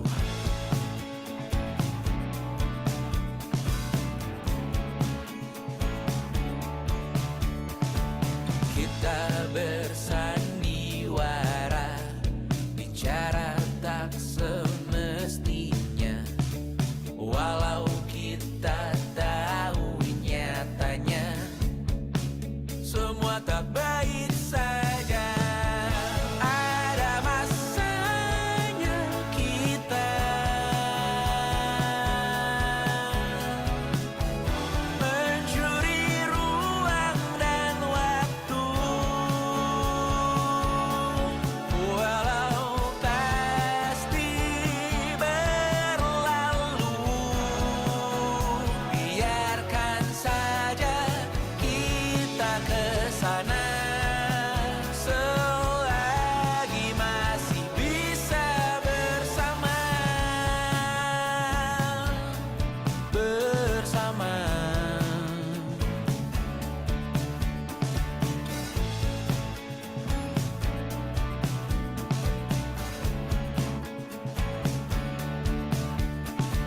Semuanya sementara, kita di ujung cerita. Untuk 5 menit coba kau mengambil alih dunia. Ada masanya kita mencuri ruang dan waktu, walau tak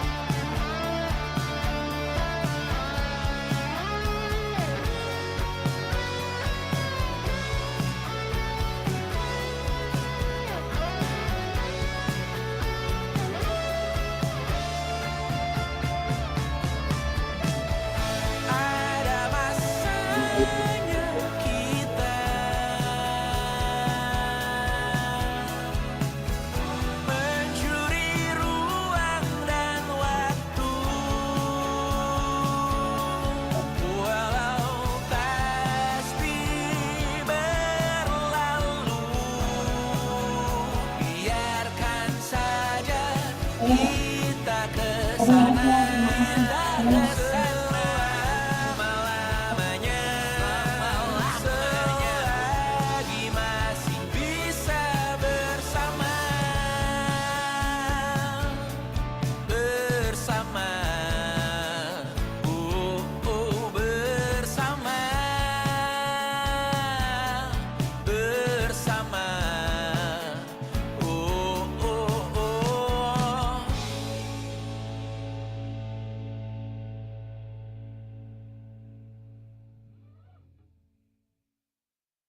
Ku tak pernah ikat rambutku lagi semenjak kau bilang rambutku indah bila terurai panjang. Baju hitamku tak pernah ku sentuh lagi sejak hari itu. Kau bilang warna gelap membosankan. Ku baca sampai tuntas semua buku yang paling kau suka. Mungkin suatu saat kau anggapku cerdas.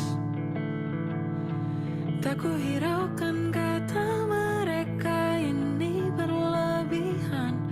Untukmu apapun akan ku lakukan. Ingin sempurna di matamu. Hanya itu yang aku mau. Namun tampaknya sempurna tak cukup bagimu.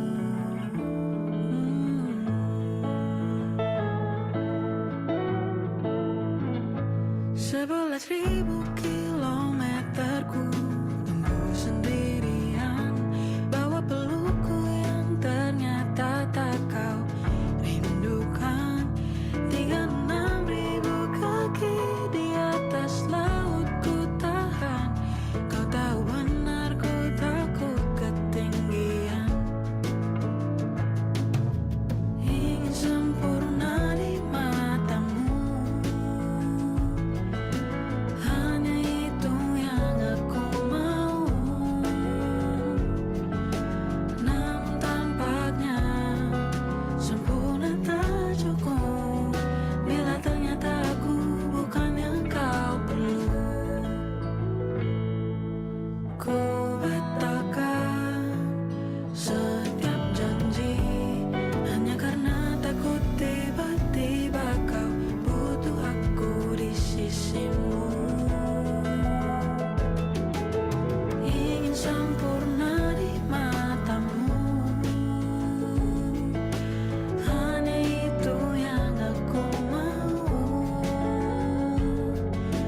Namun tampaknya sempurna tak cukup bagimu.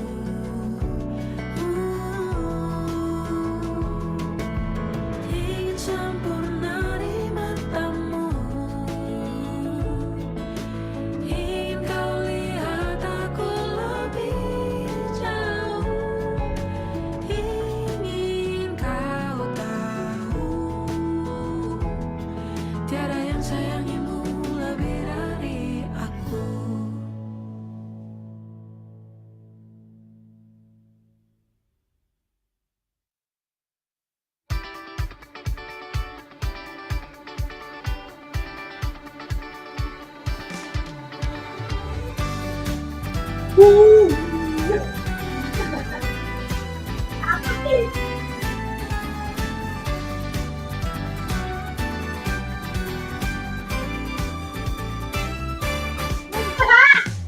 Kamu bilang aku tak sama, tak seperti saat pertama. Aku bilang mungkin pikiranmu saja. Kamu bilang ku tak peduli, tak seperti pertama kali. Aku bilang janganlah ragu sendiri. Mengapa, mengapa, oh mengapa banyak keraguan dalam hatimu,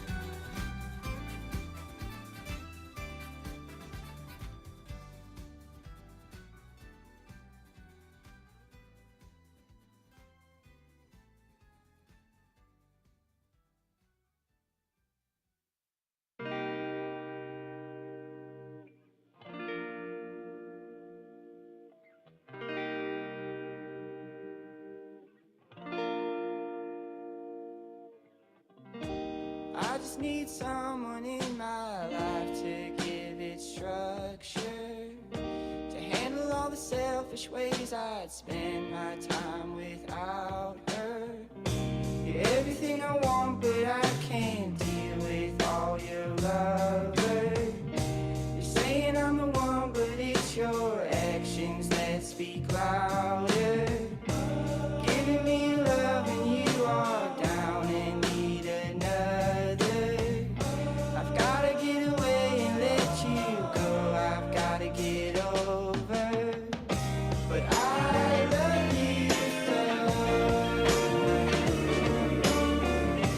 I love you so. I love you so. I love you so. I'm gonna pack my things and leave you behind. This feeling's old and I know that I've made up my mind. I hope you feel what I felt when you shattered my soul. 'Cause you were cruel and I'm a fool, so please let me go. But I love you so. Let me go. I love you so. Please let me go. I love you so. Let me go. I love you so.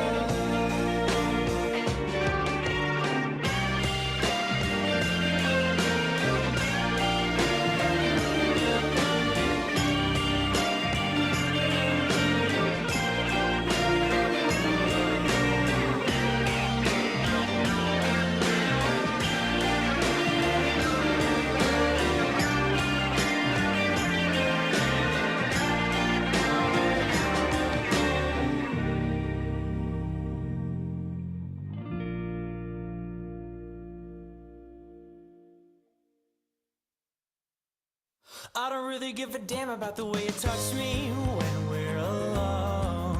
You can hold my hand if no one's home. Do you like it when I'm away? If I wouldn't hurt my body, baby, would you love me the same? I can feel all my bones coming back and I'm craving motion. Mama never really learned how to live by herself. It's a curse and it's growing. You're a pond and I'm an ocean. Oh, all my emotions feel like explosions when you are around. And I found a way to kill the sound. Oh, baby, I am a wreck when I'm without you. I need you here to stay. I broke all my bones that day I found you. Crying at the lake. Was it something I said to make you feel like you're a burden? Oh, and if I could take it all back, I swear that I would pull you from the tide.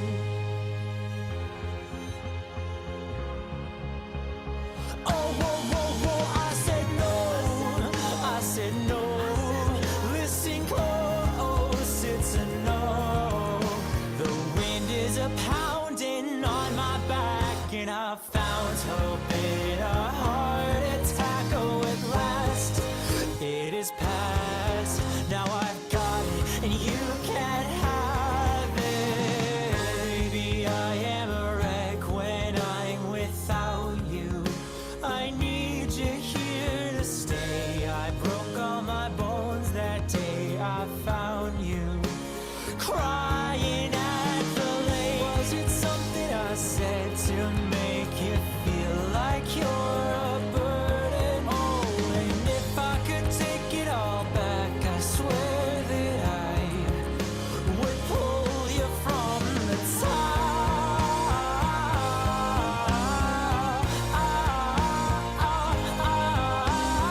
Darling, when I'm fast asleep, I've seen this person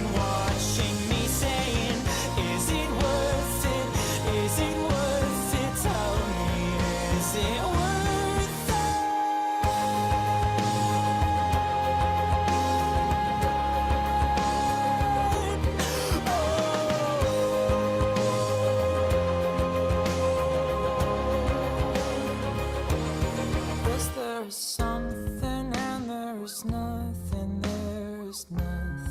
in between. And in my eyes there is a tiny dancer watching over me. He's singing, she's a lady, and I am just a boy. He's singing, she's a lady, and I'm just a line without a. Oh baby, I am a wreck when I'm without you.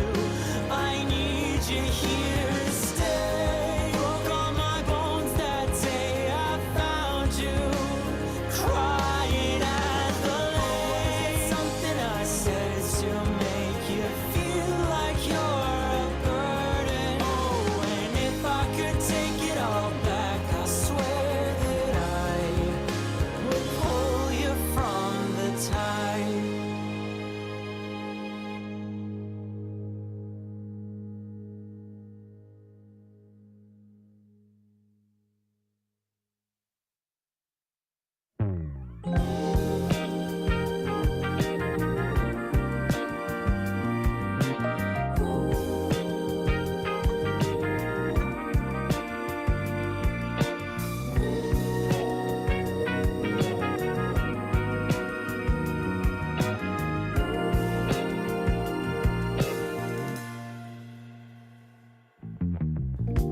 Berilah sebuah pertanda bila kau menyimpan rasa yang sama. Tunjukkanlah darah, berilah ku secerca harapan.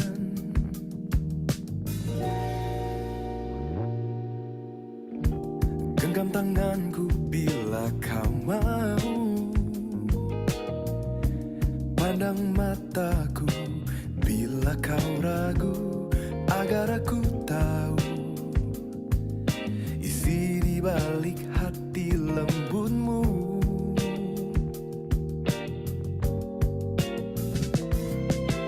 Katakanlah saja, janganlah kau diam bila memang cinta. Janjiku takkan kemana-mana. Takkan pernah tahu ujung di balik cerita bila kita belum mencoba. Aku ingin tahu seberapa besar cintamu.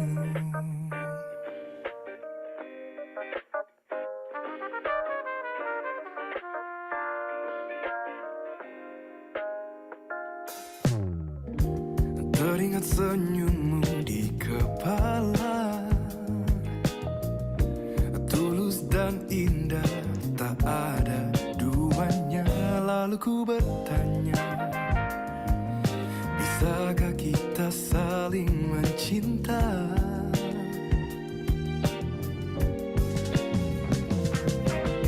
Katakanlah saja, janganlah kau diam bila memang cinta. Janjiku takkan kemana-mana. Pernah tahu ujung di balik cerita bila kita belum mencoba. Aku ingin tahu seberapa besar cintamu.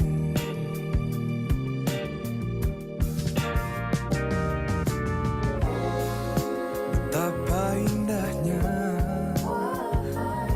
bila satu hendak menjadi dua.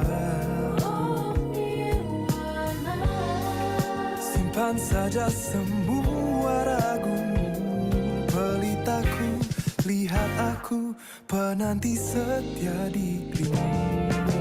Katakanlah saja, janganlah kau diam bila memang cinta. Janjiku takkan kemana-mana. Tahu ujung di balik cerita bila kita belum mencoba. Aku ingin tahu seberapa besar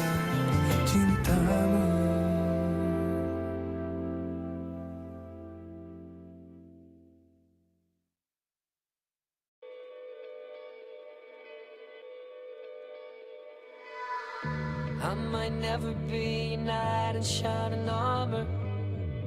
I might never be the one you take home to mother. And I might never be the one who brings you flowers, but I can be the one tonight. When I first saw you from across the room, I could tell that you were curious. Oh yeah, girl, I hope you're sure what you're looking for, 'cause I'm not good at making promises. But if you like causing trouble up in hotel rooms, and if you like having secret little rendezvous, if you like to do the things you know that we shouldn't do, then baby, I'm perfect.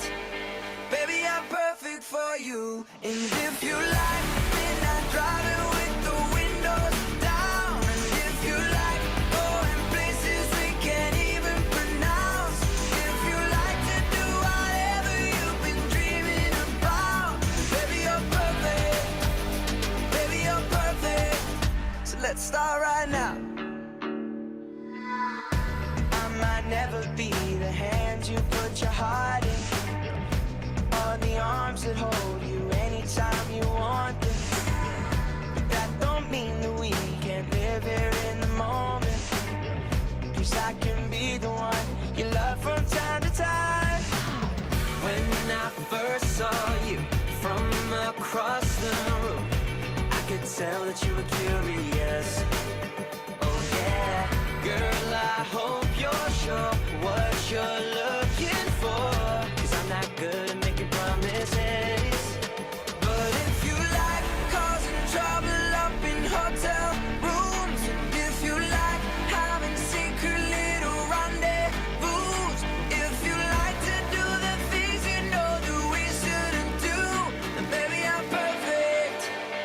Baby, I'm perfect for you. And if you like midnight driving with the windows down, and if you like going places we can't even pronounce, if you like to do whatever you've been dreaming about, baby, you're perfect. Baby, you're perfect. So let's start right now. And if you like cameras flashing every time we go out, oh yeah. And if you're looking for someone to write your breakup songs about, baby, I'm perfect. And baby, we're perfect. If you like causing trouble up in hotel rooms, and if you like having secret little rendezvous, if you like to do the things you know that we shouldn't do, then baby, I'm perfect. Baby, I'm perfect for you. And if you like midnight driving with the windows down, and if you like going places we can't even pronounce,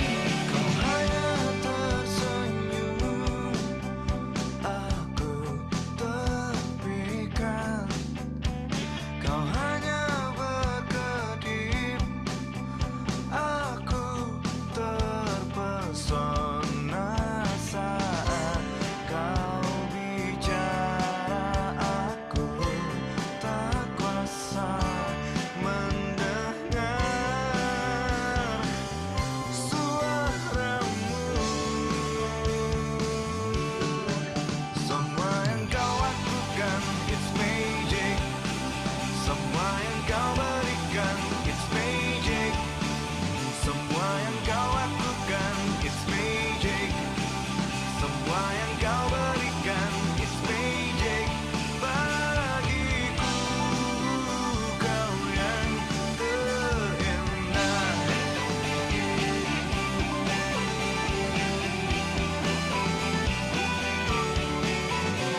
Mahakarya Tuhan menciptakanmu, begitu indahnya makhluk sepertimu.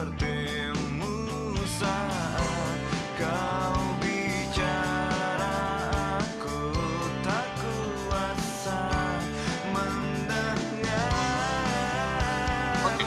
suaramu.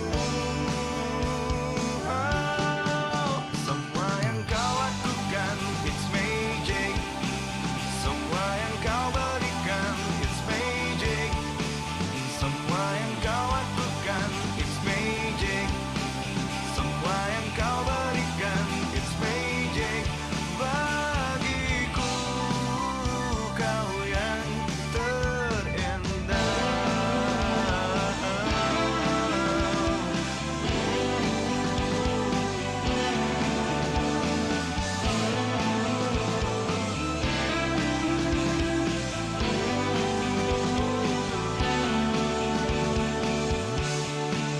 Semua yang kau lakukan it's magic, it's magic.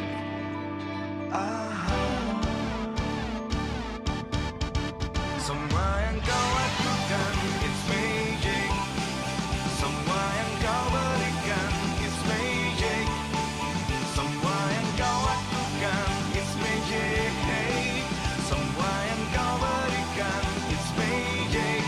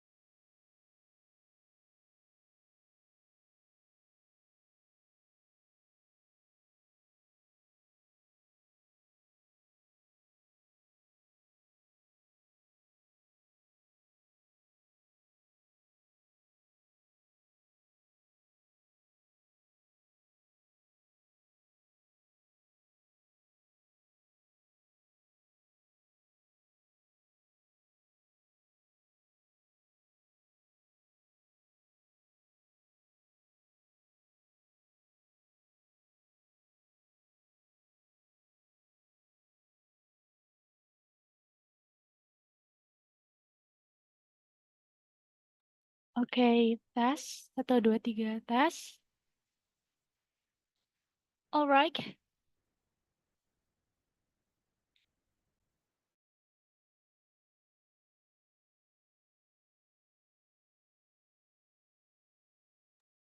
Okay, good afternoon, everyone. So we will back again, and I hope you all had a refreshing break. So are you ready, guys, to continue our last presentation? Yes, if you're ready, please show me and the Zoom chat. Like, I'm ready, I'm ready. Okay. And please everyone to turn on their cameras again, because we will be continue our last presentation. So, Nurse Gabriel, are you still with us? Yes, I'm still with. Okay, are you ready, Nurse? I'm ready. Okay, let's continue with our last discussion. So please, Nurse Gabriel, the time is yours. Thank you, our lovely MC. So let's get started. Now, it's my pleasure to introduce our final panelist, Nurse Rapita Diorarta, SKOP MKOP SPKOP Jiwa. She is a distinguished psychiatric nurse with extensive academic achievement, including a master's degree in nursing from University in Indonesia, where she graduated cum laude. With a background in psychiatric nursing and clinical experience in intensive care, Nurse Rapita is also dedicated lecturer at Universiti Pembangunan Nasional Veteran Jakarta. She has contributed significantly to field through her work in family intervention for mental health, particularly for schizophrenia patients. So, Nurse Rapita Diorarta, are you ready to start your presentation? Of course. Hi. Please join me in welcoming Nurse Rapita Diorarta, SCAP, MCAP, SPCAP Jiwa. Nurse Rapita Diorarta, time is yours. Thank you, Nurse Gabrielle, to inform the participants about me. Hi, everyone. Hope you already take your lunch so that you can have a lot of spirits to listen to my matters. Cynthia, who has contacted me to join to be a speakers for today's seminar, and a lot of panelists, not a lot of, but 3 of the panelists before already introduced you about anxiety and how to reduce the anxiety. And now is the time for me to speak about diving into the world of teenagers and covering the threat of fearing of missing out anxiety in the age of social media. Before that, how are you, all the participants? Is your Sunday running well? You can write down in the chat. I will read that. Good afternoon.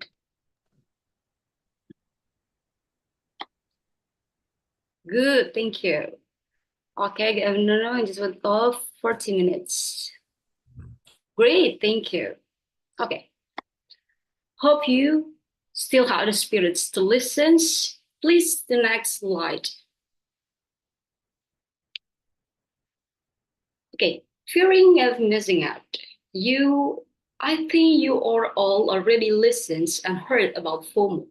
Or maybe some of you are the one who is experiencing the fearing of missing out.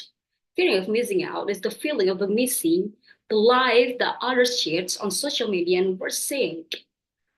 People in social media will always post the good one, the best one, the awesome one.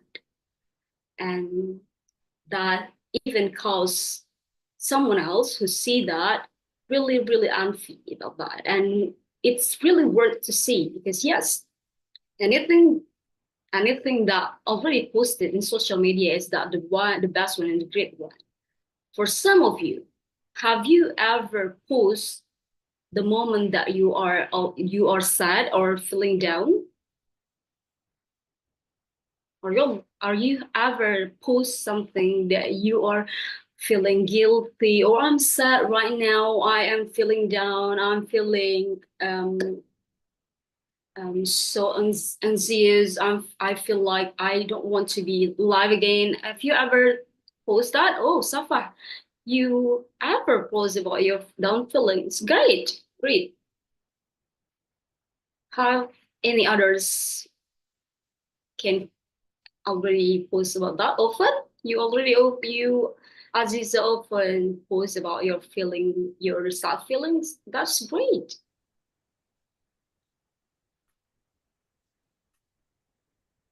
That's good. But fearing of missing out is associated with unhealthy social media use because you are staying in social media for so long time and you are just focused for that social media because you are feeling that you are afraid of missing something. Next, please. What is the influence of social media? Like what the panelists have been mentioned before, that social media can influence a social comparison. Because what? People in social media will always post the best and the good from them. Escape from my participant here who has already posted their down feeling. Someone who has a lot of time to social comparisons will not happy if their friends or their acquaintances have comparatively more rewarding experience. For example, like, do you know about the viral sushi in Bali? Do you all know about the viral sushi in Bali? The expensive sushi in Bali. Do you know about that? Yes, of course. A lot of influencer has already eat that sushi, and you know that one influencers in Jakarta asked her friends to brought the sushi from Bali to Jakarta. And you know, sushi is a raw meat. It can't be moved from far away. It can't, because it's just a raw meat has to be eat directly, and it can't be moved from far away. Bali to Jakarta is really far, and it took by plane, arrived in Jakarta, and that girl influencer already know that it's not good to eat, but she ate the sushi, because what she was fearing of cannot be someone else. She was afraid of not being good, not being influenced by the other influencer, because the other influencer has already added that sushi and she wants to add that sushi too. Is that FOMO?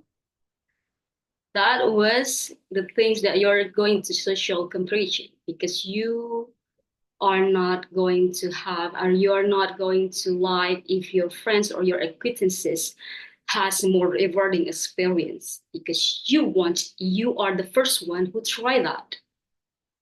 So you are going to compare anything in social media. You have to line out in the social media.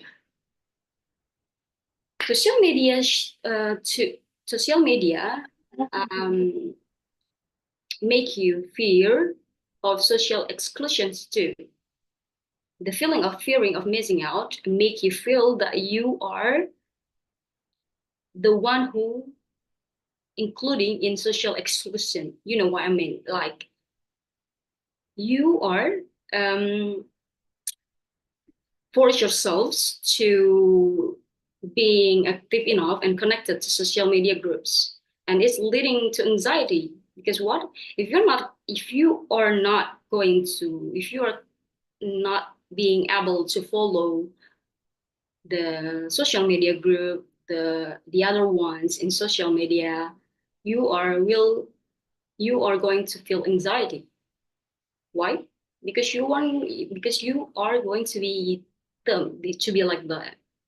Why? For example, like if someone using pots or the other person using pots, you have the willing to use that pots too.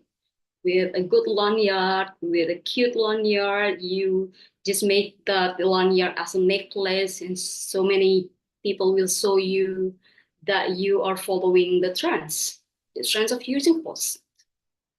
And it's the time that you will feel that you are connected to social groups, and that are the things that you feel that you are being active.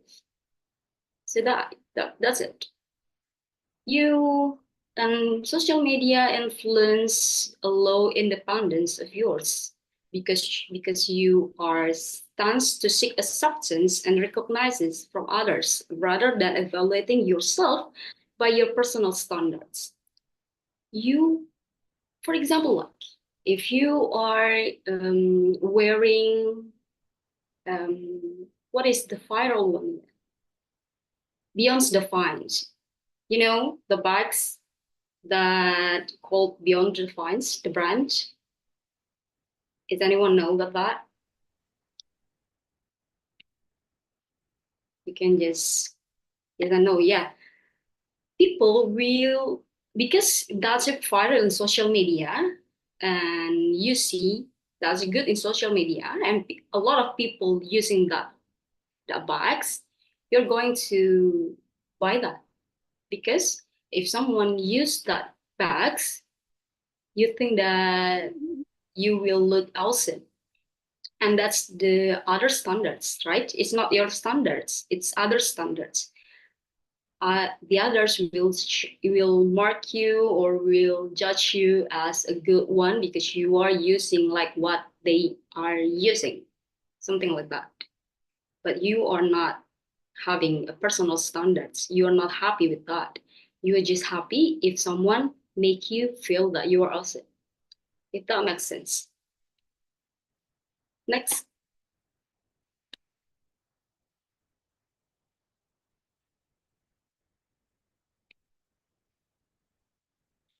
The psychological impact. It's the same thing that how social media impact you, or social media. What I can say, not impact, influence. Yes, influence is addiction to social media, because you're feeling anxiety and fear or not being updated or not being connected.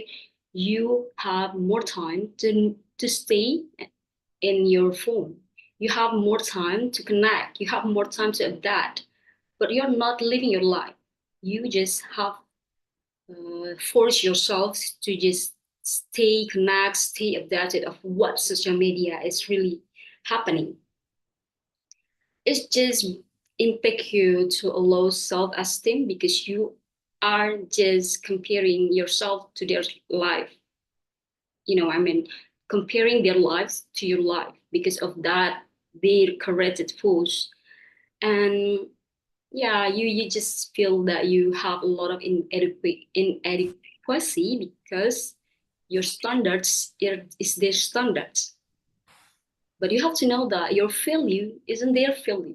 Their value is not equally with your value. So if you're just focused of seeing them, you're just feeling that you have a lot of inadequacy. You're not going to see yourself. Yes, because you're just comparing yourself to the others. Comparing yourself to the others is not really bad if you can copy yourself how to comparing with a positive way if you can't. But if you just focus for their life in social media and it results you in a feelings of inadequacy is not good. So underline this. Comparing yourself to the others is not bad actually. But if you can cope with that, if that is results you a feeling of inadequacy is not good. You are going to have a low self-esteem. The third one is inability to be able to build warm relationships with others because what you just live in social media because you stay in social media more time than you stay with your life. You are not living your life, your present life. You are not take care of someone around you. You are not take care of your family, maybe. You're not take care of your friends because you just searching for acceptance and searching for something that happy in social media. So you are not have a capability to be able to build a warm relationship with others. The fourth is this diminished satisfaction even when participating in activities. You or all struggle to enjoy the moment. Why? Because you stay in your media social. You're not living your life. You're not present in your life. You just focus on how you can be good in social media. For example, like if you're in the moment with your friends and you focus just to take a videos and going to post something like that, but not just to post, but to how this post can influence the others to see your post, and they who is seeing your post will mark you or will judge you as a good one, as an awesome one. Like, wow, this video is really good. Wow, what are they doing?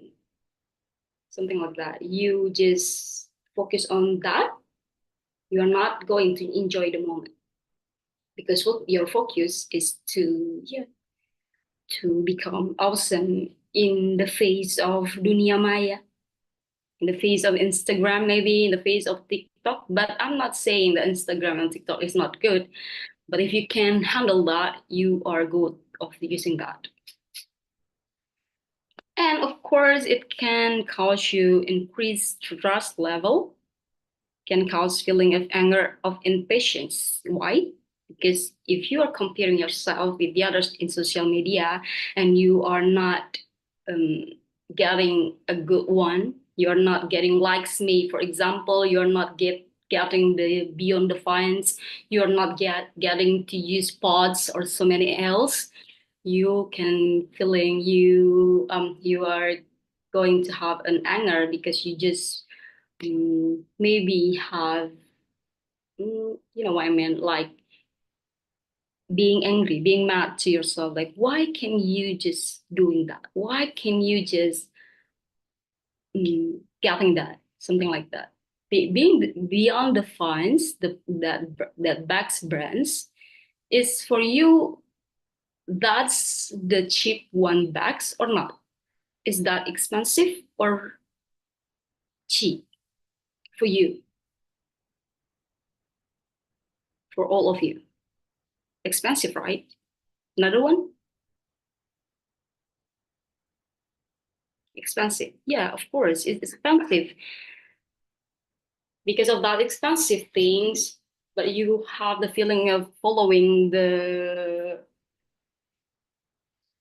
following the trends, and you can't afford them, you are going to being angry with yourself and being impatient. Next, please. This is the strategies that may help you to decrease or maybe to avoid from anxiety from fearing of missing out. First is educate yourself. Something like this seminar, online seminar, is to educate you about the psychological effects of fearing of missing out that I've mentioned before.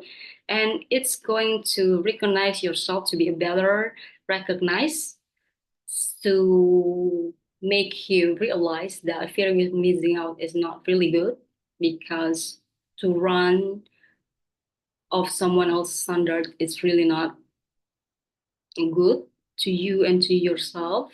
It just exhausts you, and you need to educate yourself more and more. This is the time for 220 persons who educate yourself with FOMO, and I hope that all of you keep being focused of what already being mentioned by another panel since this morning, so you can educate yourself.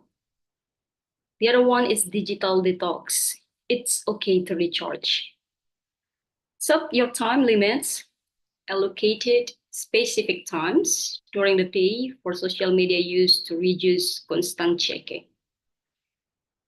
How many times you use your social media in a day? Someone can answer the questions in chat box, please. 4 hours, good. Quite a lot, yeah, of course. Another one? 6 hours. Good then. 4 hours, the range of 4 hours until 6 hours, and the other one saying that quite a lot. Maybe you have to, but if the social media use not counts you for a psychological effects, it's okay, because social media may help you to find the things that encouraging you to live. But if that social media counts you to fearing of missing out, you have to set your time limits to allocated specific times during the day of social media.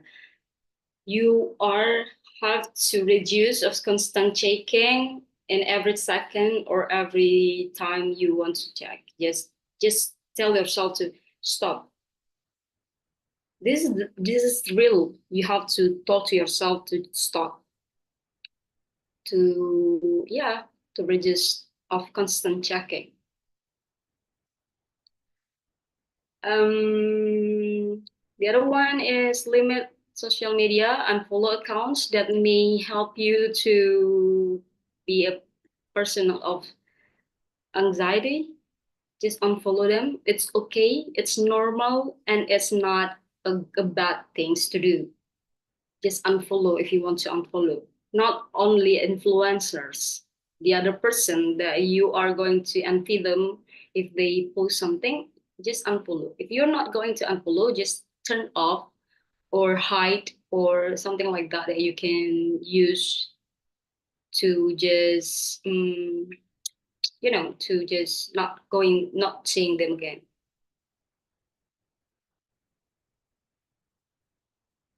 Okay. Turn off notifications. I used to do this because I am turning off my notification either from Instagram or from TikTok. I using TikTok too, but I limit my time to use that, and I limit my time to use Instagram too because I turn off notification. If I need some relaxing time, if I need something that can make me feel enjoy or can make me laugh, I will open that Instagram and TikTok. But I'm not instantly open that. I'm just having my time, my schedule to open that Instagram and TikTok. Okay, thank you for reminding me. There's only okay. Keep on okay, thank you. That's the thing that I'm done. Yeah. The other one is reframe your mindset. Oh, use focus apps.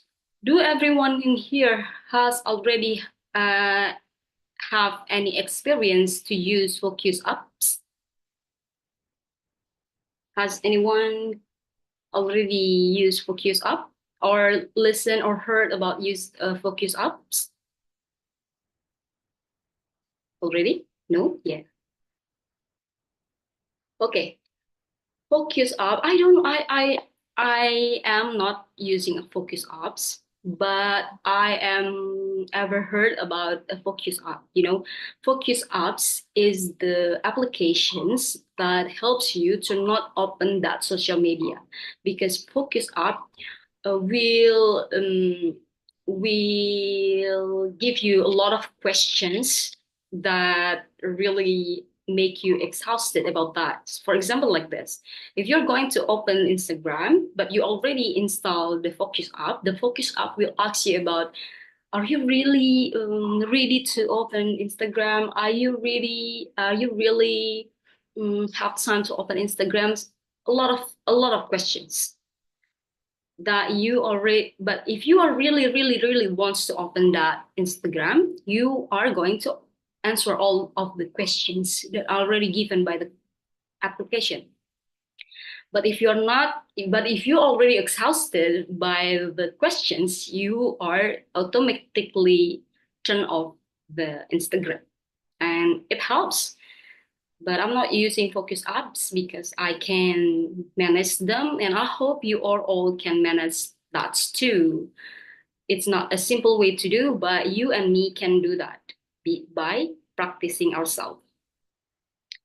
Yes, teach critical thinking skills related to media consumption. Like I've said before, you have to know what you are going to open is the things that you can see a lot of people happy. And yeah. Reframe your mindset, because you are your priority. Your priority is yourself, not the others. You are living yourself in the present. Like these words saying that individuals should focus on the time in which they are living, namely the present.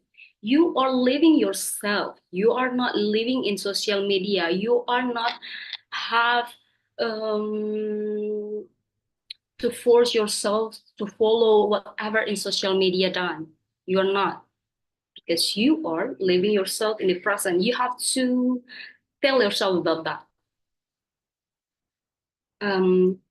The first panelist, if I'm not mistaken, the associate professor Madiha. I'm sure I'm forgot about that name. I am happy to read the engaging 5 signs to reduce anxiety, to calm anxiety by 5, 4, 3, 2, 1 techniques, because you're present in your life. 5 things you see. This is the things that you can reduce yourself to avoid social media. So you have 5 things you see, 4 things you feel, 3 things you hear, 2 things you smell, 1 thing is you taste. That help you to make your life living yourself in present. I mean, going for a walk or doing physical exercise. A lot of panelists before saying that physical exercise is important between psycho health and mental health. Like the participants has already asked about mind, body connected. Yes, cycle exercises, help you to mind, body connected. I am doing yoga, and it's really helps me to focus on what I breathe, focus on how can I breathe, how can I doing yoga, my heart beats, and everything like that. And it's, release the happy hormone such as endorphins or so many things that should be considered. Next.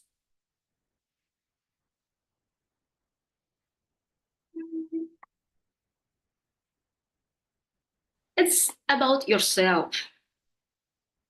Actually, it's about yourself. It's not about another person who is in social media.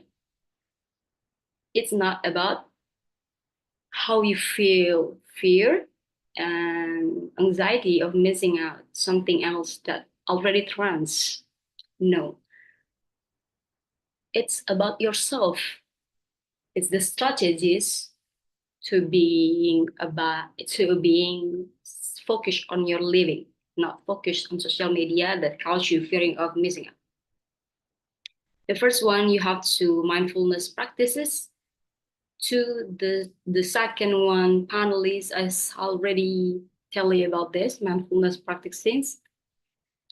For example, like mindfulness practicing is you are enjoy the moment that you're living in the present now. If you are wash your plates, you just you can just practice mindfulness when you are, for example, like when you are washing your plates by yourself, like washing your plates, how you wash the plates from the dirty one, how the water fallen down from its place, and already you see that your plate already good to see, already smells good. You enjoy that moment, enjoy every second of whatever you are doing, not thinking that, after I was displayed, I will open Instagram. I will see, for example, I will see Agnes Monica's activities. Not like that. Mindfulness is you're enjoying every little things that you are doing in the present. The second one is set personal goals, because you have to define your own value and goals, not seeking another acceptance and judgment from the others. You are setting your personal goals, your independent goals, even when societal pressure, you still fostering a sense of purpose and self-acceptance, your self-acceptance, your goals. Today, I want to open Instagram only for 2 hours, for example. I am good because I can manage my time.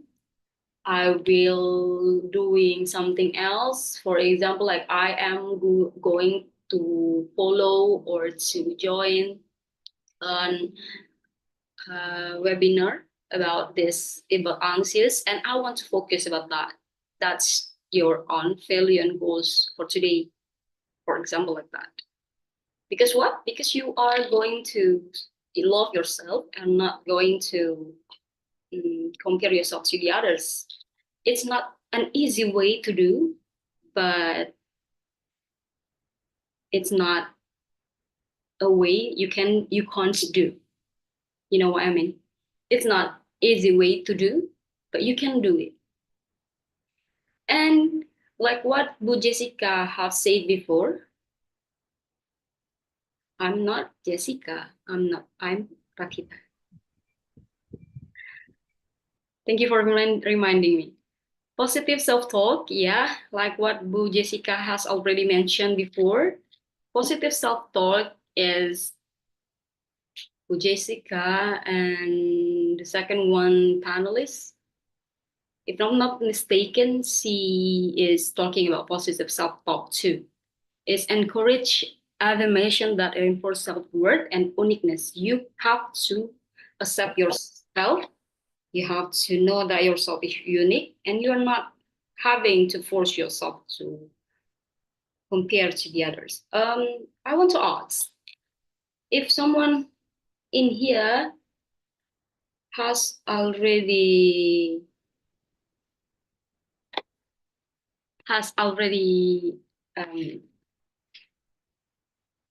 compare yourself to the others.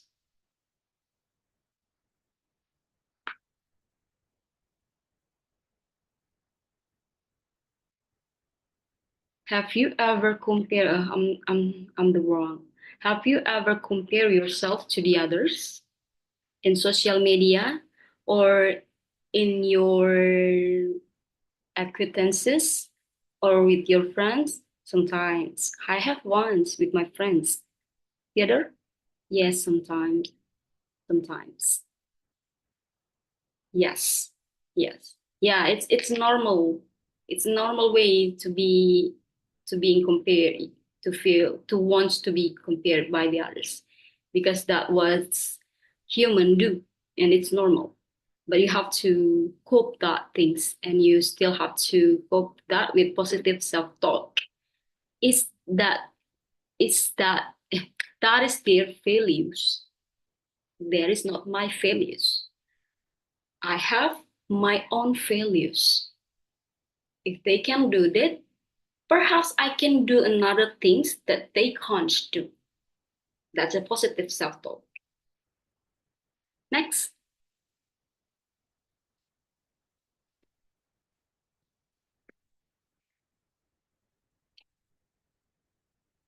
This is educate yourself. Yeah, understanding social media.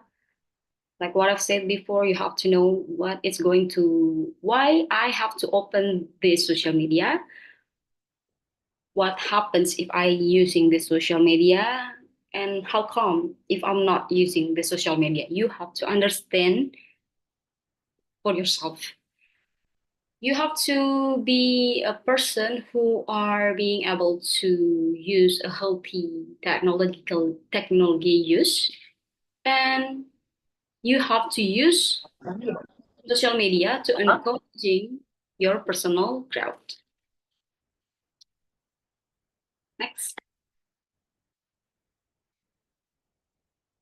This is the thing, maybe you can talk to your parents, or not only your parents, maybe your siblings, not only your siblings, maybe about your cousins or anything that, or anyone or anyone who is close to you. This is just an example. You can talk to them. Validation your feelings. you can say that, oh, I'm not good. Kasarnya tuh kayak, aduh, habis liatin orang yang seneng-seneng kok mereka bisa seneng ya. You can say like that to your closeness one. Because your feelings are valid. Building trust, of course, encouraging critical thinking by discussions about what you are feeling, about social media, about what is happening in social media. Creating quality time with family, not only with family. This is just for example. You can creating quality time with your friends, with your siblings, with your cousins, or anyone who is close to you, like what I've said before, and promoting healthy technology use with your closeness one. Yes. Next. Yes. And we have already on the last slides. This is from Jim Elliot. You have to know that wherever you are, be all there. Is the thing that you have to be present to living your life. You have to feel anything around you. You have to realize who is around you. And yeah, just living yourself today and now, not in your social media. That's all from me. This is my social media that maybe you are interested to follow. Thank you. Back to moderator. Thank you so much, Nurse Rapita Diorarta, for insightful presentation. Now, we'd like to open the floor for question and answer session. If you have any question, please type your name and question in the Padlet or just scan the barcode in the screen. Thank you.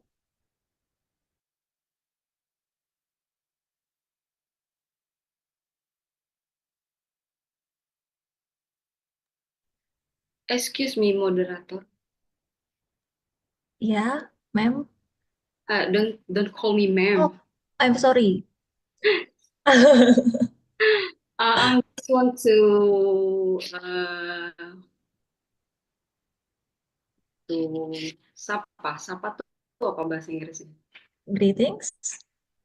Yes, I want to greet my undergraduate lecturer, Bu Jessica Pasaribu, as my undergraduate lecturer. It's such an honor to be one frame with you, Bu Jessica. Hope you're still here. I'm happy that being in frame with you. Thank you, Ravita. I'm also so proud of you, dear. Thank you. Yes, quite nice presentation.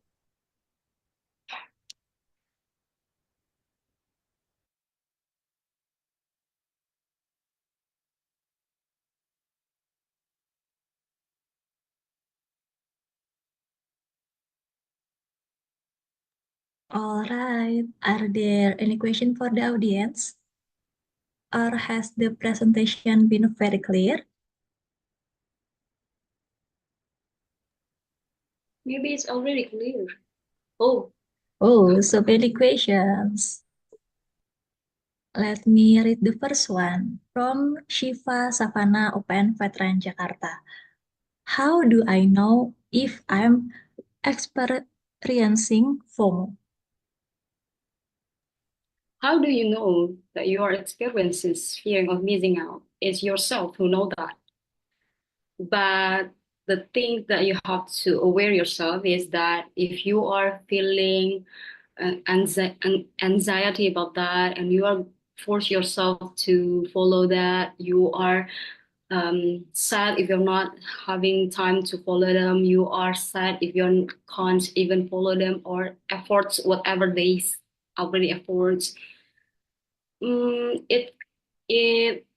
long you can do that if you are feeling like that day by day for more than 1 month, I think, but you have to aware about that. It can cause you, it can annoy or bother your day. You just aware about that. So maybe that the things and the feelings that you can judge yourself, nilai diri sendiri. Is I am experienced FOMO or not. something like that. Back to moderator. Okay, thank you for the response. Move to the next question from Adila Denisa Putri from UPNVJ Jakarta. Nowadays, more and more people are using filters and Bunda mau ini ya. Bunda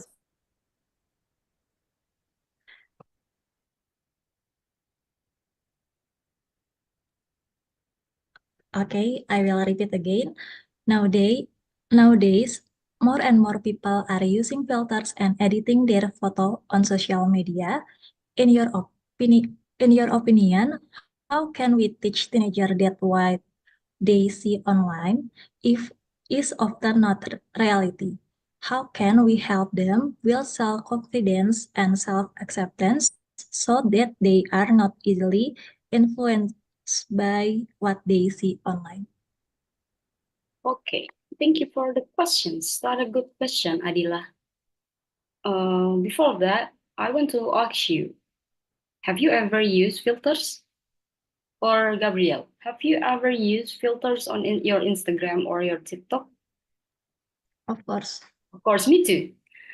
I'm happy to use filters. And how can to teach teenagers that they see online is often not reality?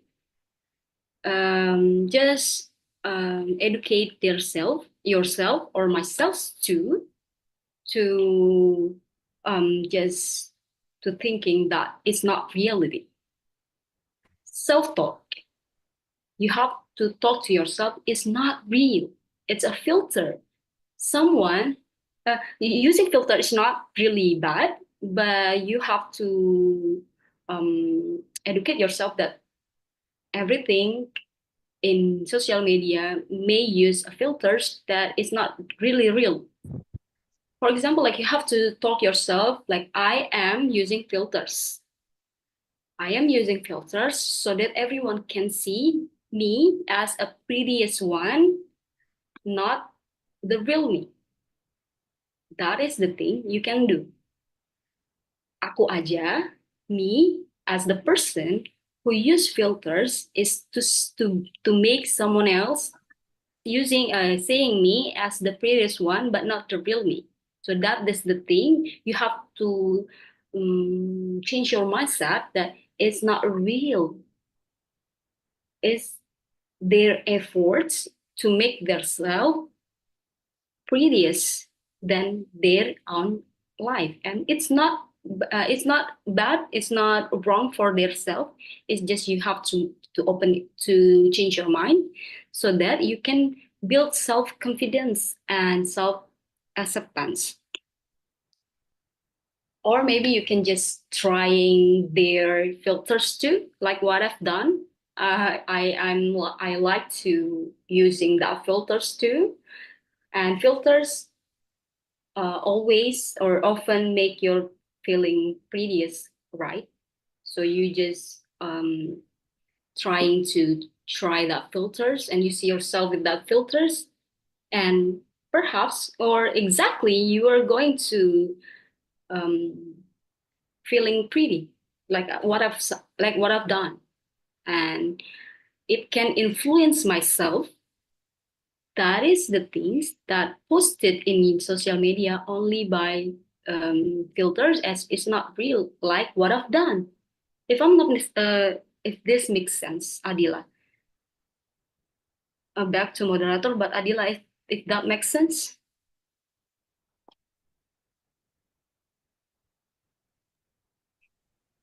Adila, does that answer your question clearly?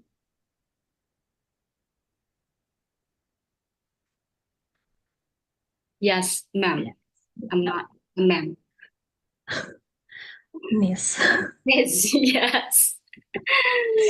Okay, in a simple way, educate ourselves to thinking that not reality. Yes. Move to the last question from Komang Vina, UPNVJ Jakarta. How can teenagers navigate the strong social pressure to participate in online trends without getting caught in a cycle of negative social comparison that exacerbates FOMO anxiety? Thank you. How can teenagers navigate the strong social pressure to participate in online trends without getting caught in a cycle of negative social comparison that exacerbates FOMO anxiety? I am not sure I can understand the questions, but I'm going to telling you the best way that I am understanding these questions. How can teenagers navigate the strong social pressure to participate in online trends without getting caught in cycle? Oh, like what I've said before, social media is not really bad. You can just use that social media to encourage yourself to getting what you are in. And you can still participate in online trends without getting caught in cycle of negative social comparison. You have to self-talk to yourself. You have to say to yourself that you are going to learn from that social trends, just to learn, just to know that, oh, if I am a person who wants to just join, just to know about online trends, it's okay. Because for example, like if something is really viral in social media, your friends around you will automatically talk about that, isn't it? And you use your social media to just participate the online trends. You just read, just know the experience. You just know how they can that viral. You just have to know about something like that, just to follow, and for to know about that, to know about online trends without getting caught in cycle of negative social comparison. You just learn. You just wants to know about that, not to follow the trends. You know what I mean, Fadila? Come on. So it can help you to not being in social comparison with the others because you just focus on yourself. You just want to know about that, something like that. Come on. Hope this answer your questions. Back to moderator. All right. In a simple way, sosmed is not really bad. We can just to know and learn the vital ones. Okay, the last question is from Fajar Adiburu Hani from UPNVJ Jakarta. Okay, what's that? I once tried to do a social media detox, but I feel like it's really difficult to pass time without the SNS. But how do I make it easier to pass time? Of course, it's hard. For me too, it's hard because it's really happy to be in social media. It's not the thing. I'm not saying I'm not doing that. For me, it's hard too. It's hard to do a social media detox. In the first time, it's hard because you are enjoying the time with social media. How do I can make it easier? You have to have a commitment in yourself. First, you have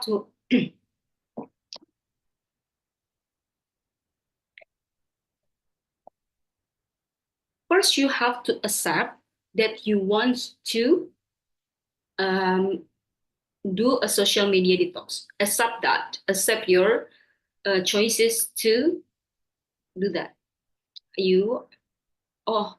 For example, like I am going to do a social media detox and I have to have a commitment to do that. First, you have to set your time limits to use social media. Make a time limits, to use a social media. For example, like if in one day you are using social media for 6 hours, you have to decrease the limits. Not automatically for just 2 hours. It's really not make sense. You have to decrease 1 hours by 1 hours. For 6 hours to 5 hours, to 5 hours till to 3 hours, to 3 hours to 2 hours, until 0 or 30 minutes in a day. And it's step by step. It's not an easier like you flip your hands. It's hard, but it's not the meaning that you can't do that. You can, but you have to do that step by step. This time 6 hours, tomorrow 5 hours. But if tomorrow you can't afford 5 hours and you back to 6 hours, it's totally okay too. It's okay if you are fail. You are not going to have a successful life, a successful phase, a successful phase a day. So if today you have to afford 6 hours, tomorrow you fail, it's okay. You have to try again tomorrow. You have to try again until you are happy to not open the social media. So it's not easy. I can't even mention an easier way. This is the phase that you can follow, because I'm doing that too. I'm doing the phase by phase, like you are menaiki tangga. You are going to the second floor by the stairs. It's step by step, phase by phase. It's not easy, but you can afford and force yourself to be in the second floor by using the stairs. If that makes sense, Fajar, Adi, Burhani, Otolua. Back to moderator. All right, thank you, Nurse Ravita Diorarta, for the response. The key is commitment and just take step by step. All right, as we are running short on time, we'll conclude the question and answer season here. Thank you all for your top question, and big thanks to our lovely speakers for their insightful response. To conclude the presentation by Nurse Ravita Diorarta, we gain valuable insight into the challenge teenagers face in the age of social media, particularly the anxiety linked to the fear of missing out or FOMO. Her presentation highlights how social media fosters unhealthy comparison, diminishes self-esteem, and increases anxiety through a constant need for validation.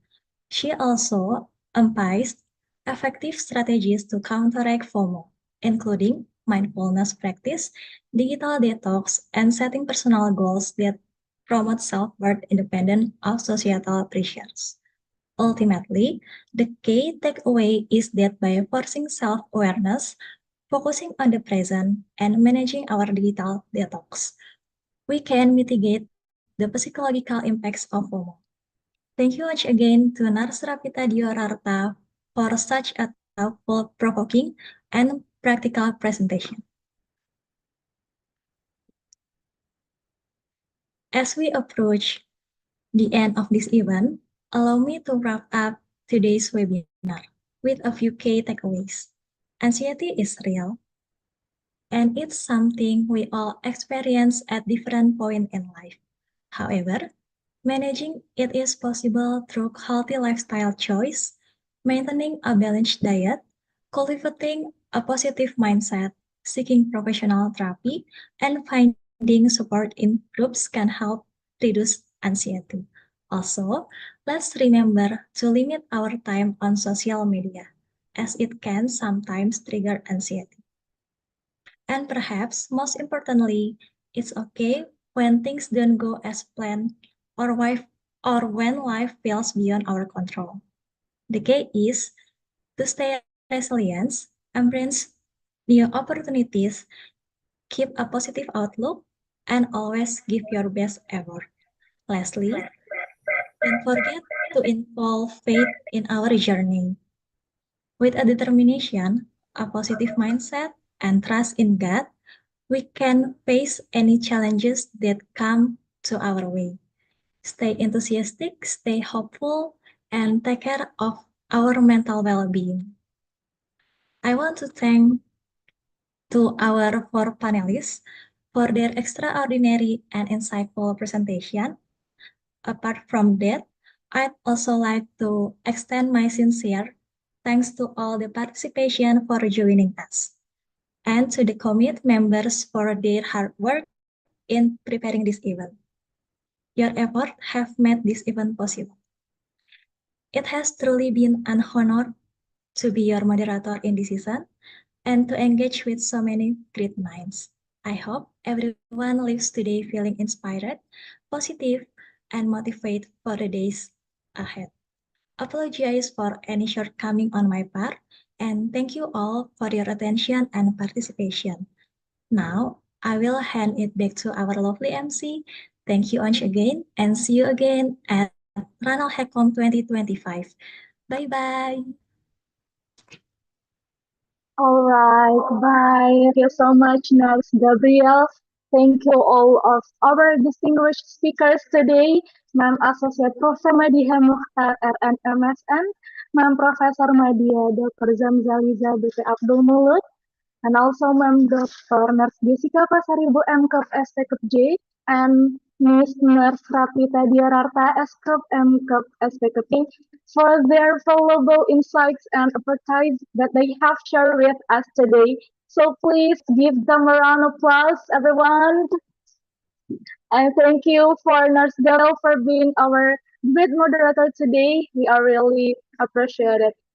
So everyone, before the end of this event, once again, I would like to remind everyone to fill the affiliation link and post it which displaying on the screen, or you can just click in the Zoom chat. Yes. Reminders to everyone, after this, we will announce the winners from Ranalhecom Competition 2024. Therefore, we expect everyone to sit back and stay in the Zoom meeting room until the winners are finished to be announced. And I am Azahra Hanifa, as Master of Ceremony for this International Nursing Webinar Ranalhecom 2024, would like to announce my farewell from the depths of my heart. I do apologize if there were any mistakes. So thank you very much for your attention. Wassalamualaikum warahmatullahi wabarakatuh. Stay healthy and salam bela negara. Next, the competition announcement will be taken over by Najwa. To Najwa, very welcome to take over, please. Thank you to Kak Zahra as the Master of Ceremony for the opportunity. Assalamualaikum warahmatullahi wabarakatuh. Shalom, Om Swastiastu, Namo Buddhaya, Salam Kebajikan, Salam Bela Negara. Ladies and gentlemen, welcome to the event for announcement the winner of the Ranalhecom 2024 competition. First of all, let me introduce myself. My name is Najwa Nabila Putri Are, as the Master of Ceremony who will announce the winner of the Ranalhecom 2024 competition. The Honorable, we would like to inform you that this event is organized by HM-PSIK UPN Veteran Jakarta, namely the National Health Competition, which consists of debat, essay, public poster, educational video, and health speech competition with the theme No More Anxious, Strategies for Managing Anxiety in Daily Life. The Honorable, before entering the main event first, we would like to know the impression and message from the participant while participating in this Ranalhecom competition. May I ask participant to open the web, namely mentimeter.com, or scan the barcode. Once again, for all the participants to be able to open the web, namely mentimeter.com, or scan the QR.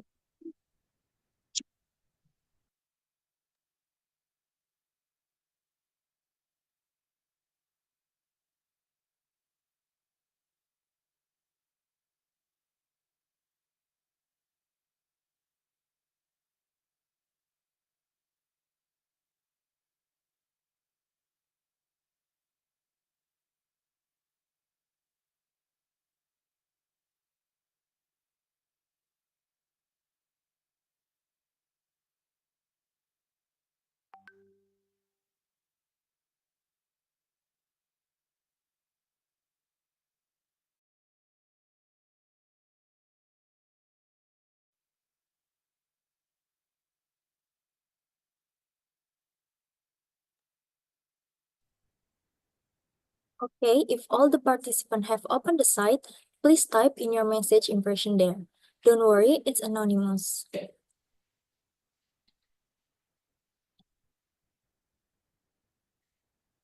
Wow, someone said it was so fun, very educative, mindfulness, informative, good job, gorgeous, great, understandable, very insightful, cool.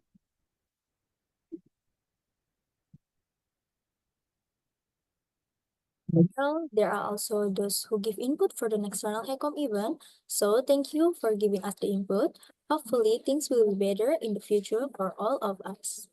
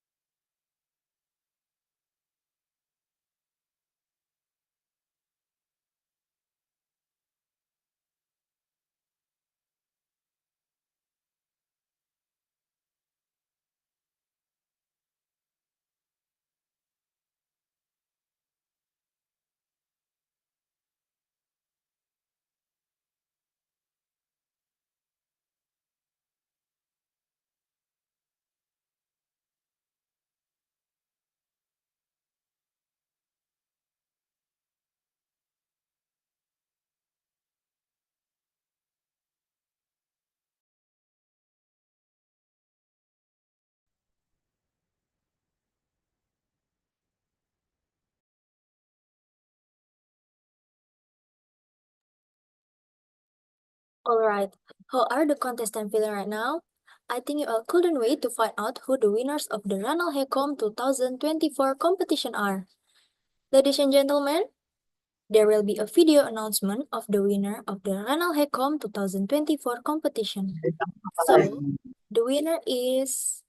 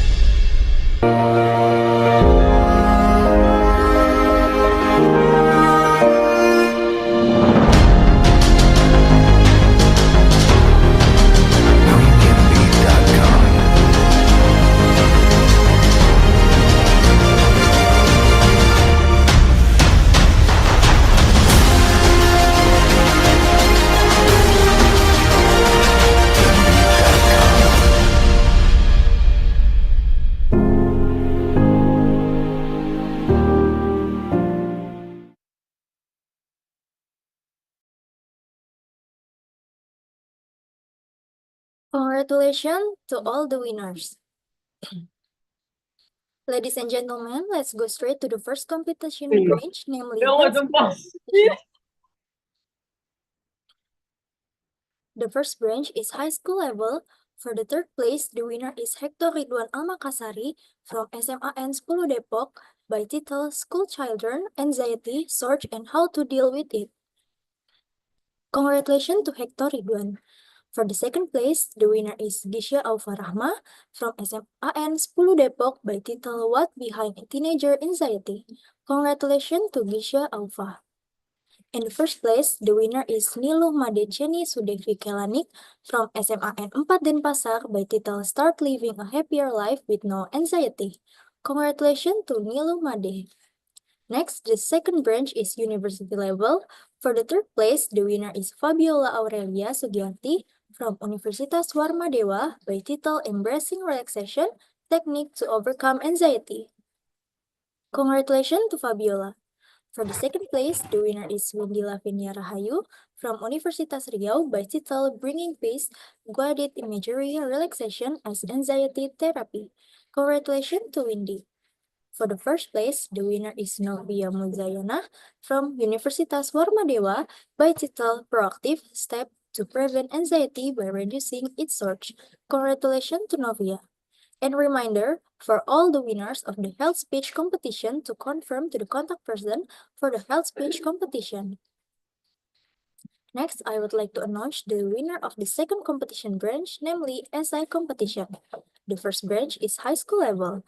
The winner is Dinara Isna Fauzia from SMAN 2 Purworejo by title Poxy Island, Peaceful Overcoming Anxiety, sebagai media inovasi untuk pencegahan gangguan anxiety pada remaja. Congratulations to Dinara. Next, the second branch is university level. For the third place, the winner is Made Cahyani Trisnananda from Universitas Katolik Widya Madya Surabaya by title Nutri-Minds, Nutrition and Healthy Minds Care Integrate Device. Solusi inovatif berbasiskan aplikasi dan Internet of Things dalam menuju healthy diet sustainability dengan keselarasan mental well-being. Congratulations to Made. For the second place, the winner is Nabila Salsabila Setiawan Putri from Universitas Brawijaya by title Mindfulness, Seni Menenangkan Diri di Tengah Quarter Life Crisis. Congratulations to Nabila. In the first place, the winner is Aldira Aulia Zahra Nainggolan from Universitas Pajajaran by title Olahraga sebagai Terapi Non-Farmakologi untuk menurunkan ansietas pada remaja. Congratulations to Aldira.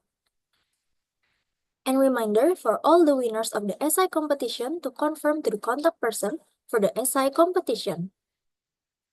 Next, I would like to announce the winner of the third competition branch, namely Public Poster. For the third place, the winner is Adinda Dwi Oktaviani and team from Universitas Pajajaran by title Mari Hempas Ansietas dengan Antusias. Congratulations to Adinda Dwi Oktaviani and team. For the second place, the winner is Farah Najwa and team from Universitas Pajajaran by title Kalem dengan Kalb, Yuk Buat Ansietas Tenggelam. Congratulations to Farah Najwa and team. In the first place, the winner is Muhammad Sakif Asidki from Universitas Pembangunan Negeri Veteran Jakarta by title Strategi Mengelola Kecemasan dengan Tenang. Congratulations to Muhammad Sakif Asidki. And reminder for all the winners of the public poster to confirm to the contact person for the public poster competition. Next, I would like to announce the winner of the fourth competition branch, namely educational video. The first branch is high school level. The winner is Andini Sentia Zahra and team from SMK Kesehatan Aras by title Hidup Tanpa Kecemasan yang Berlebihan. Congratulations to Andini and team. Next, the second branch is university level. For the second place, the winner is Anissa Jasmine and team from UPN Veteran Jakarta by title Calm, Cara Ampuh Lawan Momen Cemas. Congratulations to Anissa and team. In the first place, the winner is Hafiz Pratama Putra and team from Universitas Malikus Saleh by title Atasi Anxiety dengan Senang. Congratulations to Hafiz and team. And reminder for all the winners of the educational video to confirm to the contact person for the educational video. Next, I would like to announce the winner of the 5 competition branch, namely debate competition. The first branch is high school level. For the third place, the winner from SMA N2 Jakarta Team A, congratulations to the team. For the second place, the winner from MA Husnul Khotimah, congratulations to the team. For the first place, the winner from SMA N77 Jakarta, congratulations to the team. Next, the second branch is university level. For the second place, the winner from UPN Veteran Jakarta team, congratulations to the team. For the first place, the winner from Universitas Sultan Ageng Tirtayasa team, congratulations to the team. And reminder for all the winners of the debate competition to confirm to the contact person for the debate competition. Last, I will announce the favorite winner of the public poster and educational videos competition. So, the winner of the favorite public poster competition is Nadira Adiasti Irawan from Institut Teknologi Nasional Bandung by title Anxiety, Yuk Hadapi Dengan Smart Brain. Congratulations to Nadira. Next, the winner of the favorite educational video competition is Hafiz Pratama Putra and team from Universitas Maliku Saleh by title Atasi Anxiety Dengan Senang. Congratulations to Hafiz and team.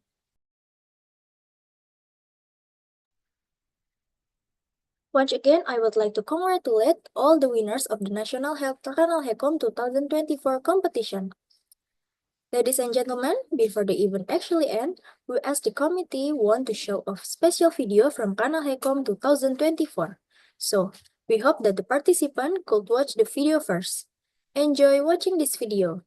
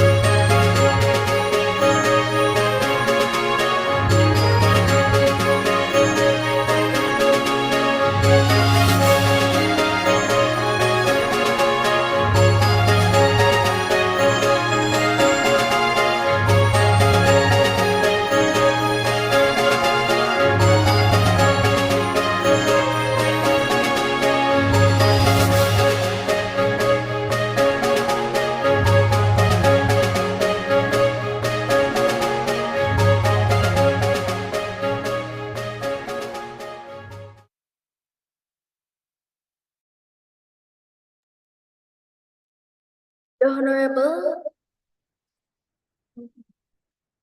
our event has to come to an end today. As the Master of Ceremony for the competition and on behalf of the committee in charge, I would like to express my deepest gratitude for the participation of the participant in the Ranalhecom 2024 competition. In the end, let me say thank you. That's all from me. Goodbye and see you at Ranalhecom 2025.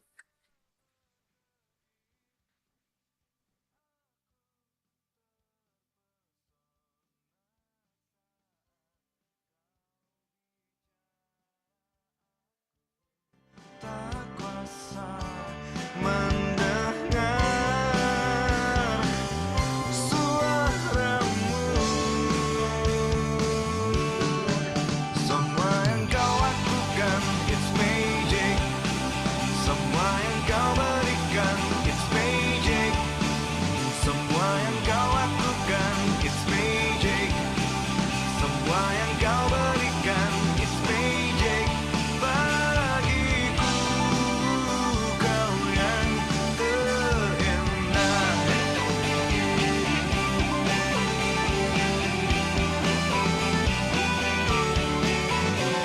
Mahakarya Tuhan menciptakanmu. Begitu indahnya makhluk sepertimu. Saat kau bicara, aku tak kuasa mendengar suaramu. Semua yang kau lakukan, it's magic. Semua yang kau berikan, it's magic. Semua yang kau lakukan, it's magic. Semua yang kau berikan, it's magic. Bagiku kau yang terindah.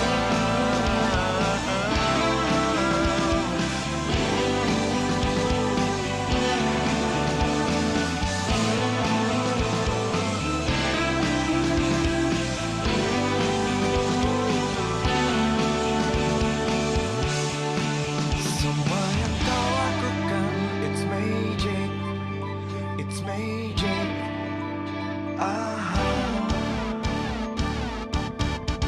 Semua yang kau lakukan, it's magic. Semua yang kau